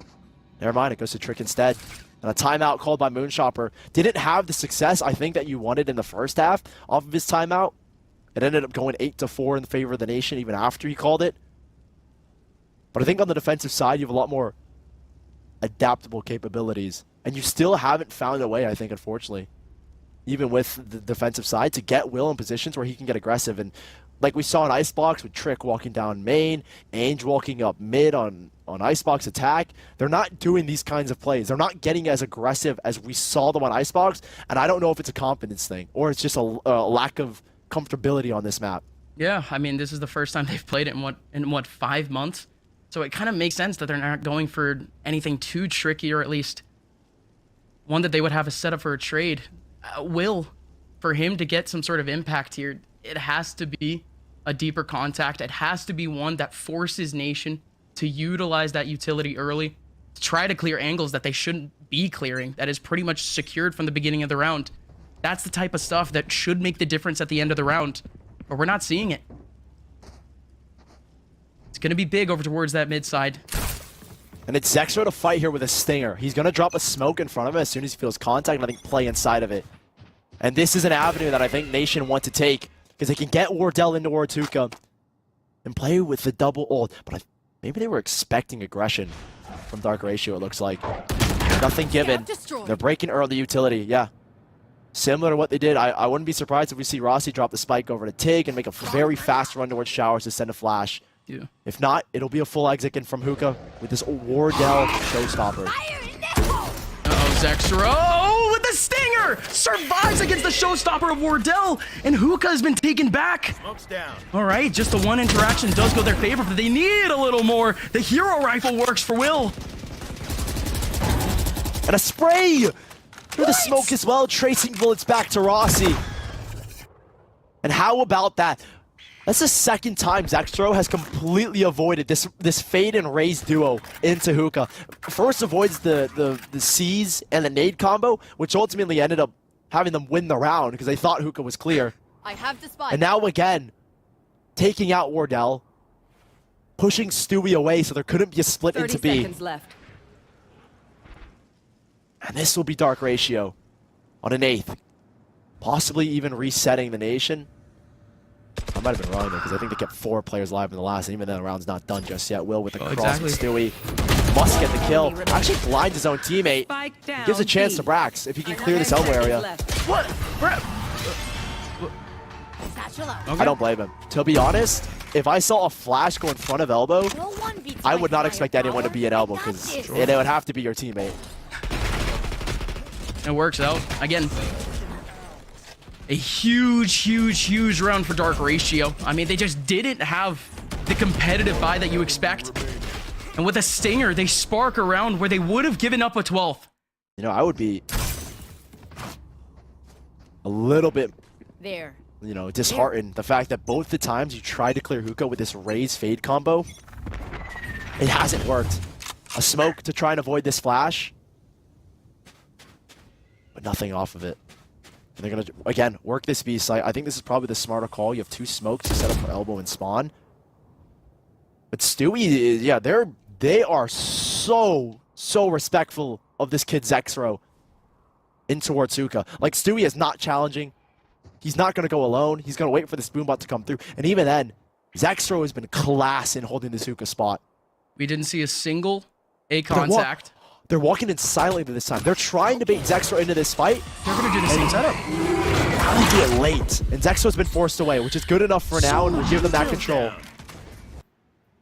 They util dump back into Hookah and back into Long, but they still have people here. Dark Ratio.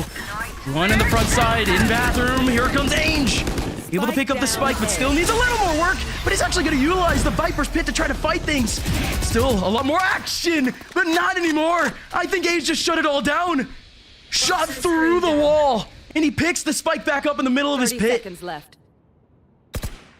One enemy remaining. And Will just picking them up one by one. What a round. And honestly, what a misplay from the Nation to send the spike alone in towards Showers and to give Ainge an opportunity to shut down a play like that. I mean, Wardell goes in crazy fast towards the backside, and I think that this may be a miscom. Wardell blast packing alone, and it felt like no one was ready. This guy, Rossi, wasn't even up in Showers. Nation are starting to crumble, and this is the stuff that Stewie was talking about between the rookies and Tig and Rossi, who don't have that kind of crazy mental fortitude like these veterans of Wardell, Braxton, Stewie. Missed calls be made, coordination isn't there, they get a little bit antsy. And one of the words that Stewie said was, we have to play smart. They are the ones that have to fix it, we have control. And he said that about a map that they nearly choked. So this is a map that they're nearly choking. And I think those words apply here. Dark Ratio, they've made adjustments. And they figured it out, and now the Nation have to respond back. Here.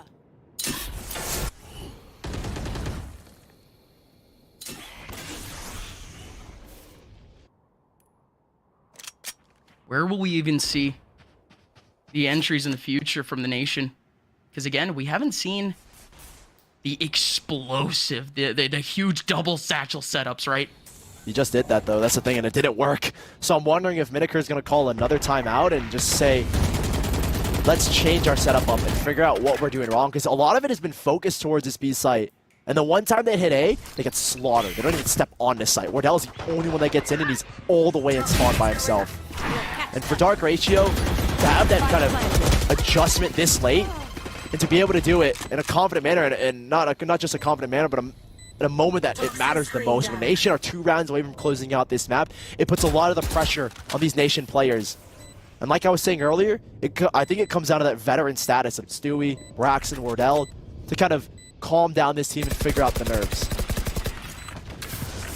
They gotta dissipate some nerves just off of this one round. What is the setup here? The Nation, they do have Spike down, and they do have a decent position, but double swing comes in. The jumping right click. Wardell has to get another one, but not gonna get the kill onto Will. If he gets that one, could be able to run away a bit, but Dark Ratio, they avoid the tragedy. It is 10-11. And this is the kind of the ultimatum round for both of these teams. There's still a decent amount of money between these 2 players of Will and Zexro to buy. They can at least buy 2 players. Never mind, the way they're distributing the money now gives them a buy guaranteed for the next. Yep. Trick is going to be the one to pick up the out. We've seen it pass from Zexro. I thought it was going to Will on Icebox, but now it's Trick instead that picks it up. And look at the setup switch to move Trick now to this A site where he's going to take the op. And moving now Will towards the B site. And this is a switch up. A much different look on the default from the Nation. Yeah, they're going to put out 2 early contacts over towards Showers. We usually only see any sort of contact there. 30 seconds, 40 seconds into the round. They already pull out the Prowler. But there's no contact on the B site whatsoever. They're leaving that side completely quiet. And Tig is just looking for any pushes right now. Orbital Strike available for Tig as well to help clear. That's a great swing, and that's what they love to do. They did it in Hookah. They tried it in Hookah, and this time it works in Showers. They're not going to do anything with it, though. They're just going to maintain the advantage. Just maintain the spots that they have. Retake of Showers off of a nade. No flashes yet for Trick. And I think the issue is that when you're any agent other than a duelist, on an operator, you're going to have to put the scope down to put out util. But Trick isn't biting into it. He's just going to... What was that shot? Brax. A literal sliver. And it puts it a 5v3. Still the ultimate here, the orbital strike. And Trick is on an island by himself. He's all the way out in the open currently. He's going to go for the first pick. And he already got revealed by the Hans. All good for the nation going into the middle of this site. Dark Ratio. They have 2 incredibly important ultimates, but you want that win condition for this last round, essentially. For the last 2 rounds, it's a big comeback that they need to make. We're going to see if they can get a pick. They work into this outfit because they have money to buy. So I would not doubt it that they could win this round. But, I mean, Stewie has been a heater in this specific round. And, well, the trade is perfect there from Tiggs. Xro now is just going to be looking for damage because the nation aren't clear of any economic standings just yet. They need every gun coming out of this round. These 4 players in particular to walk away with their guns, and they're not. Tig goes down, and there's more damage to be done here from Xro. And they finally get away with at least 3. But that got a little sketchy. You can see in the bottom right, Rossian 750 credits instead. Match point. That round and the cost that Xro could have done could have been everything there. Because now, I think for the nation, it comes down to financials if you can't win this round. And that's the Dark Ratio setup they're trying to go for. Well, yeah, they should technically be fine, but there is going to be a lack of util on someone like Rossi. No, I think Rossi is fine. The key thing is that if they all had to buy back, they would be on like the same amount of credits as Rossi, 500. And then if Dark Ratio, if they win this round, there's no money for the nation left over. What is this? Contact. Guiding light back over towards that long side, but this will be a little bit more difficult. Looks like a smoke setup to try to bait util. And they've gone back into the same default between both of these teams, putting both Will Blinded. back over towards A and Wardell back towards B. But instead, Stewie's the one watching showers. So they aren't contesting Hookah really at all here, it looks like. And a very deep boombot. But it's not drawn rotation because they need to re-clear showers here. And once they do that, that will pull Will away. And the timing of this could be perfect, but Will sticks around. Will's going to be in a decent position to try to help out, but Drone might have to do everything here. Do they know that he's there? The showstopper here could be big. I think that's why they keep Will here, because they have 2 pivotal ultimates that they can play with. Oh, hell yeah. Oh, I love it. The showstopper I don't know what Will's can do doing. everything, but he's walking away. He's walking away. The pivotal spot is gone. 40 seconds left. Smoke is up. In for U-Haul. Will is still very far away, but could finally have the impact. He is back on over the site. APC as well. Over the truck, you get double blast back, and it would be enough. It's the It would safest. at least catch 1. It's a safest spot for it, but Wardell just entering slow, trying to find a pixel on site, has the smoke in front of him to try to clear showers, and there finally goes a showstopper. Wardell pops through the smoke, showstopper of his own, but he gets shut down immediately. Ainge with the spray transfer, able to get 2, and he still keeps going. Ainge with 3, keeping Dark Ratio in the game. And I think it's just enough to kind of put the nation in a very awkward bind. And yeah, Rossi's going to have no gun here. And this is the timeout that Miniker needed. This is where they need to figure things out now. Dark Ratio, everything is working in their favor. Momentum is on their side. And they had the perfect trap set up. Rossi even getting caught in the mix of that one, taking damage. And I think Wardell got a little bit too confident there. He runs out the smoke before the showstopper's out, and that's what gives Ainge the opportunity. But Will, what a great showstopper to split apart that offensive play and give Ainge an opportunity sitting in top of Shroud or towards Tower, outside of Showers, and to close out that round. Again, this is the nation. They can. I imagine that those 2 rookies, in respect to the other 3, Tig and Ross, are feeling the pressure now. And Dark Ratio, they know that this is their game to lose. They're already up a map right now, so they're not feeling too much pressure. Yeah, the nation has to feel something, though. Momentum's completely up against them, but it's the battle back and forth for places like Showers that we just have to deal with, right? We wanted some sort of contact. Keep Ainge looking back towards Showers, but no contact came whatsoever from the nation. They ignored that place completely. And in this final round, they're not going to attempt it. They will, actually, with Wardell, someone that, I mean, he's been playing great on this second map, but will his efforts be for naught? A slower look and a double play. This time they're comboing the Fade and the Raze over towards Showers instead to take that control. This is Dark Ratio. I mean, they are so aggressive here towards B. In a Viper's Orb instead and a Viper's Wall here combo. They've swapped the controllers and put Will to play with Trick. It's almost an incredibly interesting setup in the sense that Will has looked so good on A with his util and can combo it with Fade, but now he's playing here with Trick, who's going to get aggressive off of him. They see no one here. Utility, but this clear is going to negate all of it. They're going to realize that Nation, they're out and away.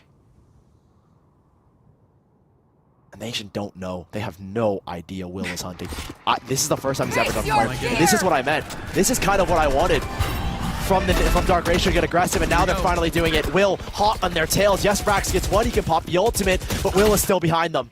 That's huge. Will, you might have the right timing. One, maybe two. For sure two. He's going to be able to take down the Spike and Tig. Viper's pick goes up, but the name might be able to shut it down. 3v3 as Stewie2K does pop out. 2 players in the back of sight. Will is trying to sandwich. Angel 1v1. Doesn't kill the Viper's Pit. Still more work to do. Still another peek from Will. And not able to get it. A 1v3. Trick trying to take this one back. Trying to finish this now. But the Nation stay alive and they push it to a map 3. God, I have no words between both of these series. First, both maps go the distance, and all players are starting to come online. Wardell in this second map, we wanted him up, we wanted him to frag to compete against someone like Will, and did exactly that. And you'll see it now here in the highlights, how everyone, it felt like, on the Nation are playing so confident, utter confidence from them.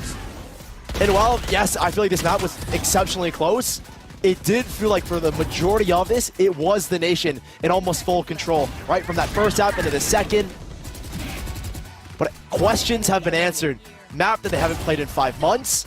We can see they can compete with a team this is kind of their most confident map for the Nation. And Dark Ratio competed on it at an exceptional level. And that's all that matters. Dark Ratio, they didn't have any expectations going into this. It was just going to be reading their strat book and just throwing out what they can throw out. And again, they got close. They got incredibly close. I just couldn't believe the fact that they actually did end up kind of making that comeback in the second half. Right. But, I mean, we wanted to see more impact from just more players anyways. We finally did end up getting that from the second half. But on the defensive side, it did start to seem bleak. I'm glad the comeback happened at around 6-2. But multiple times there for Dark Ratio, it just didn't seem like Bind was the most comfortable thing. But they did a good job kind of negating most of the approaches. They just kind of stayed in their spawn. They watched the contacts. That's all they needed to do.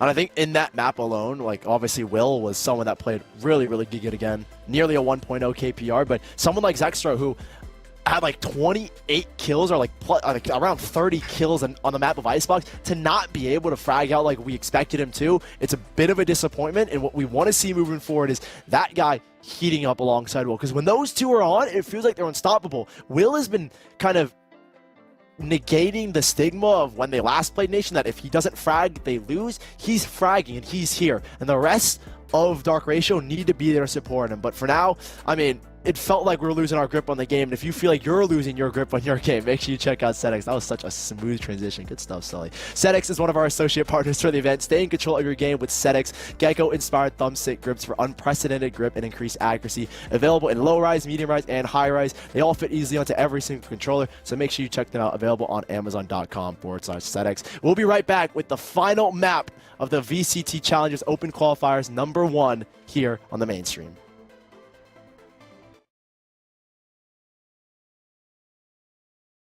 Yo, check it out. Want to know if the price of those wave runners is too good to be true? Or if I Wear My Kicks 49 is truly selling dead stocks? Or if that Jordan 1 Royal Box is original? eBay checks. See that little blue check mark? Behind it is a team of independent authenticators who check. And we mean everything. Every tongue, check. Every toe box, check. Every corner of every box, check, check, check, check, check, check. Every logo, every label, every lace loop. Yeah, it's checked. The luster of the leather, the topography on the tags, to the straightness of the stitching on the sole. everything you can see, and even some things you can't. Really? Then they tag them, log them in the system, box them up, and ship them out with no cost for the buyer or seller.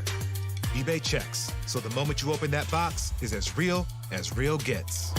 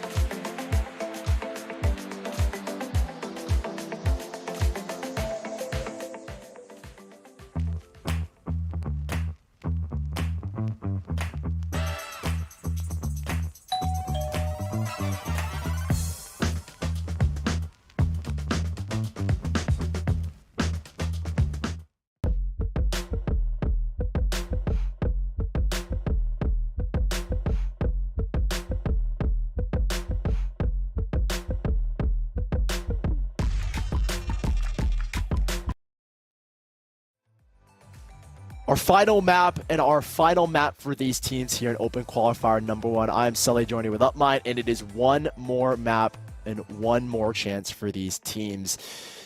Dark Ratio and the Nation, both of our maps have gone the distance, and this is it for them. One team goes home and one team advances, and our final map is going to be Fracture.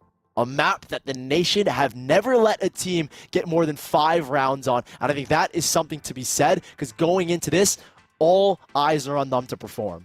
Yeah, again, the Nation, good on this map for sure. Dark Ratio, they have their own results. In the last few months, we have been seeing them finally perform in Tier 2. I mean, some sort of competition out there exists for them to play. And the one game that they ended up playing against a VCT opponent, Shopify Rebellion, they ended up taking away Fracture from them. So this is the map. The Nation, they've been completely dominant throughout this entire tournament. We've been mentioning the word dominant throughout this time. No, this is dominant. Again, no more than 5, but only letting Breakthrough, a team who has already qualified to the next stage, they only let them have 1 round on this map. So yeah, this stage is set. This is as close as we can get. It's one last opportunity. Yeah, the stage is set, and one of the main actors for this map in particular is going to be Wardell, right? We're looking at this guy who, first map, I mean, he had nothing. I'm going to be honest, he didn't do anything. But second map, he he was the man. He was the man about the attack and defense. Really key in getting control of Hookah, which we saw later in that second half, and really key at getting control on the critical parts of the map on the defensive. He was shifting back and forth between sites. And now that I feel that Wardell is online, and it's Ray's agent, he hasn't played Jet. By the way, you guys think he's up Academy Jet. He's not playing Jet for the rest of this series. He's going back onto the Rays for Fracture, presumably. So there's a lot to be said and a lot to be looked out for when it comes to Wardell. He's back on an agent that he just absolutely destroyed on, and competed against someone like Will, who has been #1 in terms of everyone's eyes in this VCT event. So as we head into this agent select, eyes on Wardell, eyes on Will to continue to perform. But players like Rossi and Zextro, last map, they took a very big step back in terms of what they wanted to do. I mean, what we saw from Zextro in the first map was all-star making, right? More kills than Will, more kills than anyone else that we've seen so far today.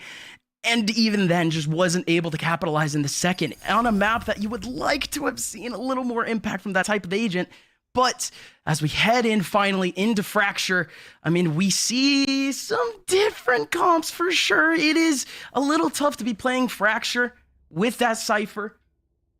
But even then, we should see a whole lot of fun impact from both the Fade and the KO. I want to see Stewie 2K versus Trick. I want to see Trick finally step up, bottom fragging the last map. I love how you say that Brax is not confident on Cypher, but then again, this is the agent that they've never let 5 rounds go by. So yeah, I didn't say Brax. I could agree that Cypher's a little bit more of an uncomfortable agent, but I'm not going to question a team like the Nation. And we go into this first map, or apologies, this first round, and keep in mind, no team has ever gotten more than 5 rounds in the Nation, and their win percentage on both halves are 80+%. So Dark Ratio, they've got a tall task. I think when it comes to teams they face, Dark Ratio beating the better of them. But the Nation just recently, again, like you said, beating a team that have already qualified for Challengers 13-1. It's one map, one team moves on, one team goes home, and it starts here with the Pistols. Gaining up a whole lot of ground. You do get the contact from the Cypher, and actually Stewie opted to shift back with the Cypher. And it's a very early rotate from Dark Ratio. Will in a key position to call this rotate over. And look at the util that's already stacked up here on the B site. And the alarm bot going to be able to catch the spike here. And this There's is only one in the middle of sight. They've loved to do this. And I think Dark Ratio have done their homework perfectly. Alarm bot here towards the box. Ooh. And Wardell's trying to get in top. Does he get control? He does. Wardell's shotgun is just better. Still 2 players that could have helped out for Dark Ratio, but thanks to the Brim, long smoke here should be enough for just the plant. Do it all the way out in the open too. This is great for the Nation. Nobody, not a single person playing in the middle of sight. And a nade to buy more time as Tig looking to fight. He loves to sit in smokes and he's ready to pop. You're on the team with the Smoke Criminal. Well, you can steal the name right here. Gets one. Is there another? Not enough just yet as they're trying to retake tower here, Dark Ratio. And Tig for a second. Continuing to swing on through. This is his map, and this is his calling. A 4K for Tig, and that's the Nation with 1. I mean, you said it. He's just feeling the energy from the Smoke Criminal. He pulls one up himself and just gets all 4. The Nation just has to continue this momentum now. Dark Ratio, they were the ones that had the momentum at the beginning. And I think that this is a player that has gone under the radar. I think I said it yesterday, is that he's someone that gets overlooked. Him and Rossi consistently get overlooked. Even when Rossi's probably the best player on this team statistically, he gets overlooked, and Tig in particular has had phenomenal calling this event. And Stewie really commended him, and those are huge words for someone like him. So to have Tig coming online, to get hype and to play confident, and especially when we talk about, again, Stewie mentioning that these rookies, they kind of lose themselves a little bit when things don't go their way in terms of the game. So to have him get confident early on is going to be a big plus for the Nation. Yeah. Hopefully that doesn't contribute to overheating. Right, yeah. Overconfidence. That has happened sometimes with the Nation. Hopefully it doesn't happen here, because you're up against probably one of the best teams in this event. Yeah, another time where we might need a Smoke Criminal. Dark Ratio slowly making their way out, and Tig, he already starts it off right, already getting himself 1. Brax alongside Rossi trying to get away. Tig getting up from behind to try to take down the diffuser. What a jump from Ainge. Oh my gosh. Through the smoke. Through the smoke, Rossi saves the round. because that 1v2, that smoke would have lasted forever. No, yeah, that was insane. From H just jump over his, what was it, Rossi trying to run around him? Okay. That does get the ult online though for taking and the kill and the plant and the death. So now with his ultimate online, we'll see how they want to work it. And I mean, the Nation play a lot more aggressive on this map in particular. They'll leave a lot of bracks to kind of work the part of the side of the map that they're not going with. And I think this is going to be another work to try and get Wardell in towards tower. And it looks like it. Alarm bot doesn't actually catch him. They immediately break these sight lines, and it's perfect. Wardell is slowed down, but he still has control with his room bot. Dark Ratio have control of sight still. They're still holding on for the cross. They're still waiting for anyone to go through, but they don't have to stay outside of the smokes. Zexro, he actually commits a little late to that. He could have stayed in the outside, but he decides to go for the peak midway through the double spill out of waterfall, or out of heaven. Drone does get a flank on alongside Will to at least get a rotation in. But what is this setup for the Nation? They have a Rolling Thunder, they have an Orbital Strike, but 3 of them are playing tower. Take underneath is playing a really safe spot as well for his Orbital Strike. So this is almost a guaranteed round as Stewie. Catching Trick off guard, Take looking for the exits, a singular rifle backed away. I mean, there have been multiple times where we've seen this Dark Ratio lineup play the save, and this time they only get out with 1 rifle. A flying start for the Nation. Ult's charged up, they use the Rolling Thunder there, but they still have that Orbital Strike moving into the next. And this is the side that the Nation, playing on their attacking side, the one time they started on the attack, they go 11-1, and now they've removed the only 1 rifle for Dark Ratio. This is the type of start we've seen so many times to the Nation. Dark Ratio. I mean, who can be the spark to try to take this back? Certainly not in this round. I mean, we could see something, right? They're setting up 5 over towards B, trying to hard read. I think it'll take time for Dark Ratio to adjust. Similar to what we saw in Bind, where Nation were on their much more dominant half, and I think this is also one of the more dominant halves. It took time for Dark Ratio to adjust, and that's what we'll see, I hope, coming into this next round with the rifles. If not, maybe get a word in from the coach to try and figure things out here. But the Nation, a lot slower this time around. The default is going to work here with Tig as well towards the bottom part of the map. They're looking for aggression, which I think is a smart call. Playing slow towards top dish, and then expecting some kind of push play. Normally in these anti-ecos, they'll work this top part of the map and have Brax work his way all the way up and towards you. But they haven't done that this time. They are respecting Dark Ratio in this instance.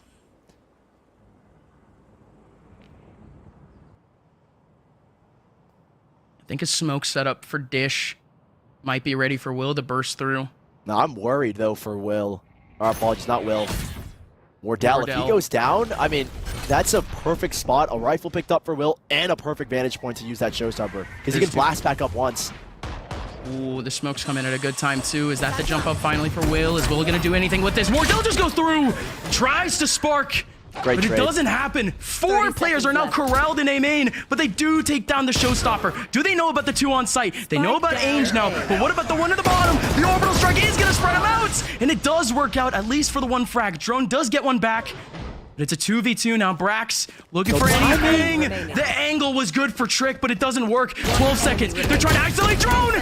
Drone almost does it all with the Sheriff. But the Nation, sweat off their brow. They're good. God, I'm worried again. I'm so worried again.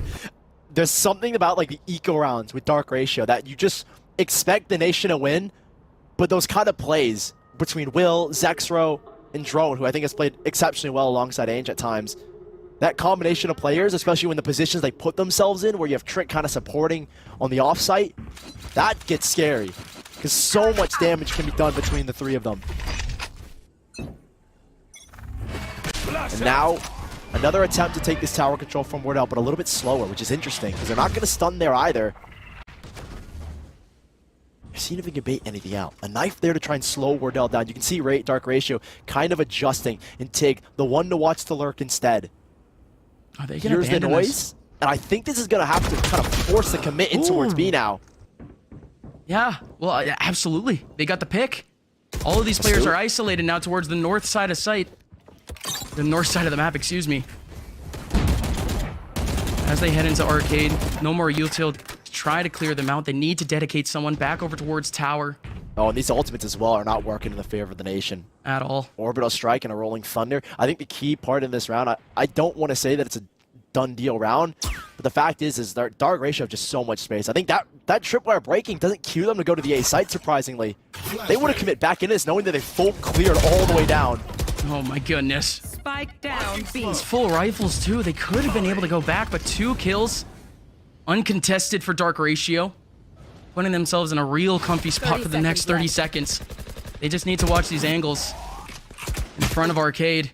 They know where both of them are now. They both got some sort of shot off. Enemy remaining. Wardell is going to go down. This is a big change here for the nation for sure. Almost lost going into the north side. Yeah, I don't 10 seconds. exactly understand this calling, because you know the trip has been broken towards the bottom part of the map, and you just full clear dish back towards A. They don't elect to go there, and they end up walking into 4 or 5 players already. And Dark Ratio have been able to hold on to the 3 ultimates. And I love this kind of setup because they perfectly counter this arcade play. There was a knife that came out that was attempted to slow Wardell down and towards his double blast back and towards tower, and then immediately after take that control back with a flash. There.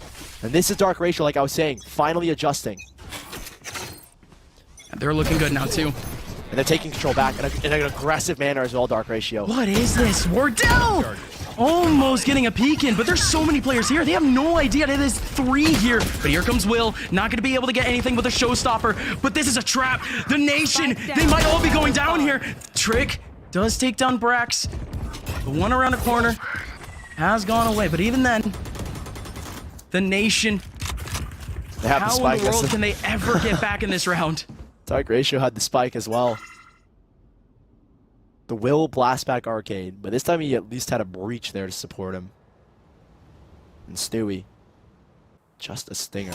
Gonna try and work back. They're gonna try and at least take that back dish and try and have Tig work at the same time. That Haunt is at least gonna force, though, at least for now, force Trick back to give them an opportunity. The orbital strike, it either forces them back or forces them into the peak. That could have been real good if they actually went out. Smoke's down. Doesn't happen though. They're still stuck. Trying to go for this big peek again. 3 players on the side, and they're even gonna gear the rope. Tig is gonna be uncontested though. What is going on? Hello? I know that it's all Tig, but Zextro, he comes in swinging for the ropes. He's actually able to get 2 off of that, but this big rotate, the spike might be able to make it over towards B in time. 15 seconds left. It's gotta I don't be think fast there's in the time. lockdown. What? It was there to read if someone was going A instead. But the plant might go in. Tig has to get behind the box, and he will in time. Does he spam it though? Zextro wanted to bait him into this B hit, and Zextro's already here! A great shot! Pre-aimed and everything, Zextro. I mean, that is a great play. The lockdown to ensure that he can't plan on A, and then immediately runs to B. It catches him while he's planning. Yeah, I think he's savoring the moment right now. Savoring the moment against Tig. Little victory lap for sure. That's 4-2. That's a great play from Zextro, but nearly recovered from the nation. A top side crunch that personally caught me unaware, because I did not think that Will was just going to go full send into it with this crazy double cage setup as well, but it worked. And it caught them off guard. And I think we're going to see more like this. And it was unexpected for me because I didn't think Dark Ratio would adjust in this manner, where they're going to force send players to try and gain that kind of advantage, but it worked. And I think we're going to see more of that moving forward as Will gets more and more confident.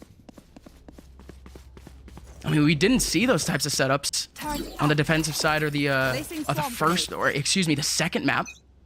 So why see it now? Dark Ratio. A little bit later, and I think that's what Dark Ratio are realizing, is that this kind of style is very easily counterable if you get aggressive. And that was something that I think Steel and Stewie kind of have very similar styles when with teams they play. It's slow. It's extremely slow. And that's what Dark Ratio have realized, and that's what they've done here again.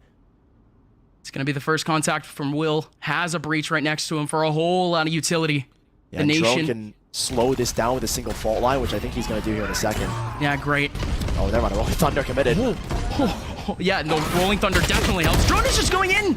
He just goes in with it. Brax is able to get the trade onto Will, too. A disaster for Dark Ratio as they try everything to cover up A main. Do they commit? There's still a minute left. And they know where he is. Ainge, that's going to force him either in or it's going to force him either out. And now they have the site control. They're waiting for the spam as well. And there's a flanking behind. They hear the door open, surely. Brax tucked in the corner. Multiple players here to fight. Multiple to swing, but he's done so much, Zexro. On the KJ, he's unstoppable. 2 players incredibly low though. Rossi needs some body shots, but the shots through the wall are going to be able to do it. Oh my word, Zexro saving the round coming up from behind, but the Nation, just from that one setup, full A main crunch. And this is like such way that they should be able to make their way through. A missed time on this swing, like literally give him ones. Bro, he's a Fortnite player. He takes ones every single day. And now a timeout. Yeah, because Nation, they had such a beautiful start. But that's 3 successful retakes in a row from Dark Ratio. They've been getting plants, the Nation, but they haven't had a successful one since Dark Ratio have made those adjustments. And Miniker has to have a word here. Jeez, what a time. I mean, Dark Ratio, we just didn't see that type of effort on Bind. I mean, I don't know if it's the nature of the map or not, but this is at least a little different, at least in terms of sporadically actually putting in that pressure. Of course, it's not constant because you don't want to give the Nation that sort of chance, but doing a good job of just keeping the Nation on their toes, keep them changing things up each round, just for the fact that they just can't be comfortable.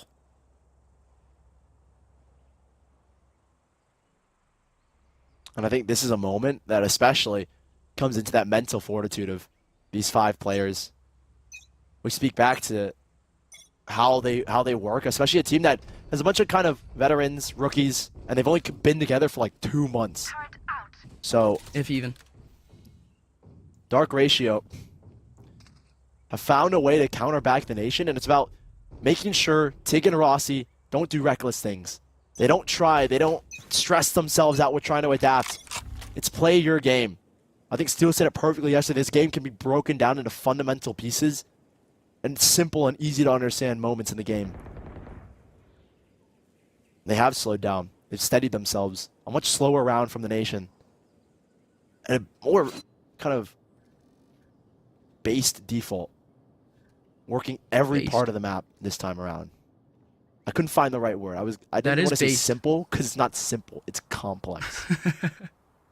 This is good. I don't know about the double rope. They're just going to group everyone back towards the south side, but has to be that split back over towards A. It's because Brax has gone towards Dish. That's why they're trying to work this, because he realizes that they've given a lot of space up on A, and that's where they want to hit. Is Brax going to contact first? No, clearly not. They're still going in with the Prowler, looking to re-clear A main. Fault Line comes in at a really good time, though. I'm surprised Wolves would toss an aid there. And Brax, that is his job. He is going to be looking for a pick early on to try to open up A here, and he might find a pixel of the forehead of Ainge. Ainge trying to run around. Drone doing the same thing. He's flashed up. Wardell finally gets him. 2 players here on A for Dark Ratio. They could go out immediately. Will finds one. No, Will doesn't find anything. Ainge is the only one here, and Ainge goes down. Such a slow work into this A site. And with 10 seconds left, they will get the plant down finally. Zexro will try and work with Trick back into this site. And I mean, Wardell knows. They've one watching drop, one watching tower. They know where the knife has come from. That's a lovely flash, though. Still, though, Tig up close is going to win that fight. And now the Nation, a very, very slow work up in Trick. He's up against a Rolling Thunder and 3 players taking the peak. You can't give this one up here, Nation. He's hunting, I don't think though. he's going to try it. I think he can do damage, but his economy isn't the best. So he elects to save instead. I think it's definitely the rest of Dark Ratio, they have a decent win streak going on. Most of the players are going to be able to buy up back again. Well, yet another slow, methodical play from the Nation. I mean, bringing back the trend from earlier. I think the call here instead, from that fast style that we saw in those first opening 7 rounds, was let's play a slow contact into A, and we were able to bait out the stun from Drone. Granted, no nade came out after from Will, which I thought would have happened, but I guess he was holding it, again, trying to layer that utility in towards A main. As soon as that stun came out, they knew, once this stun is reset, we can pop out of sand and catch this guy off guard, and that's what they did. Wardell was right in his face to kick him out. And we still have buys available for both teams, but the Nation are still working with a lot less 3 sets of light armor. Somebody out. The Nation group up once again, and they actually give up all of that information. No one tries to move away from the knife. So Will, he's going to try to maintain aim in, but again, Dark Ratio, they've had these sort of positions before. In Nation, I don't think they've really faltered to try to retake. They've pushed Will. They know they've pushed Will for now out. But again, this constant door opening is going to cause a lot of uncertainty. Because they don't know if he's actually stepped in, if he stepped out. They do spot him now. And a re-clear here as well coming out from the Nation. They're going to try and work off this breach ultimate, it looks like. And I think if you're Dark Ratio, you can kind of back away. You want to maintain Sands as best you can, which is where we see those 2 players. And they have a lockdown setup too. They could be able to retake, but there goes the swings to try to retake A main. And it's equalized out of nowhere. It goes from a 5v3 to a 3v3. Yeah, really nice trades from the Nation. They've kind of lined themselves up, which I got a little bit worried, but Right there. I think if you're Dark Ratio, you're considering popping both of these ultimates here to not allow them to have confidence to ult into sight. First, you null command them, and then you guarantee the round with the lockdown here. I think it's up to timing here as well. That Rolling Thunder going towards under. I think he's ulting in towards spawn as well. He is. Banking on the fact that they were trying to play the retake or get from the get-go. Oh, it's perfect. I'm sure they didn't know it, but they actually got both Oh, of the players that could Stewie possibly be stunned! here. And Stewie, while stunned, does the same to Trick, but Trick is getting revived. And they're wrapping back around. Stewie's going for a double flank. He wants to deny the lockdown. Oh my gosh, Stewie. What a one tap. Still a 2v2. They're incredibly close. They have to back out of this position. Brax might have been revealing himself for a quick second. Double cage up in front, but he's gonna play behind Radiant Knight. That's a tough spot. His shoulder could be spotted by Trick, but it doesn't matter. He wanted the 1v1 for a reason. And now Drone distracted by Brax. Will he have any idea about the second? It doesn't matter. Brax stands tall. And that decision making from Stewie. I mean, the guts on this guy to take that full stun, by the way, and he still fights it. One enemy remaining. Oh. And they won it, and he knew. He predicted the play with that lockdown and decided to or he just thinks he's the best player in the world, and he wanted to fight it. And he got the win anyway. Dark Ratio on this pistol round in the Nation off of the timeout called by Miniker. That slow style where they're taking time to re-clear space. It's working. The Dark Ratio, how do they respond with their next rifle round after this? Yeah, because there's no way they could respond now. Ange, try to get a quick pick here. And was actually pretty close to doing so, but Wardell Oh, down to shaky 9. Braxton, he's getting swarmed as well. Similar to what they did to him in a couple rounds ago when they had the ult from Will. Yeah, loving the pressure. This is all that Dark Ratio can realistically do. We just didn't see this, though, in the prior pistols. Wait, but it gives them a rifle here. And it gives a vantage point to retake from with this lockdown. And it gives the showstopper as well to Will. So this isn't out just yet. And you can see respect from the Nation after losing that rifle. They know it's gone to Will. They know they have both ults online. And Stewie, don't do it again, man. The fact that he was even thinking about it. Lockdown here as well now. Okay, yeah, lockdown alongside the Aftershock. No way they're using it now. Stewie waiting for a big pick. Oh my god! Takes down both! The showstopper does end up taking him out, but this leaves the Nation in an advantageous scenario. 1v3, easy peasy for them, surely. Zextra on the open, and no chance to take down all 3. Wow. What a spray down. A ridiculous peek from Stewie. He does it twice. Actually, he technically did it 3 times. Once when he was stunned and took down Trick. A second when he wanted to fight Zextra to cancel the lockdown. And another time there. Stewie has come up massively in these 2 rounds. And they brought out both of the ultimates as well. They did. One that Will had just gotten, and one that they were saving for a moment like this on Zextro. And it's all for naught, because they played this post went really, really well with the combo of utility. Nade, stun, and now Dark Ratio have to respond. 2 rounds left in the half, and they're looking for 7 to 5. This has got to be the time, Dark Ratio. The Nation. I mean, they've been so dominant on this map. I mean, 13 twos, 13 threes. Single digit only, below 5 in Dark Ratio. This is the round that they need to win. It's been a very similar story to what we saw in Bind, where Will just is not finding the impact. He's having great rounds here and there, like the crunch towards North Side with the showstopper, but that's comboed with 4 other players. Right. And then there to get the rifle from Brax. But now that the Nation are, again, adjusting their style. Dark Ratio have not had a response. You can see Will is at a glimmer of what he once had. And while Wardell, I feel, statistically doesn't look the best, he's still having great openings. And the kills that you are getting have been as impactful as ever. Now Dark Ratio, it's time to respond. Get Will and Zexro back online to close this one out 7-5. And Zexor wants to heat up. You see that push back over towards Dish, but the Nation, all 5, heading out over towards B, and it's an overheat. Wardell gonna be able to put out a showstopper back over towards Tower, and nothing works.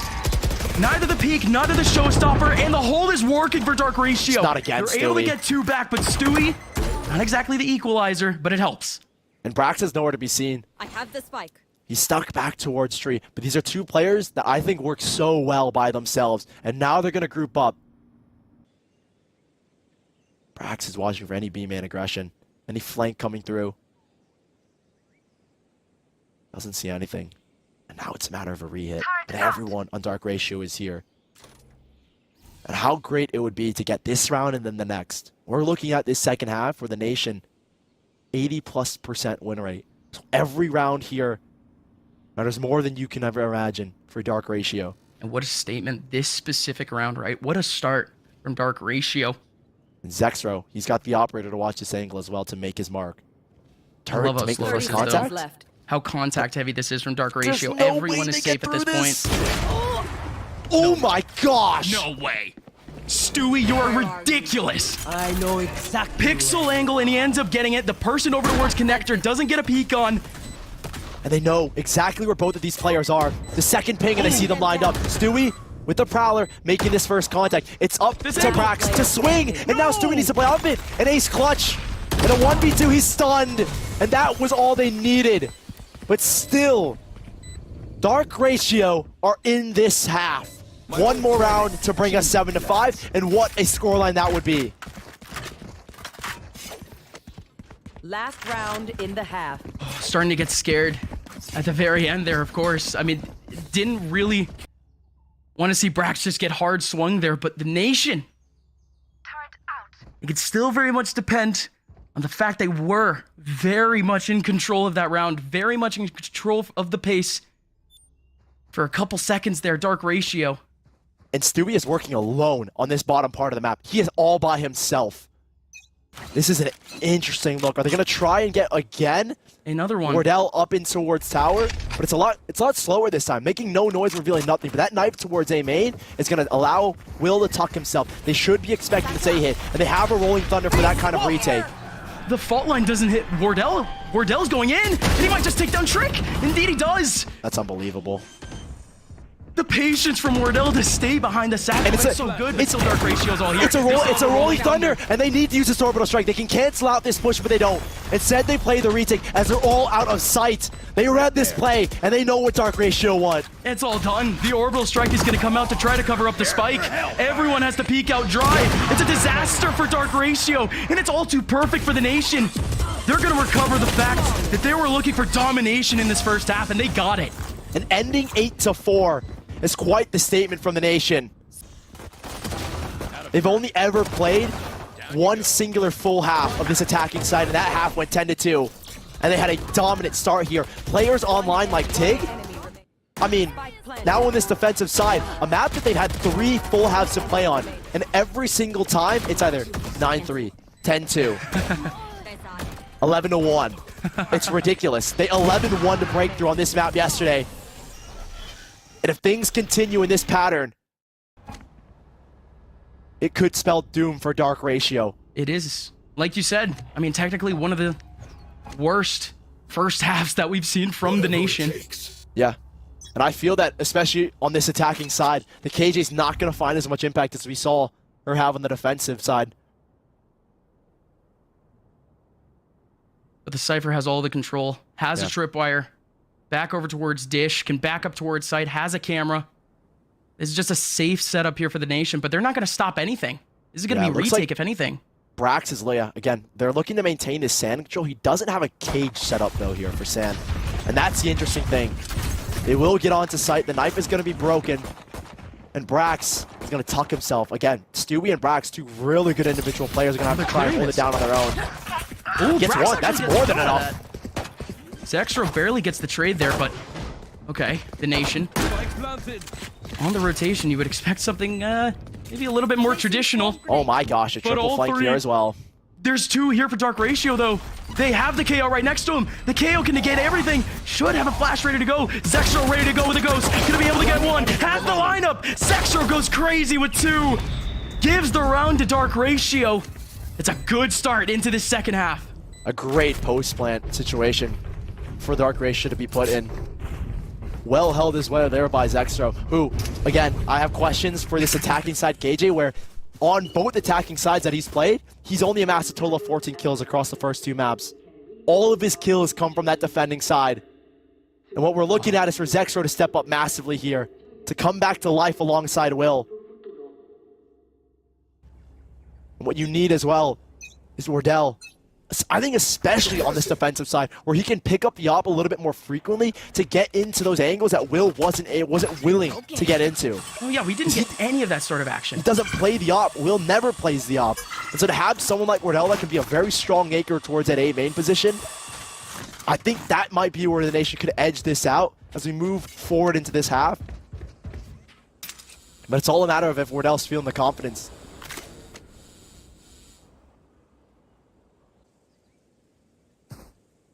When will they get humbled in that sense? It might already be this round, if anything. The Nation on an eco. This is realistically the only sort of setup that you could pull. I mean, just invest everything, invest everyone. This is the good call. This is what Nation needs. This is what they get. Here comes Will on the front side, gonna be able to take down Tig, but the crossfire is here. Brax is able to take down Will, but nobody else is outside. The smokes are good enough to cover, but Dark Ratio, even with an advantage, they don't seem too comfortable.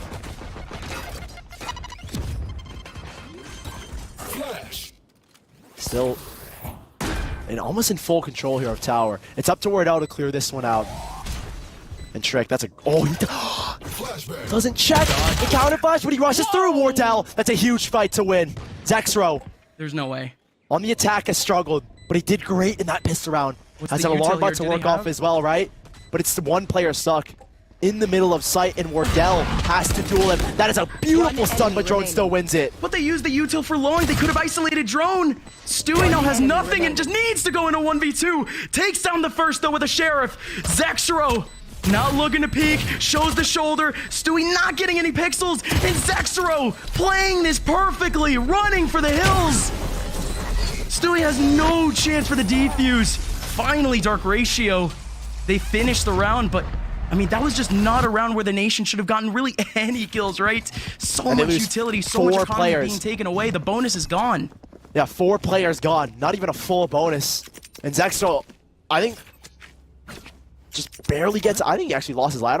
I was not paying attention, to be completely honest with you. But he's down to a Spectre with the rest of his team. Same eco. And you're looking at these buys and you're wondering, who the heck won these last 2 rounds? And it's actually Dark Ratio, who now have to work with just Stingers. Just Stingers. And for the Nation, it's a huge opportunity to work back into this. And it will be an attempt to get Will in towards Tower. They knife it, they can stun it. Oh, a little bit of a mishap, and he goes up finally at the very end of things. But they're playing offside here, the Nation. Both. Yeah, they're respecting. Brax, alongside Rossi, playing very far offside in this instance.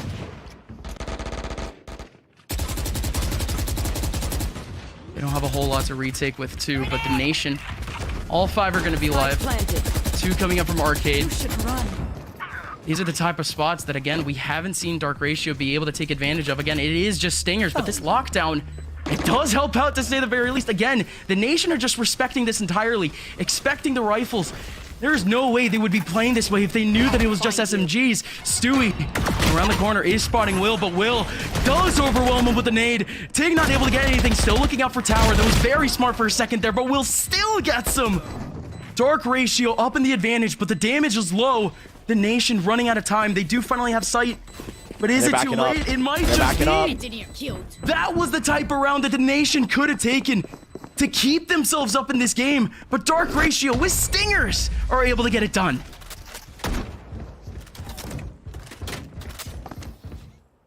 That will be a huge bonus to this Dark Ratio economy. Picking up 2 rifles as well out of that instance. Nation only walking away with 2 of their own. And that will put them on this weird back Whoa. foot. After trading blow for blow, that's 3 successful post plans from Dark Ratio in a row. And in one of them, Nation had a clear gun advantage. That last one was it. Full buyback for Dark Ratio. And another attempt to take B control. They love to hit this B site. They'll do the same knife flash combo to get Will in towards tower, or they'll switch it up and go out towards B main. Oh no. Apologies, B site. That Brim was looking to fight for the first time. There has been nobody actually close up arcade. But because of that knife, he backs on out. And they try and counter this play by moving Brax's setup to account for this arcade play. And they've even dropped an early smoke to force more utility to come out of Dark Ratio's hand. A smoke drew out both the blast pack and the flash.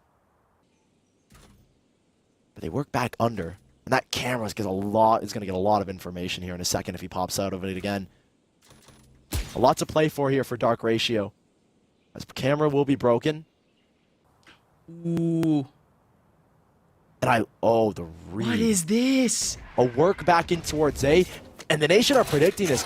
A well-timed smoke as well, and a shift as well from the Brimstone. Ooh, but that's so good. They bait out the ultimate from Wardell just with that one KO flash. And they're expecting and to rotate. Might still go in. Zexro sticks around. I mean, they're still expecting a KO flash. And Wardell 30 is alone seconds here, left. all by his lonesome. His trick is selling this fake. His footsteps What in the alone world? have drawn everybody towards this site, and Wardell even as well. And by the time they realize it, it's just way too late. So good from Trick. If anyone spots him, they got him. For the Nation now, no chance. I mean, Dark Ratio switching it up. I mean, the Nation, they were the one with a slow, methodical play, but Dark Ratio, just off of 2 contacts, able to play with the heads of the Nation.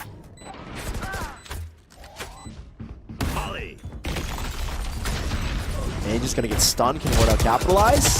Good for one. Wanted the second as well. Just barely finds him. And now Rossi, stinger from long range. There's a difference with it as Xro. They're gonna back away. I think they understand the circumstance that they're in here. The Nation, they're just looking for exits. They'll keep drone on the site, but the time is just so far gone. And it seems One enemy remaining. nearly impossible, as they're gonna actually force these 2 players to commit. And Brax wanted a little bit of extra damage. Both players would get away from the spike. And they tie things up here, 8-8, as the Nation will be back in their full buy here.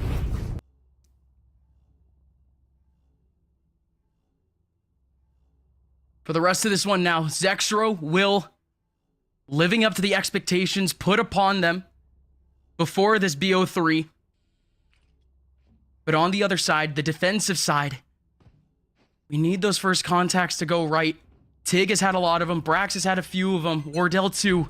And none of them are going right here for the Nation. And they're looking fast to get out towards Sand here. Will has got the showstopper, but he likes to hold on to it.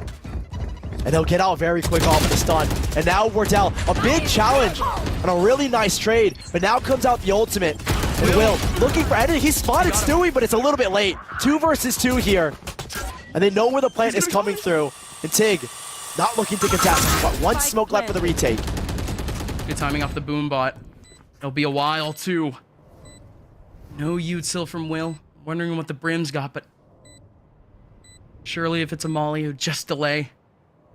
But this spot is so cheeky, so cheeky from Will. Just a one and done in this type of situation is all you really need. And Brax, Enemy remaining. indeed he's done.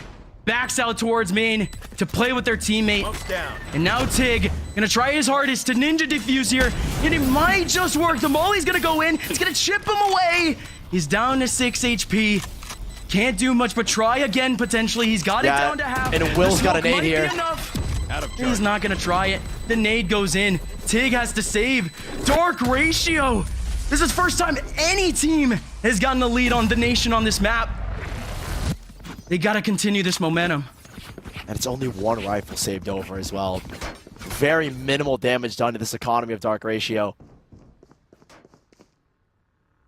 And for a Nation team that have played 3 full halves on Fracture and won 11-1 yesterday against Breakthrough, to let 5 successful plants go down in a row has got to be a harrowing fact to realize and to let set in. Trick is gonna throw a crazy knife as well to fake this A play. Will is that's gonna set Will up. I don't know if they're gonna actually full commit off of this. I can't imagine they will. As Zexro feels an influx of players towards B, that might cue them instead to go back towards A, and it looks like it has. Feeling that pressure, he's gonna pull away. Zexro. I mean, he's just dragging everyone here. Dark Ratio is gonna have an easy plan. It doesn't matter if Zexro ends up going down. This is the pinnacle of what Zexro's role has been for the last 2 maps. Spike planted. Attract, get your frags, even though it's just a KJ, right?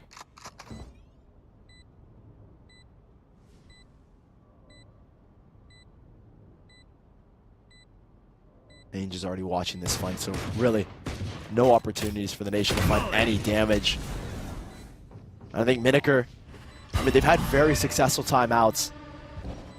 And this might be a moment where you want another voice to come in. This Dark Ratio will be walking away out of this round, presumably with these 5 rifles. Tig holding on to the only one that came into this round. And they're not even going to give Stewie the extra hold point if he goes down to one of them. He'll die to the spike.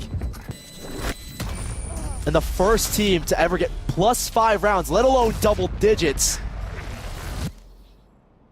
is Dark Ratio. And now within 3 of joining these teams in Challengers. Getting dangerously close again. The losses have been plentiful here for the defensive side, so maybe some loss bonus going on, of course. They're going to be able to buy for the foreseeable future, but Dark Ratio, how do they switch things up? It might be the first time where we see that big arcade entry, but that's just not going to happen. They're going to split it back up. And it's 3 major ultimates here as well. I think the goal here is to get Drone towards under heaven or under tunnel. Oh, look at this. And it's a crunch play here, at least from this one part of the map. Stun, smoke, and then Wardell to get aggressive. They're going to retake it. They 3 players swinging out of the back smoke. and they just leave Wardell. They have to readjust for sight. They have no idea where the take could actually be coming from. Zekro, yeah, he's got it. And it's in Locked such down an and in off such a position good as spot. well. There's no way the Aftershock would hit that, and they're not even going to try it.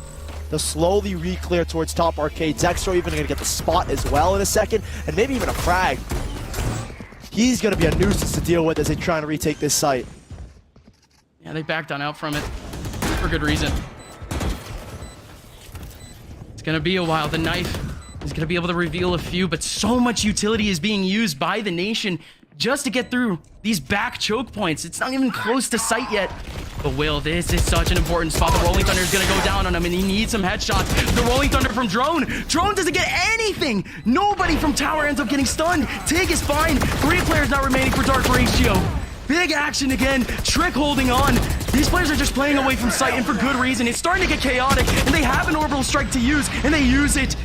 We wait some time now. They try to go down for the defuse. It is down to half. They are going to try it. The spray from Ainge. He has to do it again. Missing out. The bullets are gone. And he get it. Doesn't hit.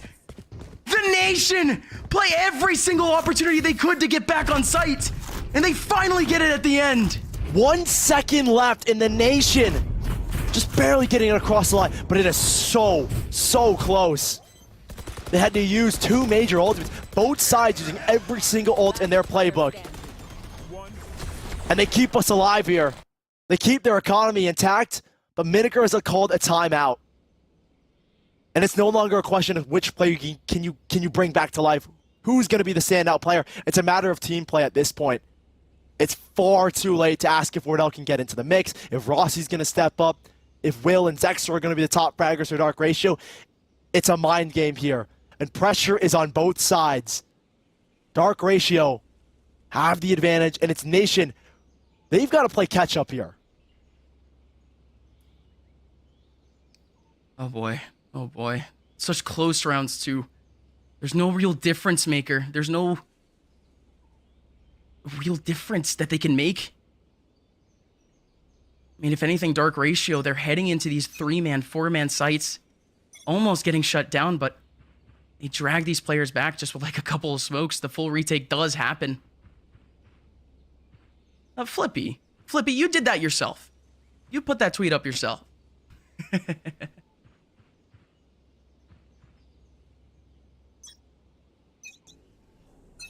The KO ultimate for Dark Ratio to kind of lead them into this site.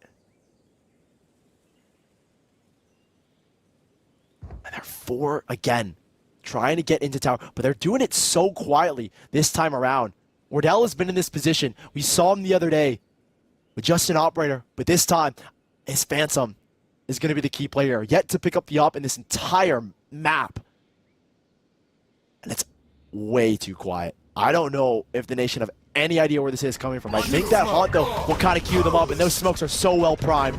Yeah, Wardell. Wardell's in a really good position, though. Oh, he could have been good for one, but now they isolate their teammate back into tower. Tig is playing in the do a smoke. whole lot more work, though, but they got the knife on him. They know he's there. Tig just goes through and gets the kill and can walk on out potentially, but he wants to go through the smoke. Almost able to get 1 or 2 more kills there from tower, but it's just the equalizer. Everyone has been able to rotate, though, before And the the spike goes Nade down. fade combo, they're going to try and keep the spike from going down.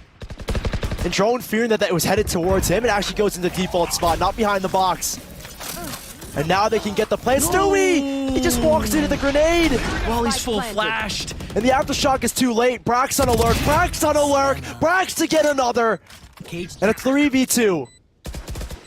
It could be these last two to be heroes, Ainge and Zexro. It has to be Ainge once again. A 1v3. He's going to try to delay time with the molly. Does he have the lineup for it? Surely he does. Such Here an comes easy the one. first swing. Wardell, can he go big? Is Brax right behind him? The flash is going in. Ainge running away, playing some more time. But the molly's not going to cover up in time either. The defuse will go in. We're tied again. Come here. Dark Ratio. I think they tried to pounce onto that site, but I mean, huge play from Tig. One of the key factors in winning that round, and he has been instrumental in any success that this Nation side has had. That is the first string of successful retakes that the Nation have had. And it comes in the form of a big Tig play over towards rope. Now in this round, Stewie and Wardell with ults. And you can see, I think they're trying to set Wardell up in towards main, where he can ult Showstopper off of a stun from Rossi. I could be wrong, but Dark Ratio, they're nowhere near there. And it's going to be a full play towards B again, similar to what we've been seeing with this 4-1 split. I mean, again and again, it's been this side, but again, the Nation, they have no early contact for Arcade. They have no one watching. If anything, it's going to be the Brim who's going to be smoked off soon. And I think the way Dark Ratio have been playing is keeping Nation on their toes for a fast rotate or a fast hit onto A instead. That kind of quiet pop in the last round, they don't know if this is a fake. They don't know if it's a full commit. Wardell is taking space, and I think eventually you have to realize this is going towards the B site. They haven't re-cleared Dish. They are still just watching over A main. They might be trying to put in some util A main. No, they're faking. They're faking the same main hit, right? Yeah, There's no way with the spike going back towards top arcade. This is gonna pull 100% at least one. But I think with the setup they have now, it shouldn't pull anyone. Ooh, the Showstopper's gonna get shut down by the knife. All too good. Wardell. It's gonna take a while, but everyone from Dark Ratio, you should start running. That Showstopper can still come out. No, it can't. I think the knife actually cancels out fully still though. Ainge. Hold on. Smokes will come out here. Again, this time it's not Tig in towards tower. It's gonna be Brax in his cage. Springs out and can't get it. He goes out real early too. Doesn't wait for a plant. Wanted to shock him as they go into the middle of sight. No retake ultimates. Oh, and Trick and Zexro. Double molly to hold that kind of play back. This is pretty much a quadruple crossfire. Oh, they're gonna clear him out. They're gonna take him out with the C's. No, it doesn't connect. One up front. Trick is trying to run away and go back, but no, it's not gonna work out. Will spots Wardell crossing. Wardell is free into sight, but again, 2 into tower. That's too dangerous. There's no way he's gonna expect it. Finally, Tig finds Will. I don't even think he found him. Barely found a shoulder, but Ainge hold on to the one. Stewie, a tall task with only 20 HP, is going to be able to get 1 kill. It is all red here in terms of HP for Dark Ratio, but the round is done. Dark Ratio on 11. Does Drone get away? He doesn't. Only 1 rifle saved. And we'll see the economic implications for 1 more buy to get onto 12. Both teams running exacerbatedly low on both of their economies. And the loss bonus is gone for the Nation. They lose this round, Sully. I mean, it's the red carpet for Dark Ratio. They're into Challengers at that point. And with such stakes, they're doing it with a Sheriff, 2 rifles, a Stinger, and a Spectre. Dark Ratio are going to take this one slow. Bait out this early util. Knife as well, trying to clear that early A main pressure out. I think they're trying to force him into a B hit. But they're rotated one back as well. And it's that slow style. I have questions about that early ultimate. Yeah, because we saw Dark Ratio re-clear A main. Just with one piece of utility earlier. Could easily happen again. Way too early. Not even with a stun. Not even with a flash. Just a straight up ult after one contact. And that, honestly, I felt that ultimate would have been one of the saviors in this round, but it's not there anymore. And they're going to pounce. Stun in towards tower, and Will straight up in. Is there going to be any answer? Wardell in the middle of the cage. There's actually 2 players in the middle of the cage. Wardell trying to swing, and they're both gone. 5 versus 3. It's given Will the ultimate, and it's probably given Dark Ratio the 12th. They will get one. Rossi's good to find at least one kill there. I think that puts him 6 out of 6 ult points towards the ultimate. But I really don't think they have it in them to take this retake on. It might just have to be saved these 2 rifles. And yeah, Trick already knows where one is going to be coming from. Think down, hold on, hold the phone. They're still attempting it.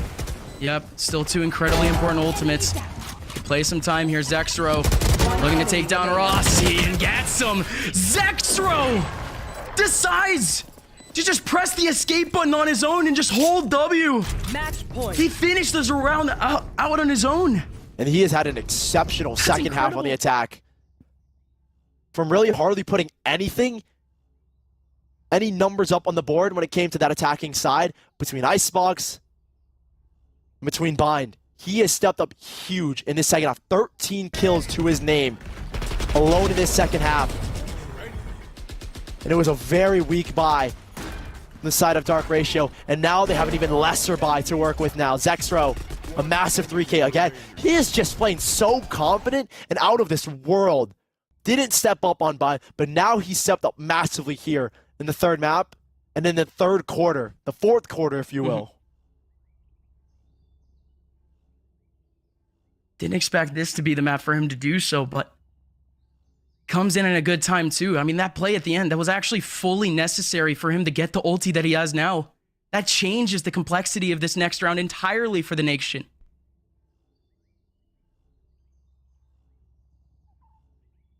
It's all about calming the nerves here. This timeout for Dark Ratio is just as much yours. Look at this buy. Doesn't get any worse than this, really. On a last round ditch effort. Wow. And the goal of this team was to prove everyone wrong. One round could send them home. They would have to try again next week. And now Dark Ratio are going to play this one slow. A 255 team gauntlet in one round is what separates them between Challengers qualification. And it's 3 ultimates to play with here for Dark Ratio. And it's quiet. Way too quiet. But the stack has been read perfectly well. Lockdown's going to get called. But are they going to play for this sand control? And I don't think Dark Ratio have taken the bait. They're not pushing. They're not moving. A Rolling Thunder for this retake is all they've got, though. They're actually really going for this. The Rolling Thunder's going to hold them back. And these 2 players who are held up in Dish have to do pretty much everything. They go onto the middle of the site. The orbital hits. Zextro finally going in. Zextro with a huge openers. Now it's only 1 once again. Wardell can't do anything. Dark Ratio have made it to Challengers.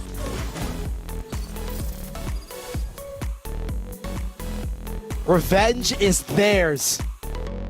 A loss against them in the upper bracket to drop them in a lower bracket run. And they have it in a 3-map gigabanger. 13-10, our first 2 maps, one going to OT and another going the distance. That is a series to remember for Dark Ratio. Qualification locked in 2023. We will see them in Challengers. And man, it would have been a disappointment they didn't qualify for a lot of people as well. To drop to the lower bracket so early and to make the lower bracket run. I remember sitting down and going and looking on Twitter and saying, wow, what an upset. And then people, nah, they just spiced it up for the lower bracket run and they completed it, baby. It feels good. It feels real good finally for Dark Ratio because, again, the expectations were all the way up here. They're the number one seed pretty much going into the tournament. And, I mean, the Nation, I mean, how much more vilifying would this be if the Nation didn't beat them in the top bracket, right? I mean, this is so good for Dark Ratio. And, okay, it was against a team that, again, before this tournament, we were calling a clout team, but they have earned our respect. They look like a legitimate threat going into the LCQ, but that's a sad part. They have to do the LCQ. 255 teams will be competing for 2 spots alongside the Nation. And I mean, a lot of teams had to go home. A lot of teams were upset early on in the bracket to have our first 4 teams qualifying in our Open Qualifiers to join Challengers 1 with our 6 invited teams. It is going to be a banger of a season, but we're going to throw things to a quick break. We're going to have our winners interview with Dark Ratio after this one.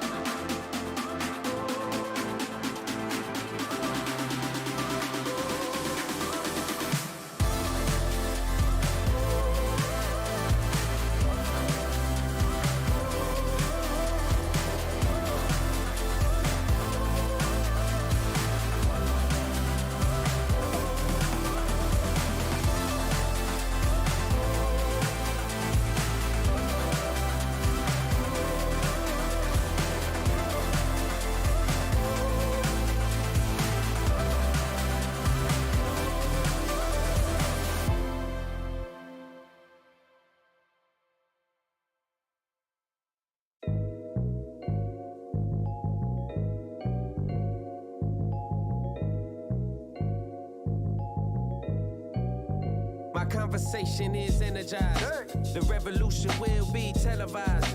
The retribution will be to terrorize. And the celebration will leave you mesmerized. Got the stage set, do it big, mega size. You want me believe you?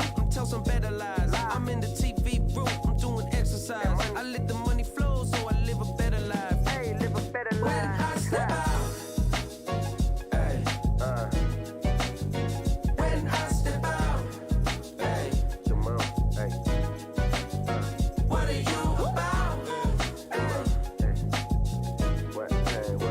When I show up. I show out. It's magical, I can never let the balance blow. The practicalities, we throw them out the window. This life is challenging, but I set the tempo. I got a grip on the day that I let go. Ooh, it's so simple, don't be so vengeful. Keep up the mystery, keep it suspenseful. Roll with the vets and watch what the vets do. Cause one day, they gon' respect you. When I step out. Hey, come on. When I step out. Hey, come on. What are you about? Hey. When I show up, I show out.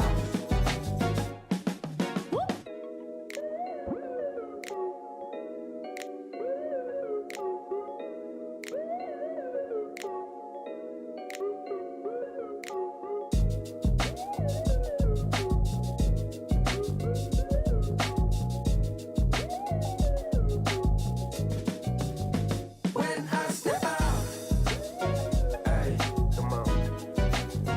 When I step out, hey, come on. Hey, what are you about? Hey, when I show up, I show out. When I step out, hey, when I step out, hey. What are you about? Hey. When I show up, I show out.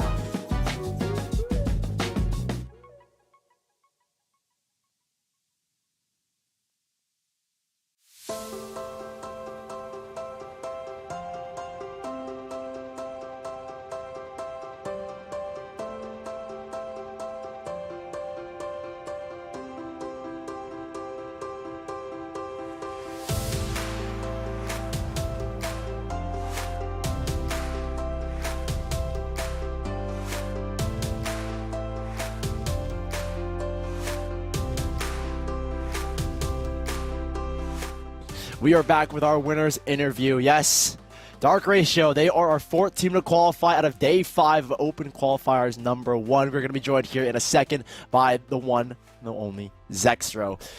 Man, it was quite a series from you, man, and welcome to the stream. How are you feeling after that insane performance from you? I'm feeling pretty good.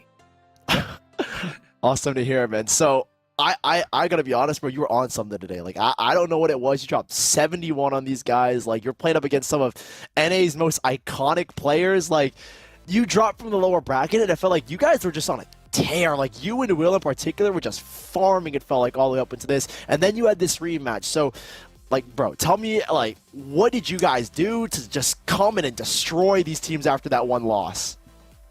Well, the loss was, like, kind of fraudulent, you know. I mean, you think so? I mean, there's a lot of pressure on everyone because we've all been playing together for a while.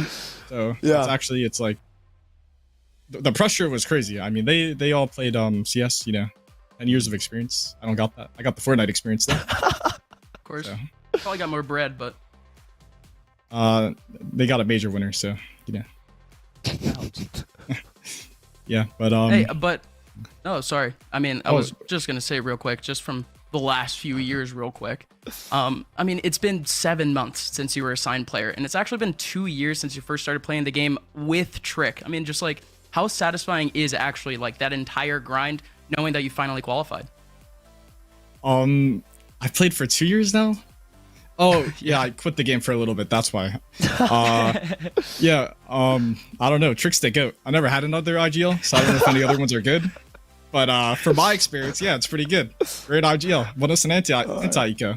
We need it for Right. ults though, so it's all good. Yeah, though. Sick. Yeah, you guys won like 5 anti-ecos. Okay, well, I mean, you've played with this core 4 of what? Ange, Drone, yourself, and Trick for a while. I think at one point on Dark Zero you had Screwface, and then most recently you had Oxy before he went to G2. Now you're playing, now it's ex-Fortnite player and ex-100 Thieves champion player on the same team. Can you talk to us a little bit about what impact Will has had on the roster? I know that he tweeted a little bit before that he was playing with you guys, and he hadn't like played in a couple of weeks. What has he done for you guys in general? Well, so before we got Will, we played with Oxy. We didn't have any like strats, like no black book, no nothing set. But then Will came and 100 Thieves had like a lot of set stuff, so we changed into that. So we had to like adapt to that a little bit since we didn't like play as loose. But then we got everything written down, you know, we got all the strats. And then yeah, so Will did bring a lot of structure, a lot of stuff he knew from 100 Thieves, which helped us a lot. Yeah, it felt like it was a lot more calm between you guys, especially with the words you were getting in during your timeouts. I think that had a lot of impact. So excited to see for you guys. We don't want to hold you for much longer. We want you to have fun, enjoy your win. Is there anyone you want to shout out? Any last words you want to give to the stream? Anyone you want to tell? Any of the Fortnite haters in Valorant that are like, Fortnite players can't do it? Anything for them? Well, 2 Fortnite players qualified, but it's whatever. But shout out to all the Zextro fans. Hopefully they're rising. Yeah. So I did it for them, 100%. All the Zextro fans. They were Awesome. doubting me, bro. In my Discord, they Awesome. were saying I wasn't gonna win. I tweeted it out. I tweeted out it's gonna be a 2-0. I said, when have I been wrong? And then I posted all my old tweets that were like all the yearly tweets. You guys don't know about those. So Gosh. everyone else does, but, yeah. God, love it from you, Zex. All right, well, man, we're going to let you go. Congratulations on your win and have a very fun night. You guys are in 2023. But for us, guys, that is our last matchup for this Open Qualifier. We still have the last chance Open Qualifier, Gus, which I feel is going to be a gauntlet. There's only 2 teams qualifying, and what? Nation are back in it. Friggin' City Boys. Like, there's just so much to go down. It's going to be an exciting next week of Valorant, folks. And, I mean, it's been a blast here. Yeah, no, it's been real fun. Thank you all for tuning in for the last 5 days now. The first day, we didn't even have casters, and y'all tuned in droves. Thank you all for supporting us and all of the side streams. And, of course, come back next week. LCQ is going to be an absolute banger. It's the same exact format. It's the same exact amount of days. It's a week full of Valorant in only 2 places. It's cutthroat. Yeah, an exciting game. And for all the players that were in the lower bracket, I'm going to give you a little send-off with our sponsor from eBay. If you want to win the game, you can't win without the gear. So when you're in the lower bracket and you're looking at next week, make sure you order from eBay now. All of the gear will be could be up to 50% off. Brand new gaming tech from brands like Microsoft, Sony, Razer, and more, plus free shipping and free returns. So make sure you check out eBay and check out our link in deals at pks.gg/eBay. That's been Sully and Upmine. We'll see you guys next week for the last chance qualifier. 256 teams and only 2 spots in Challengers. It's going to be a banger. You don't want to miss it.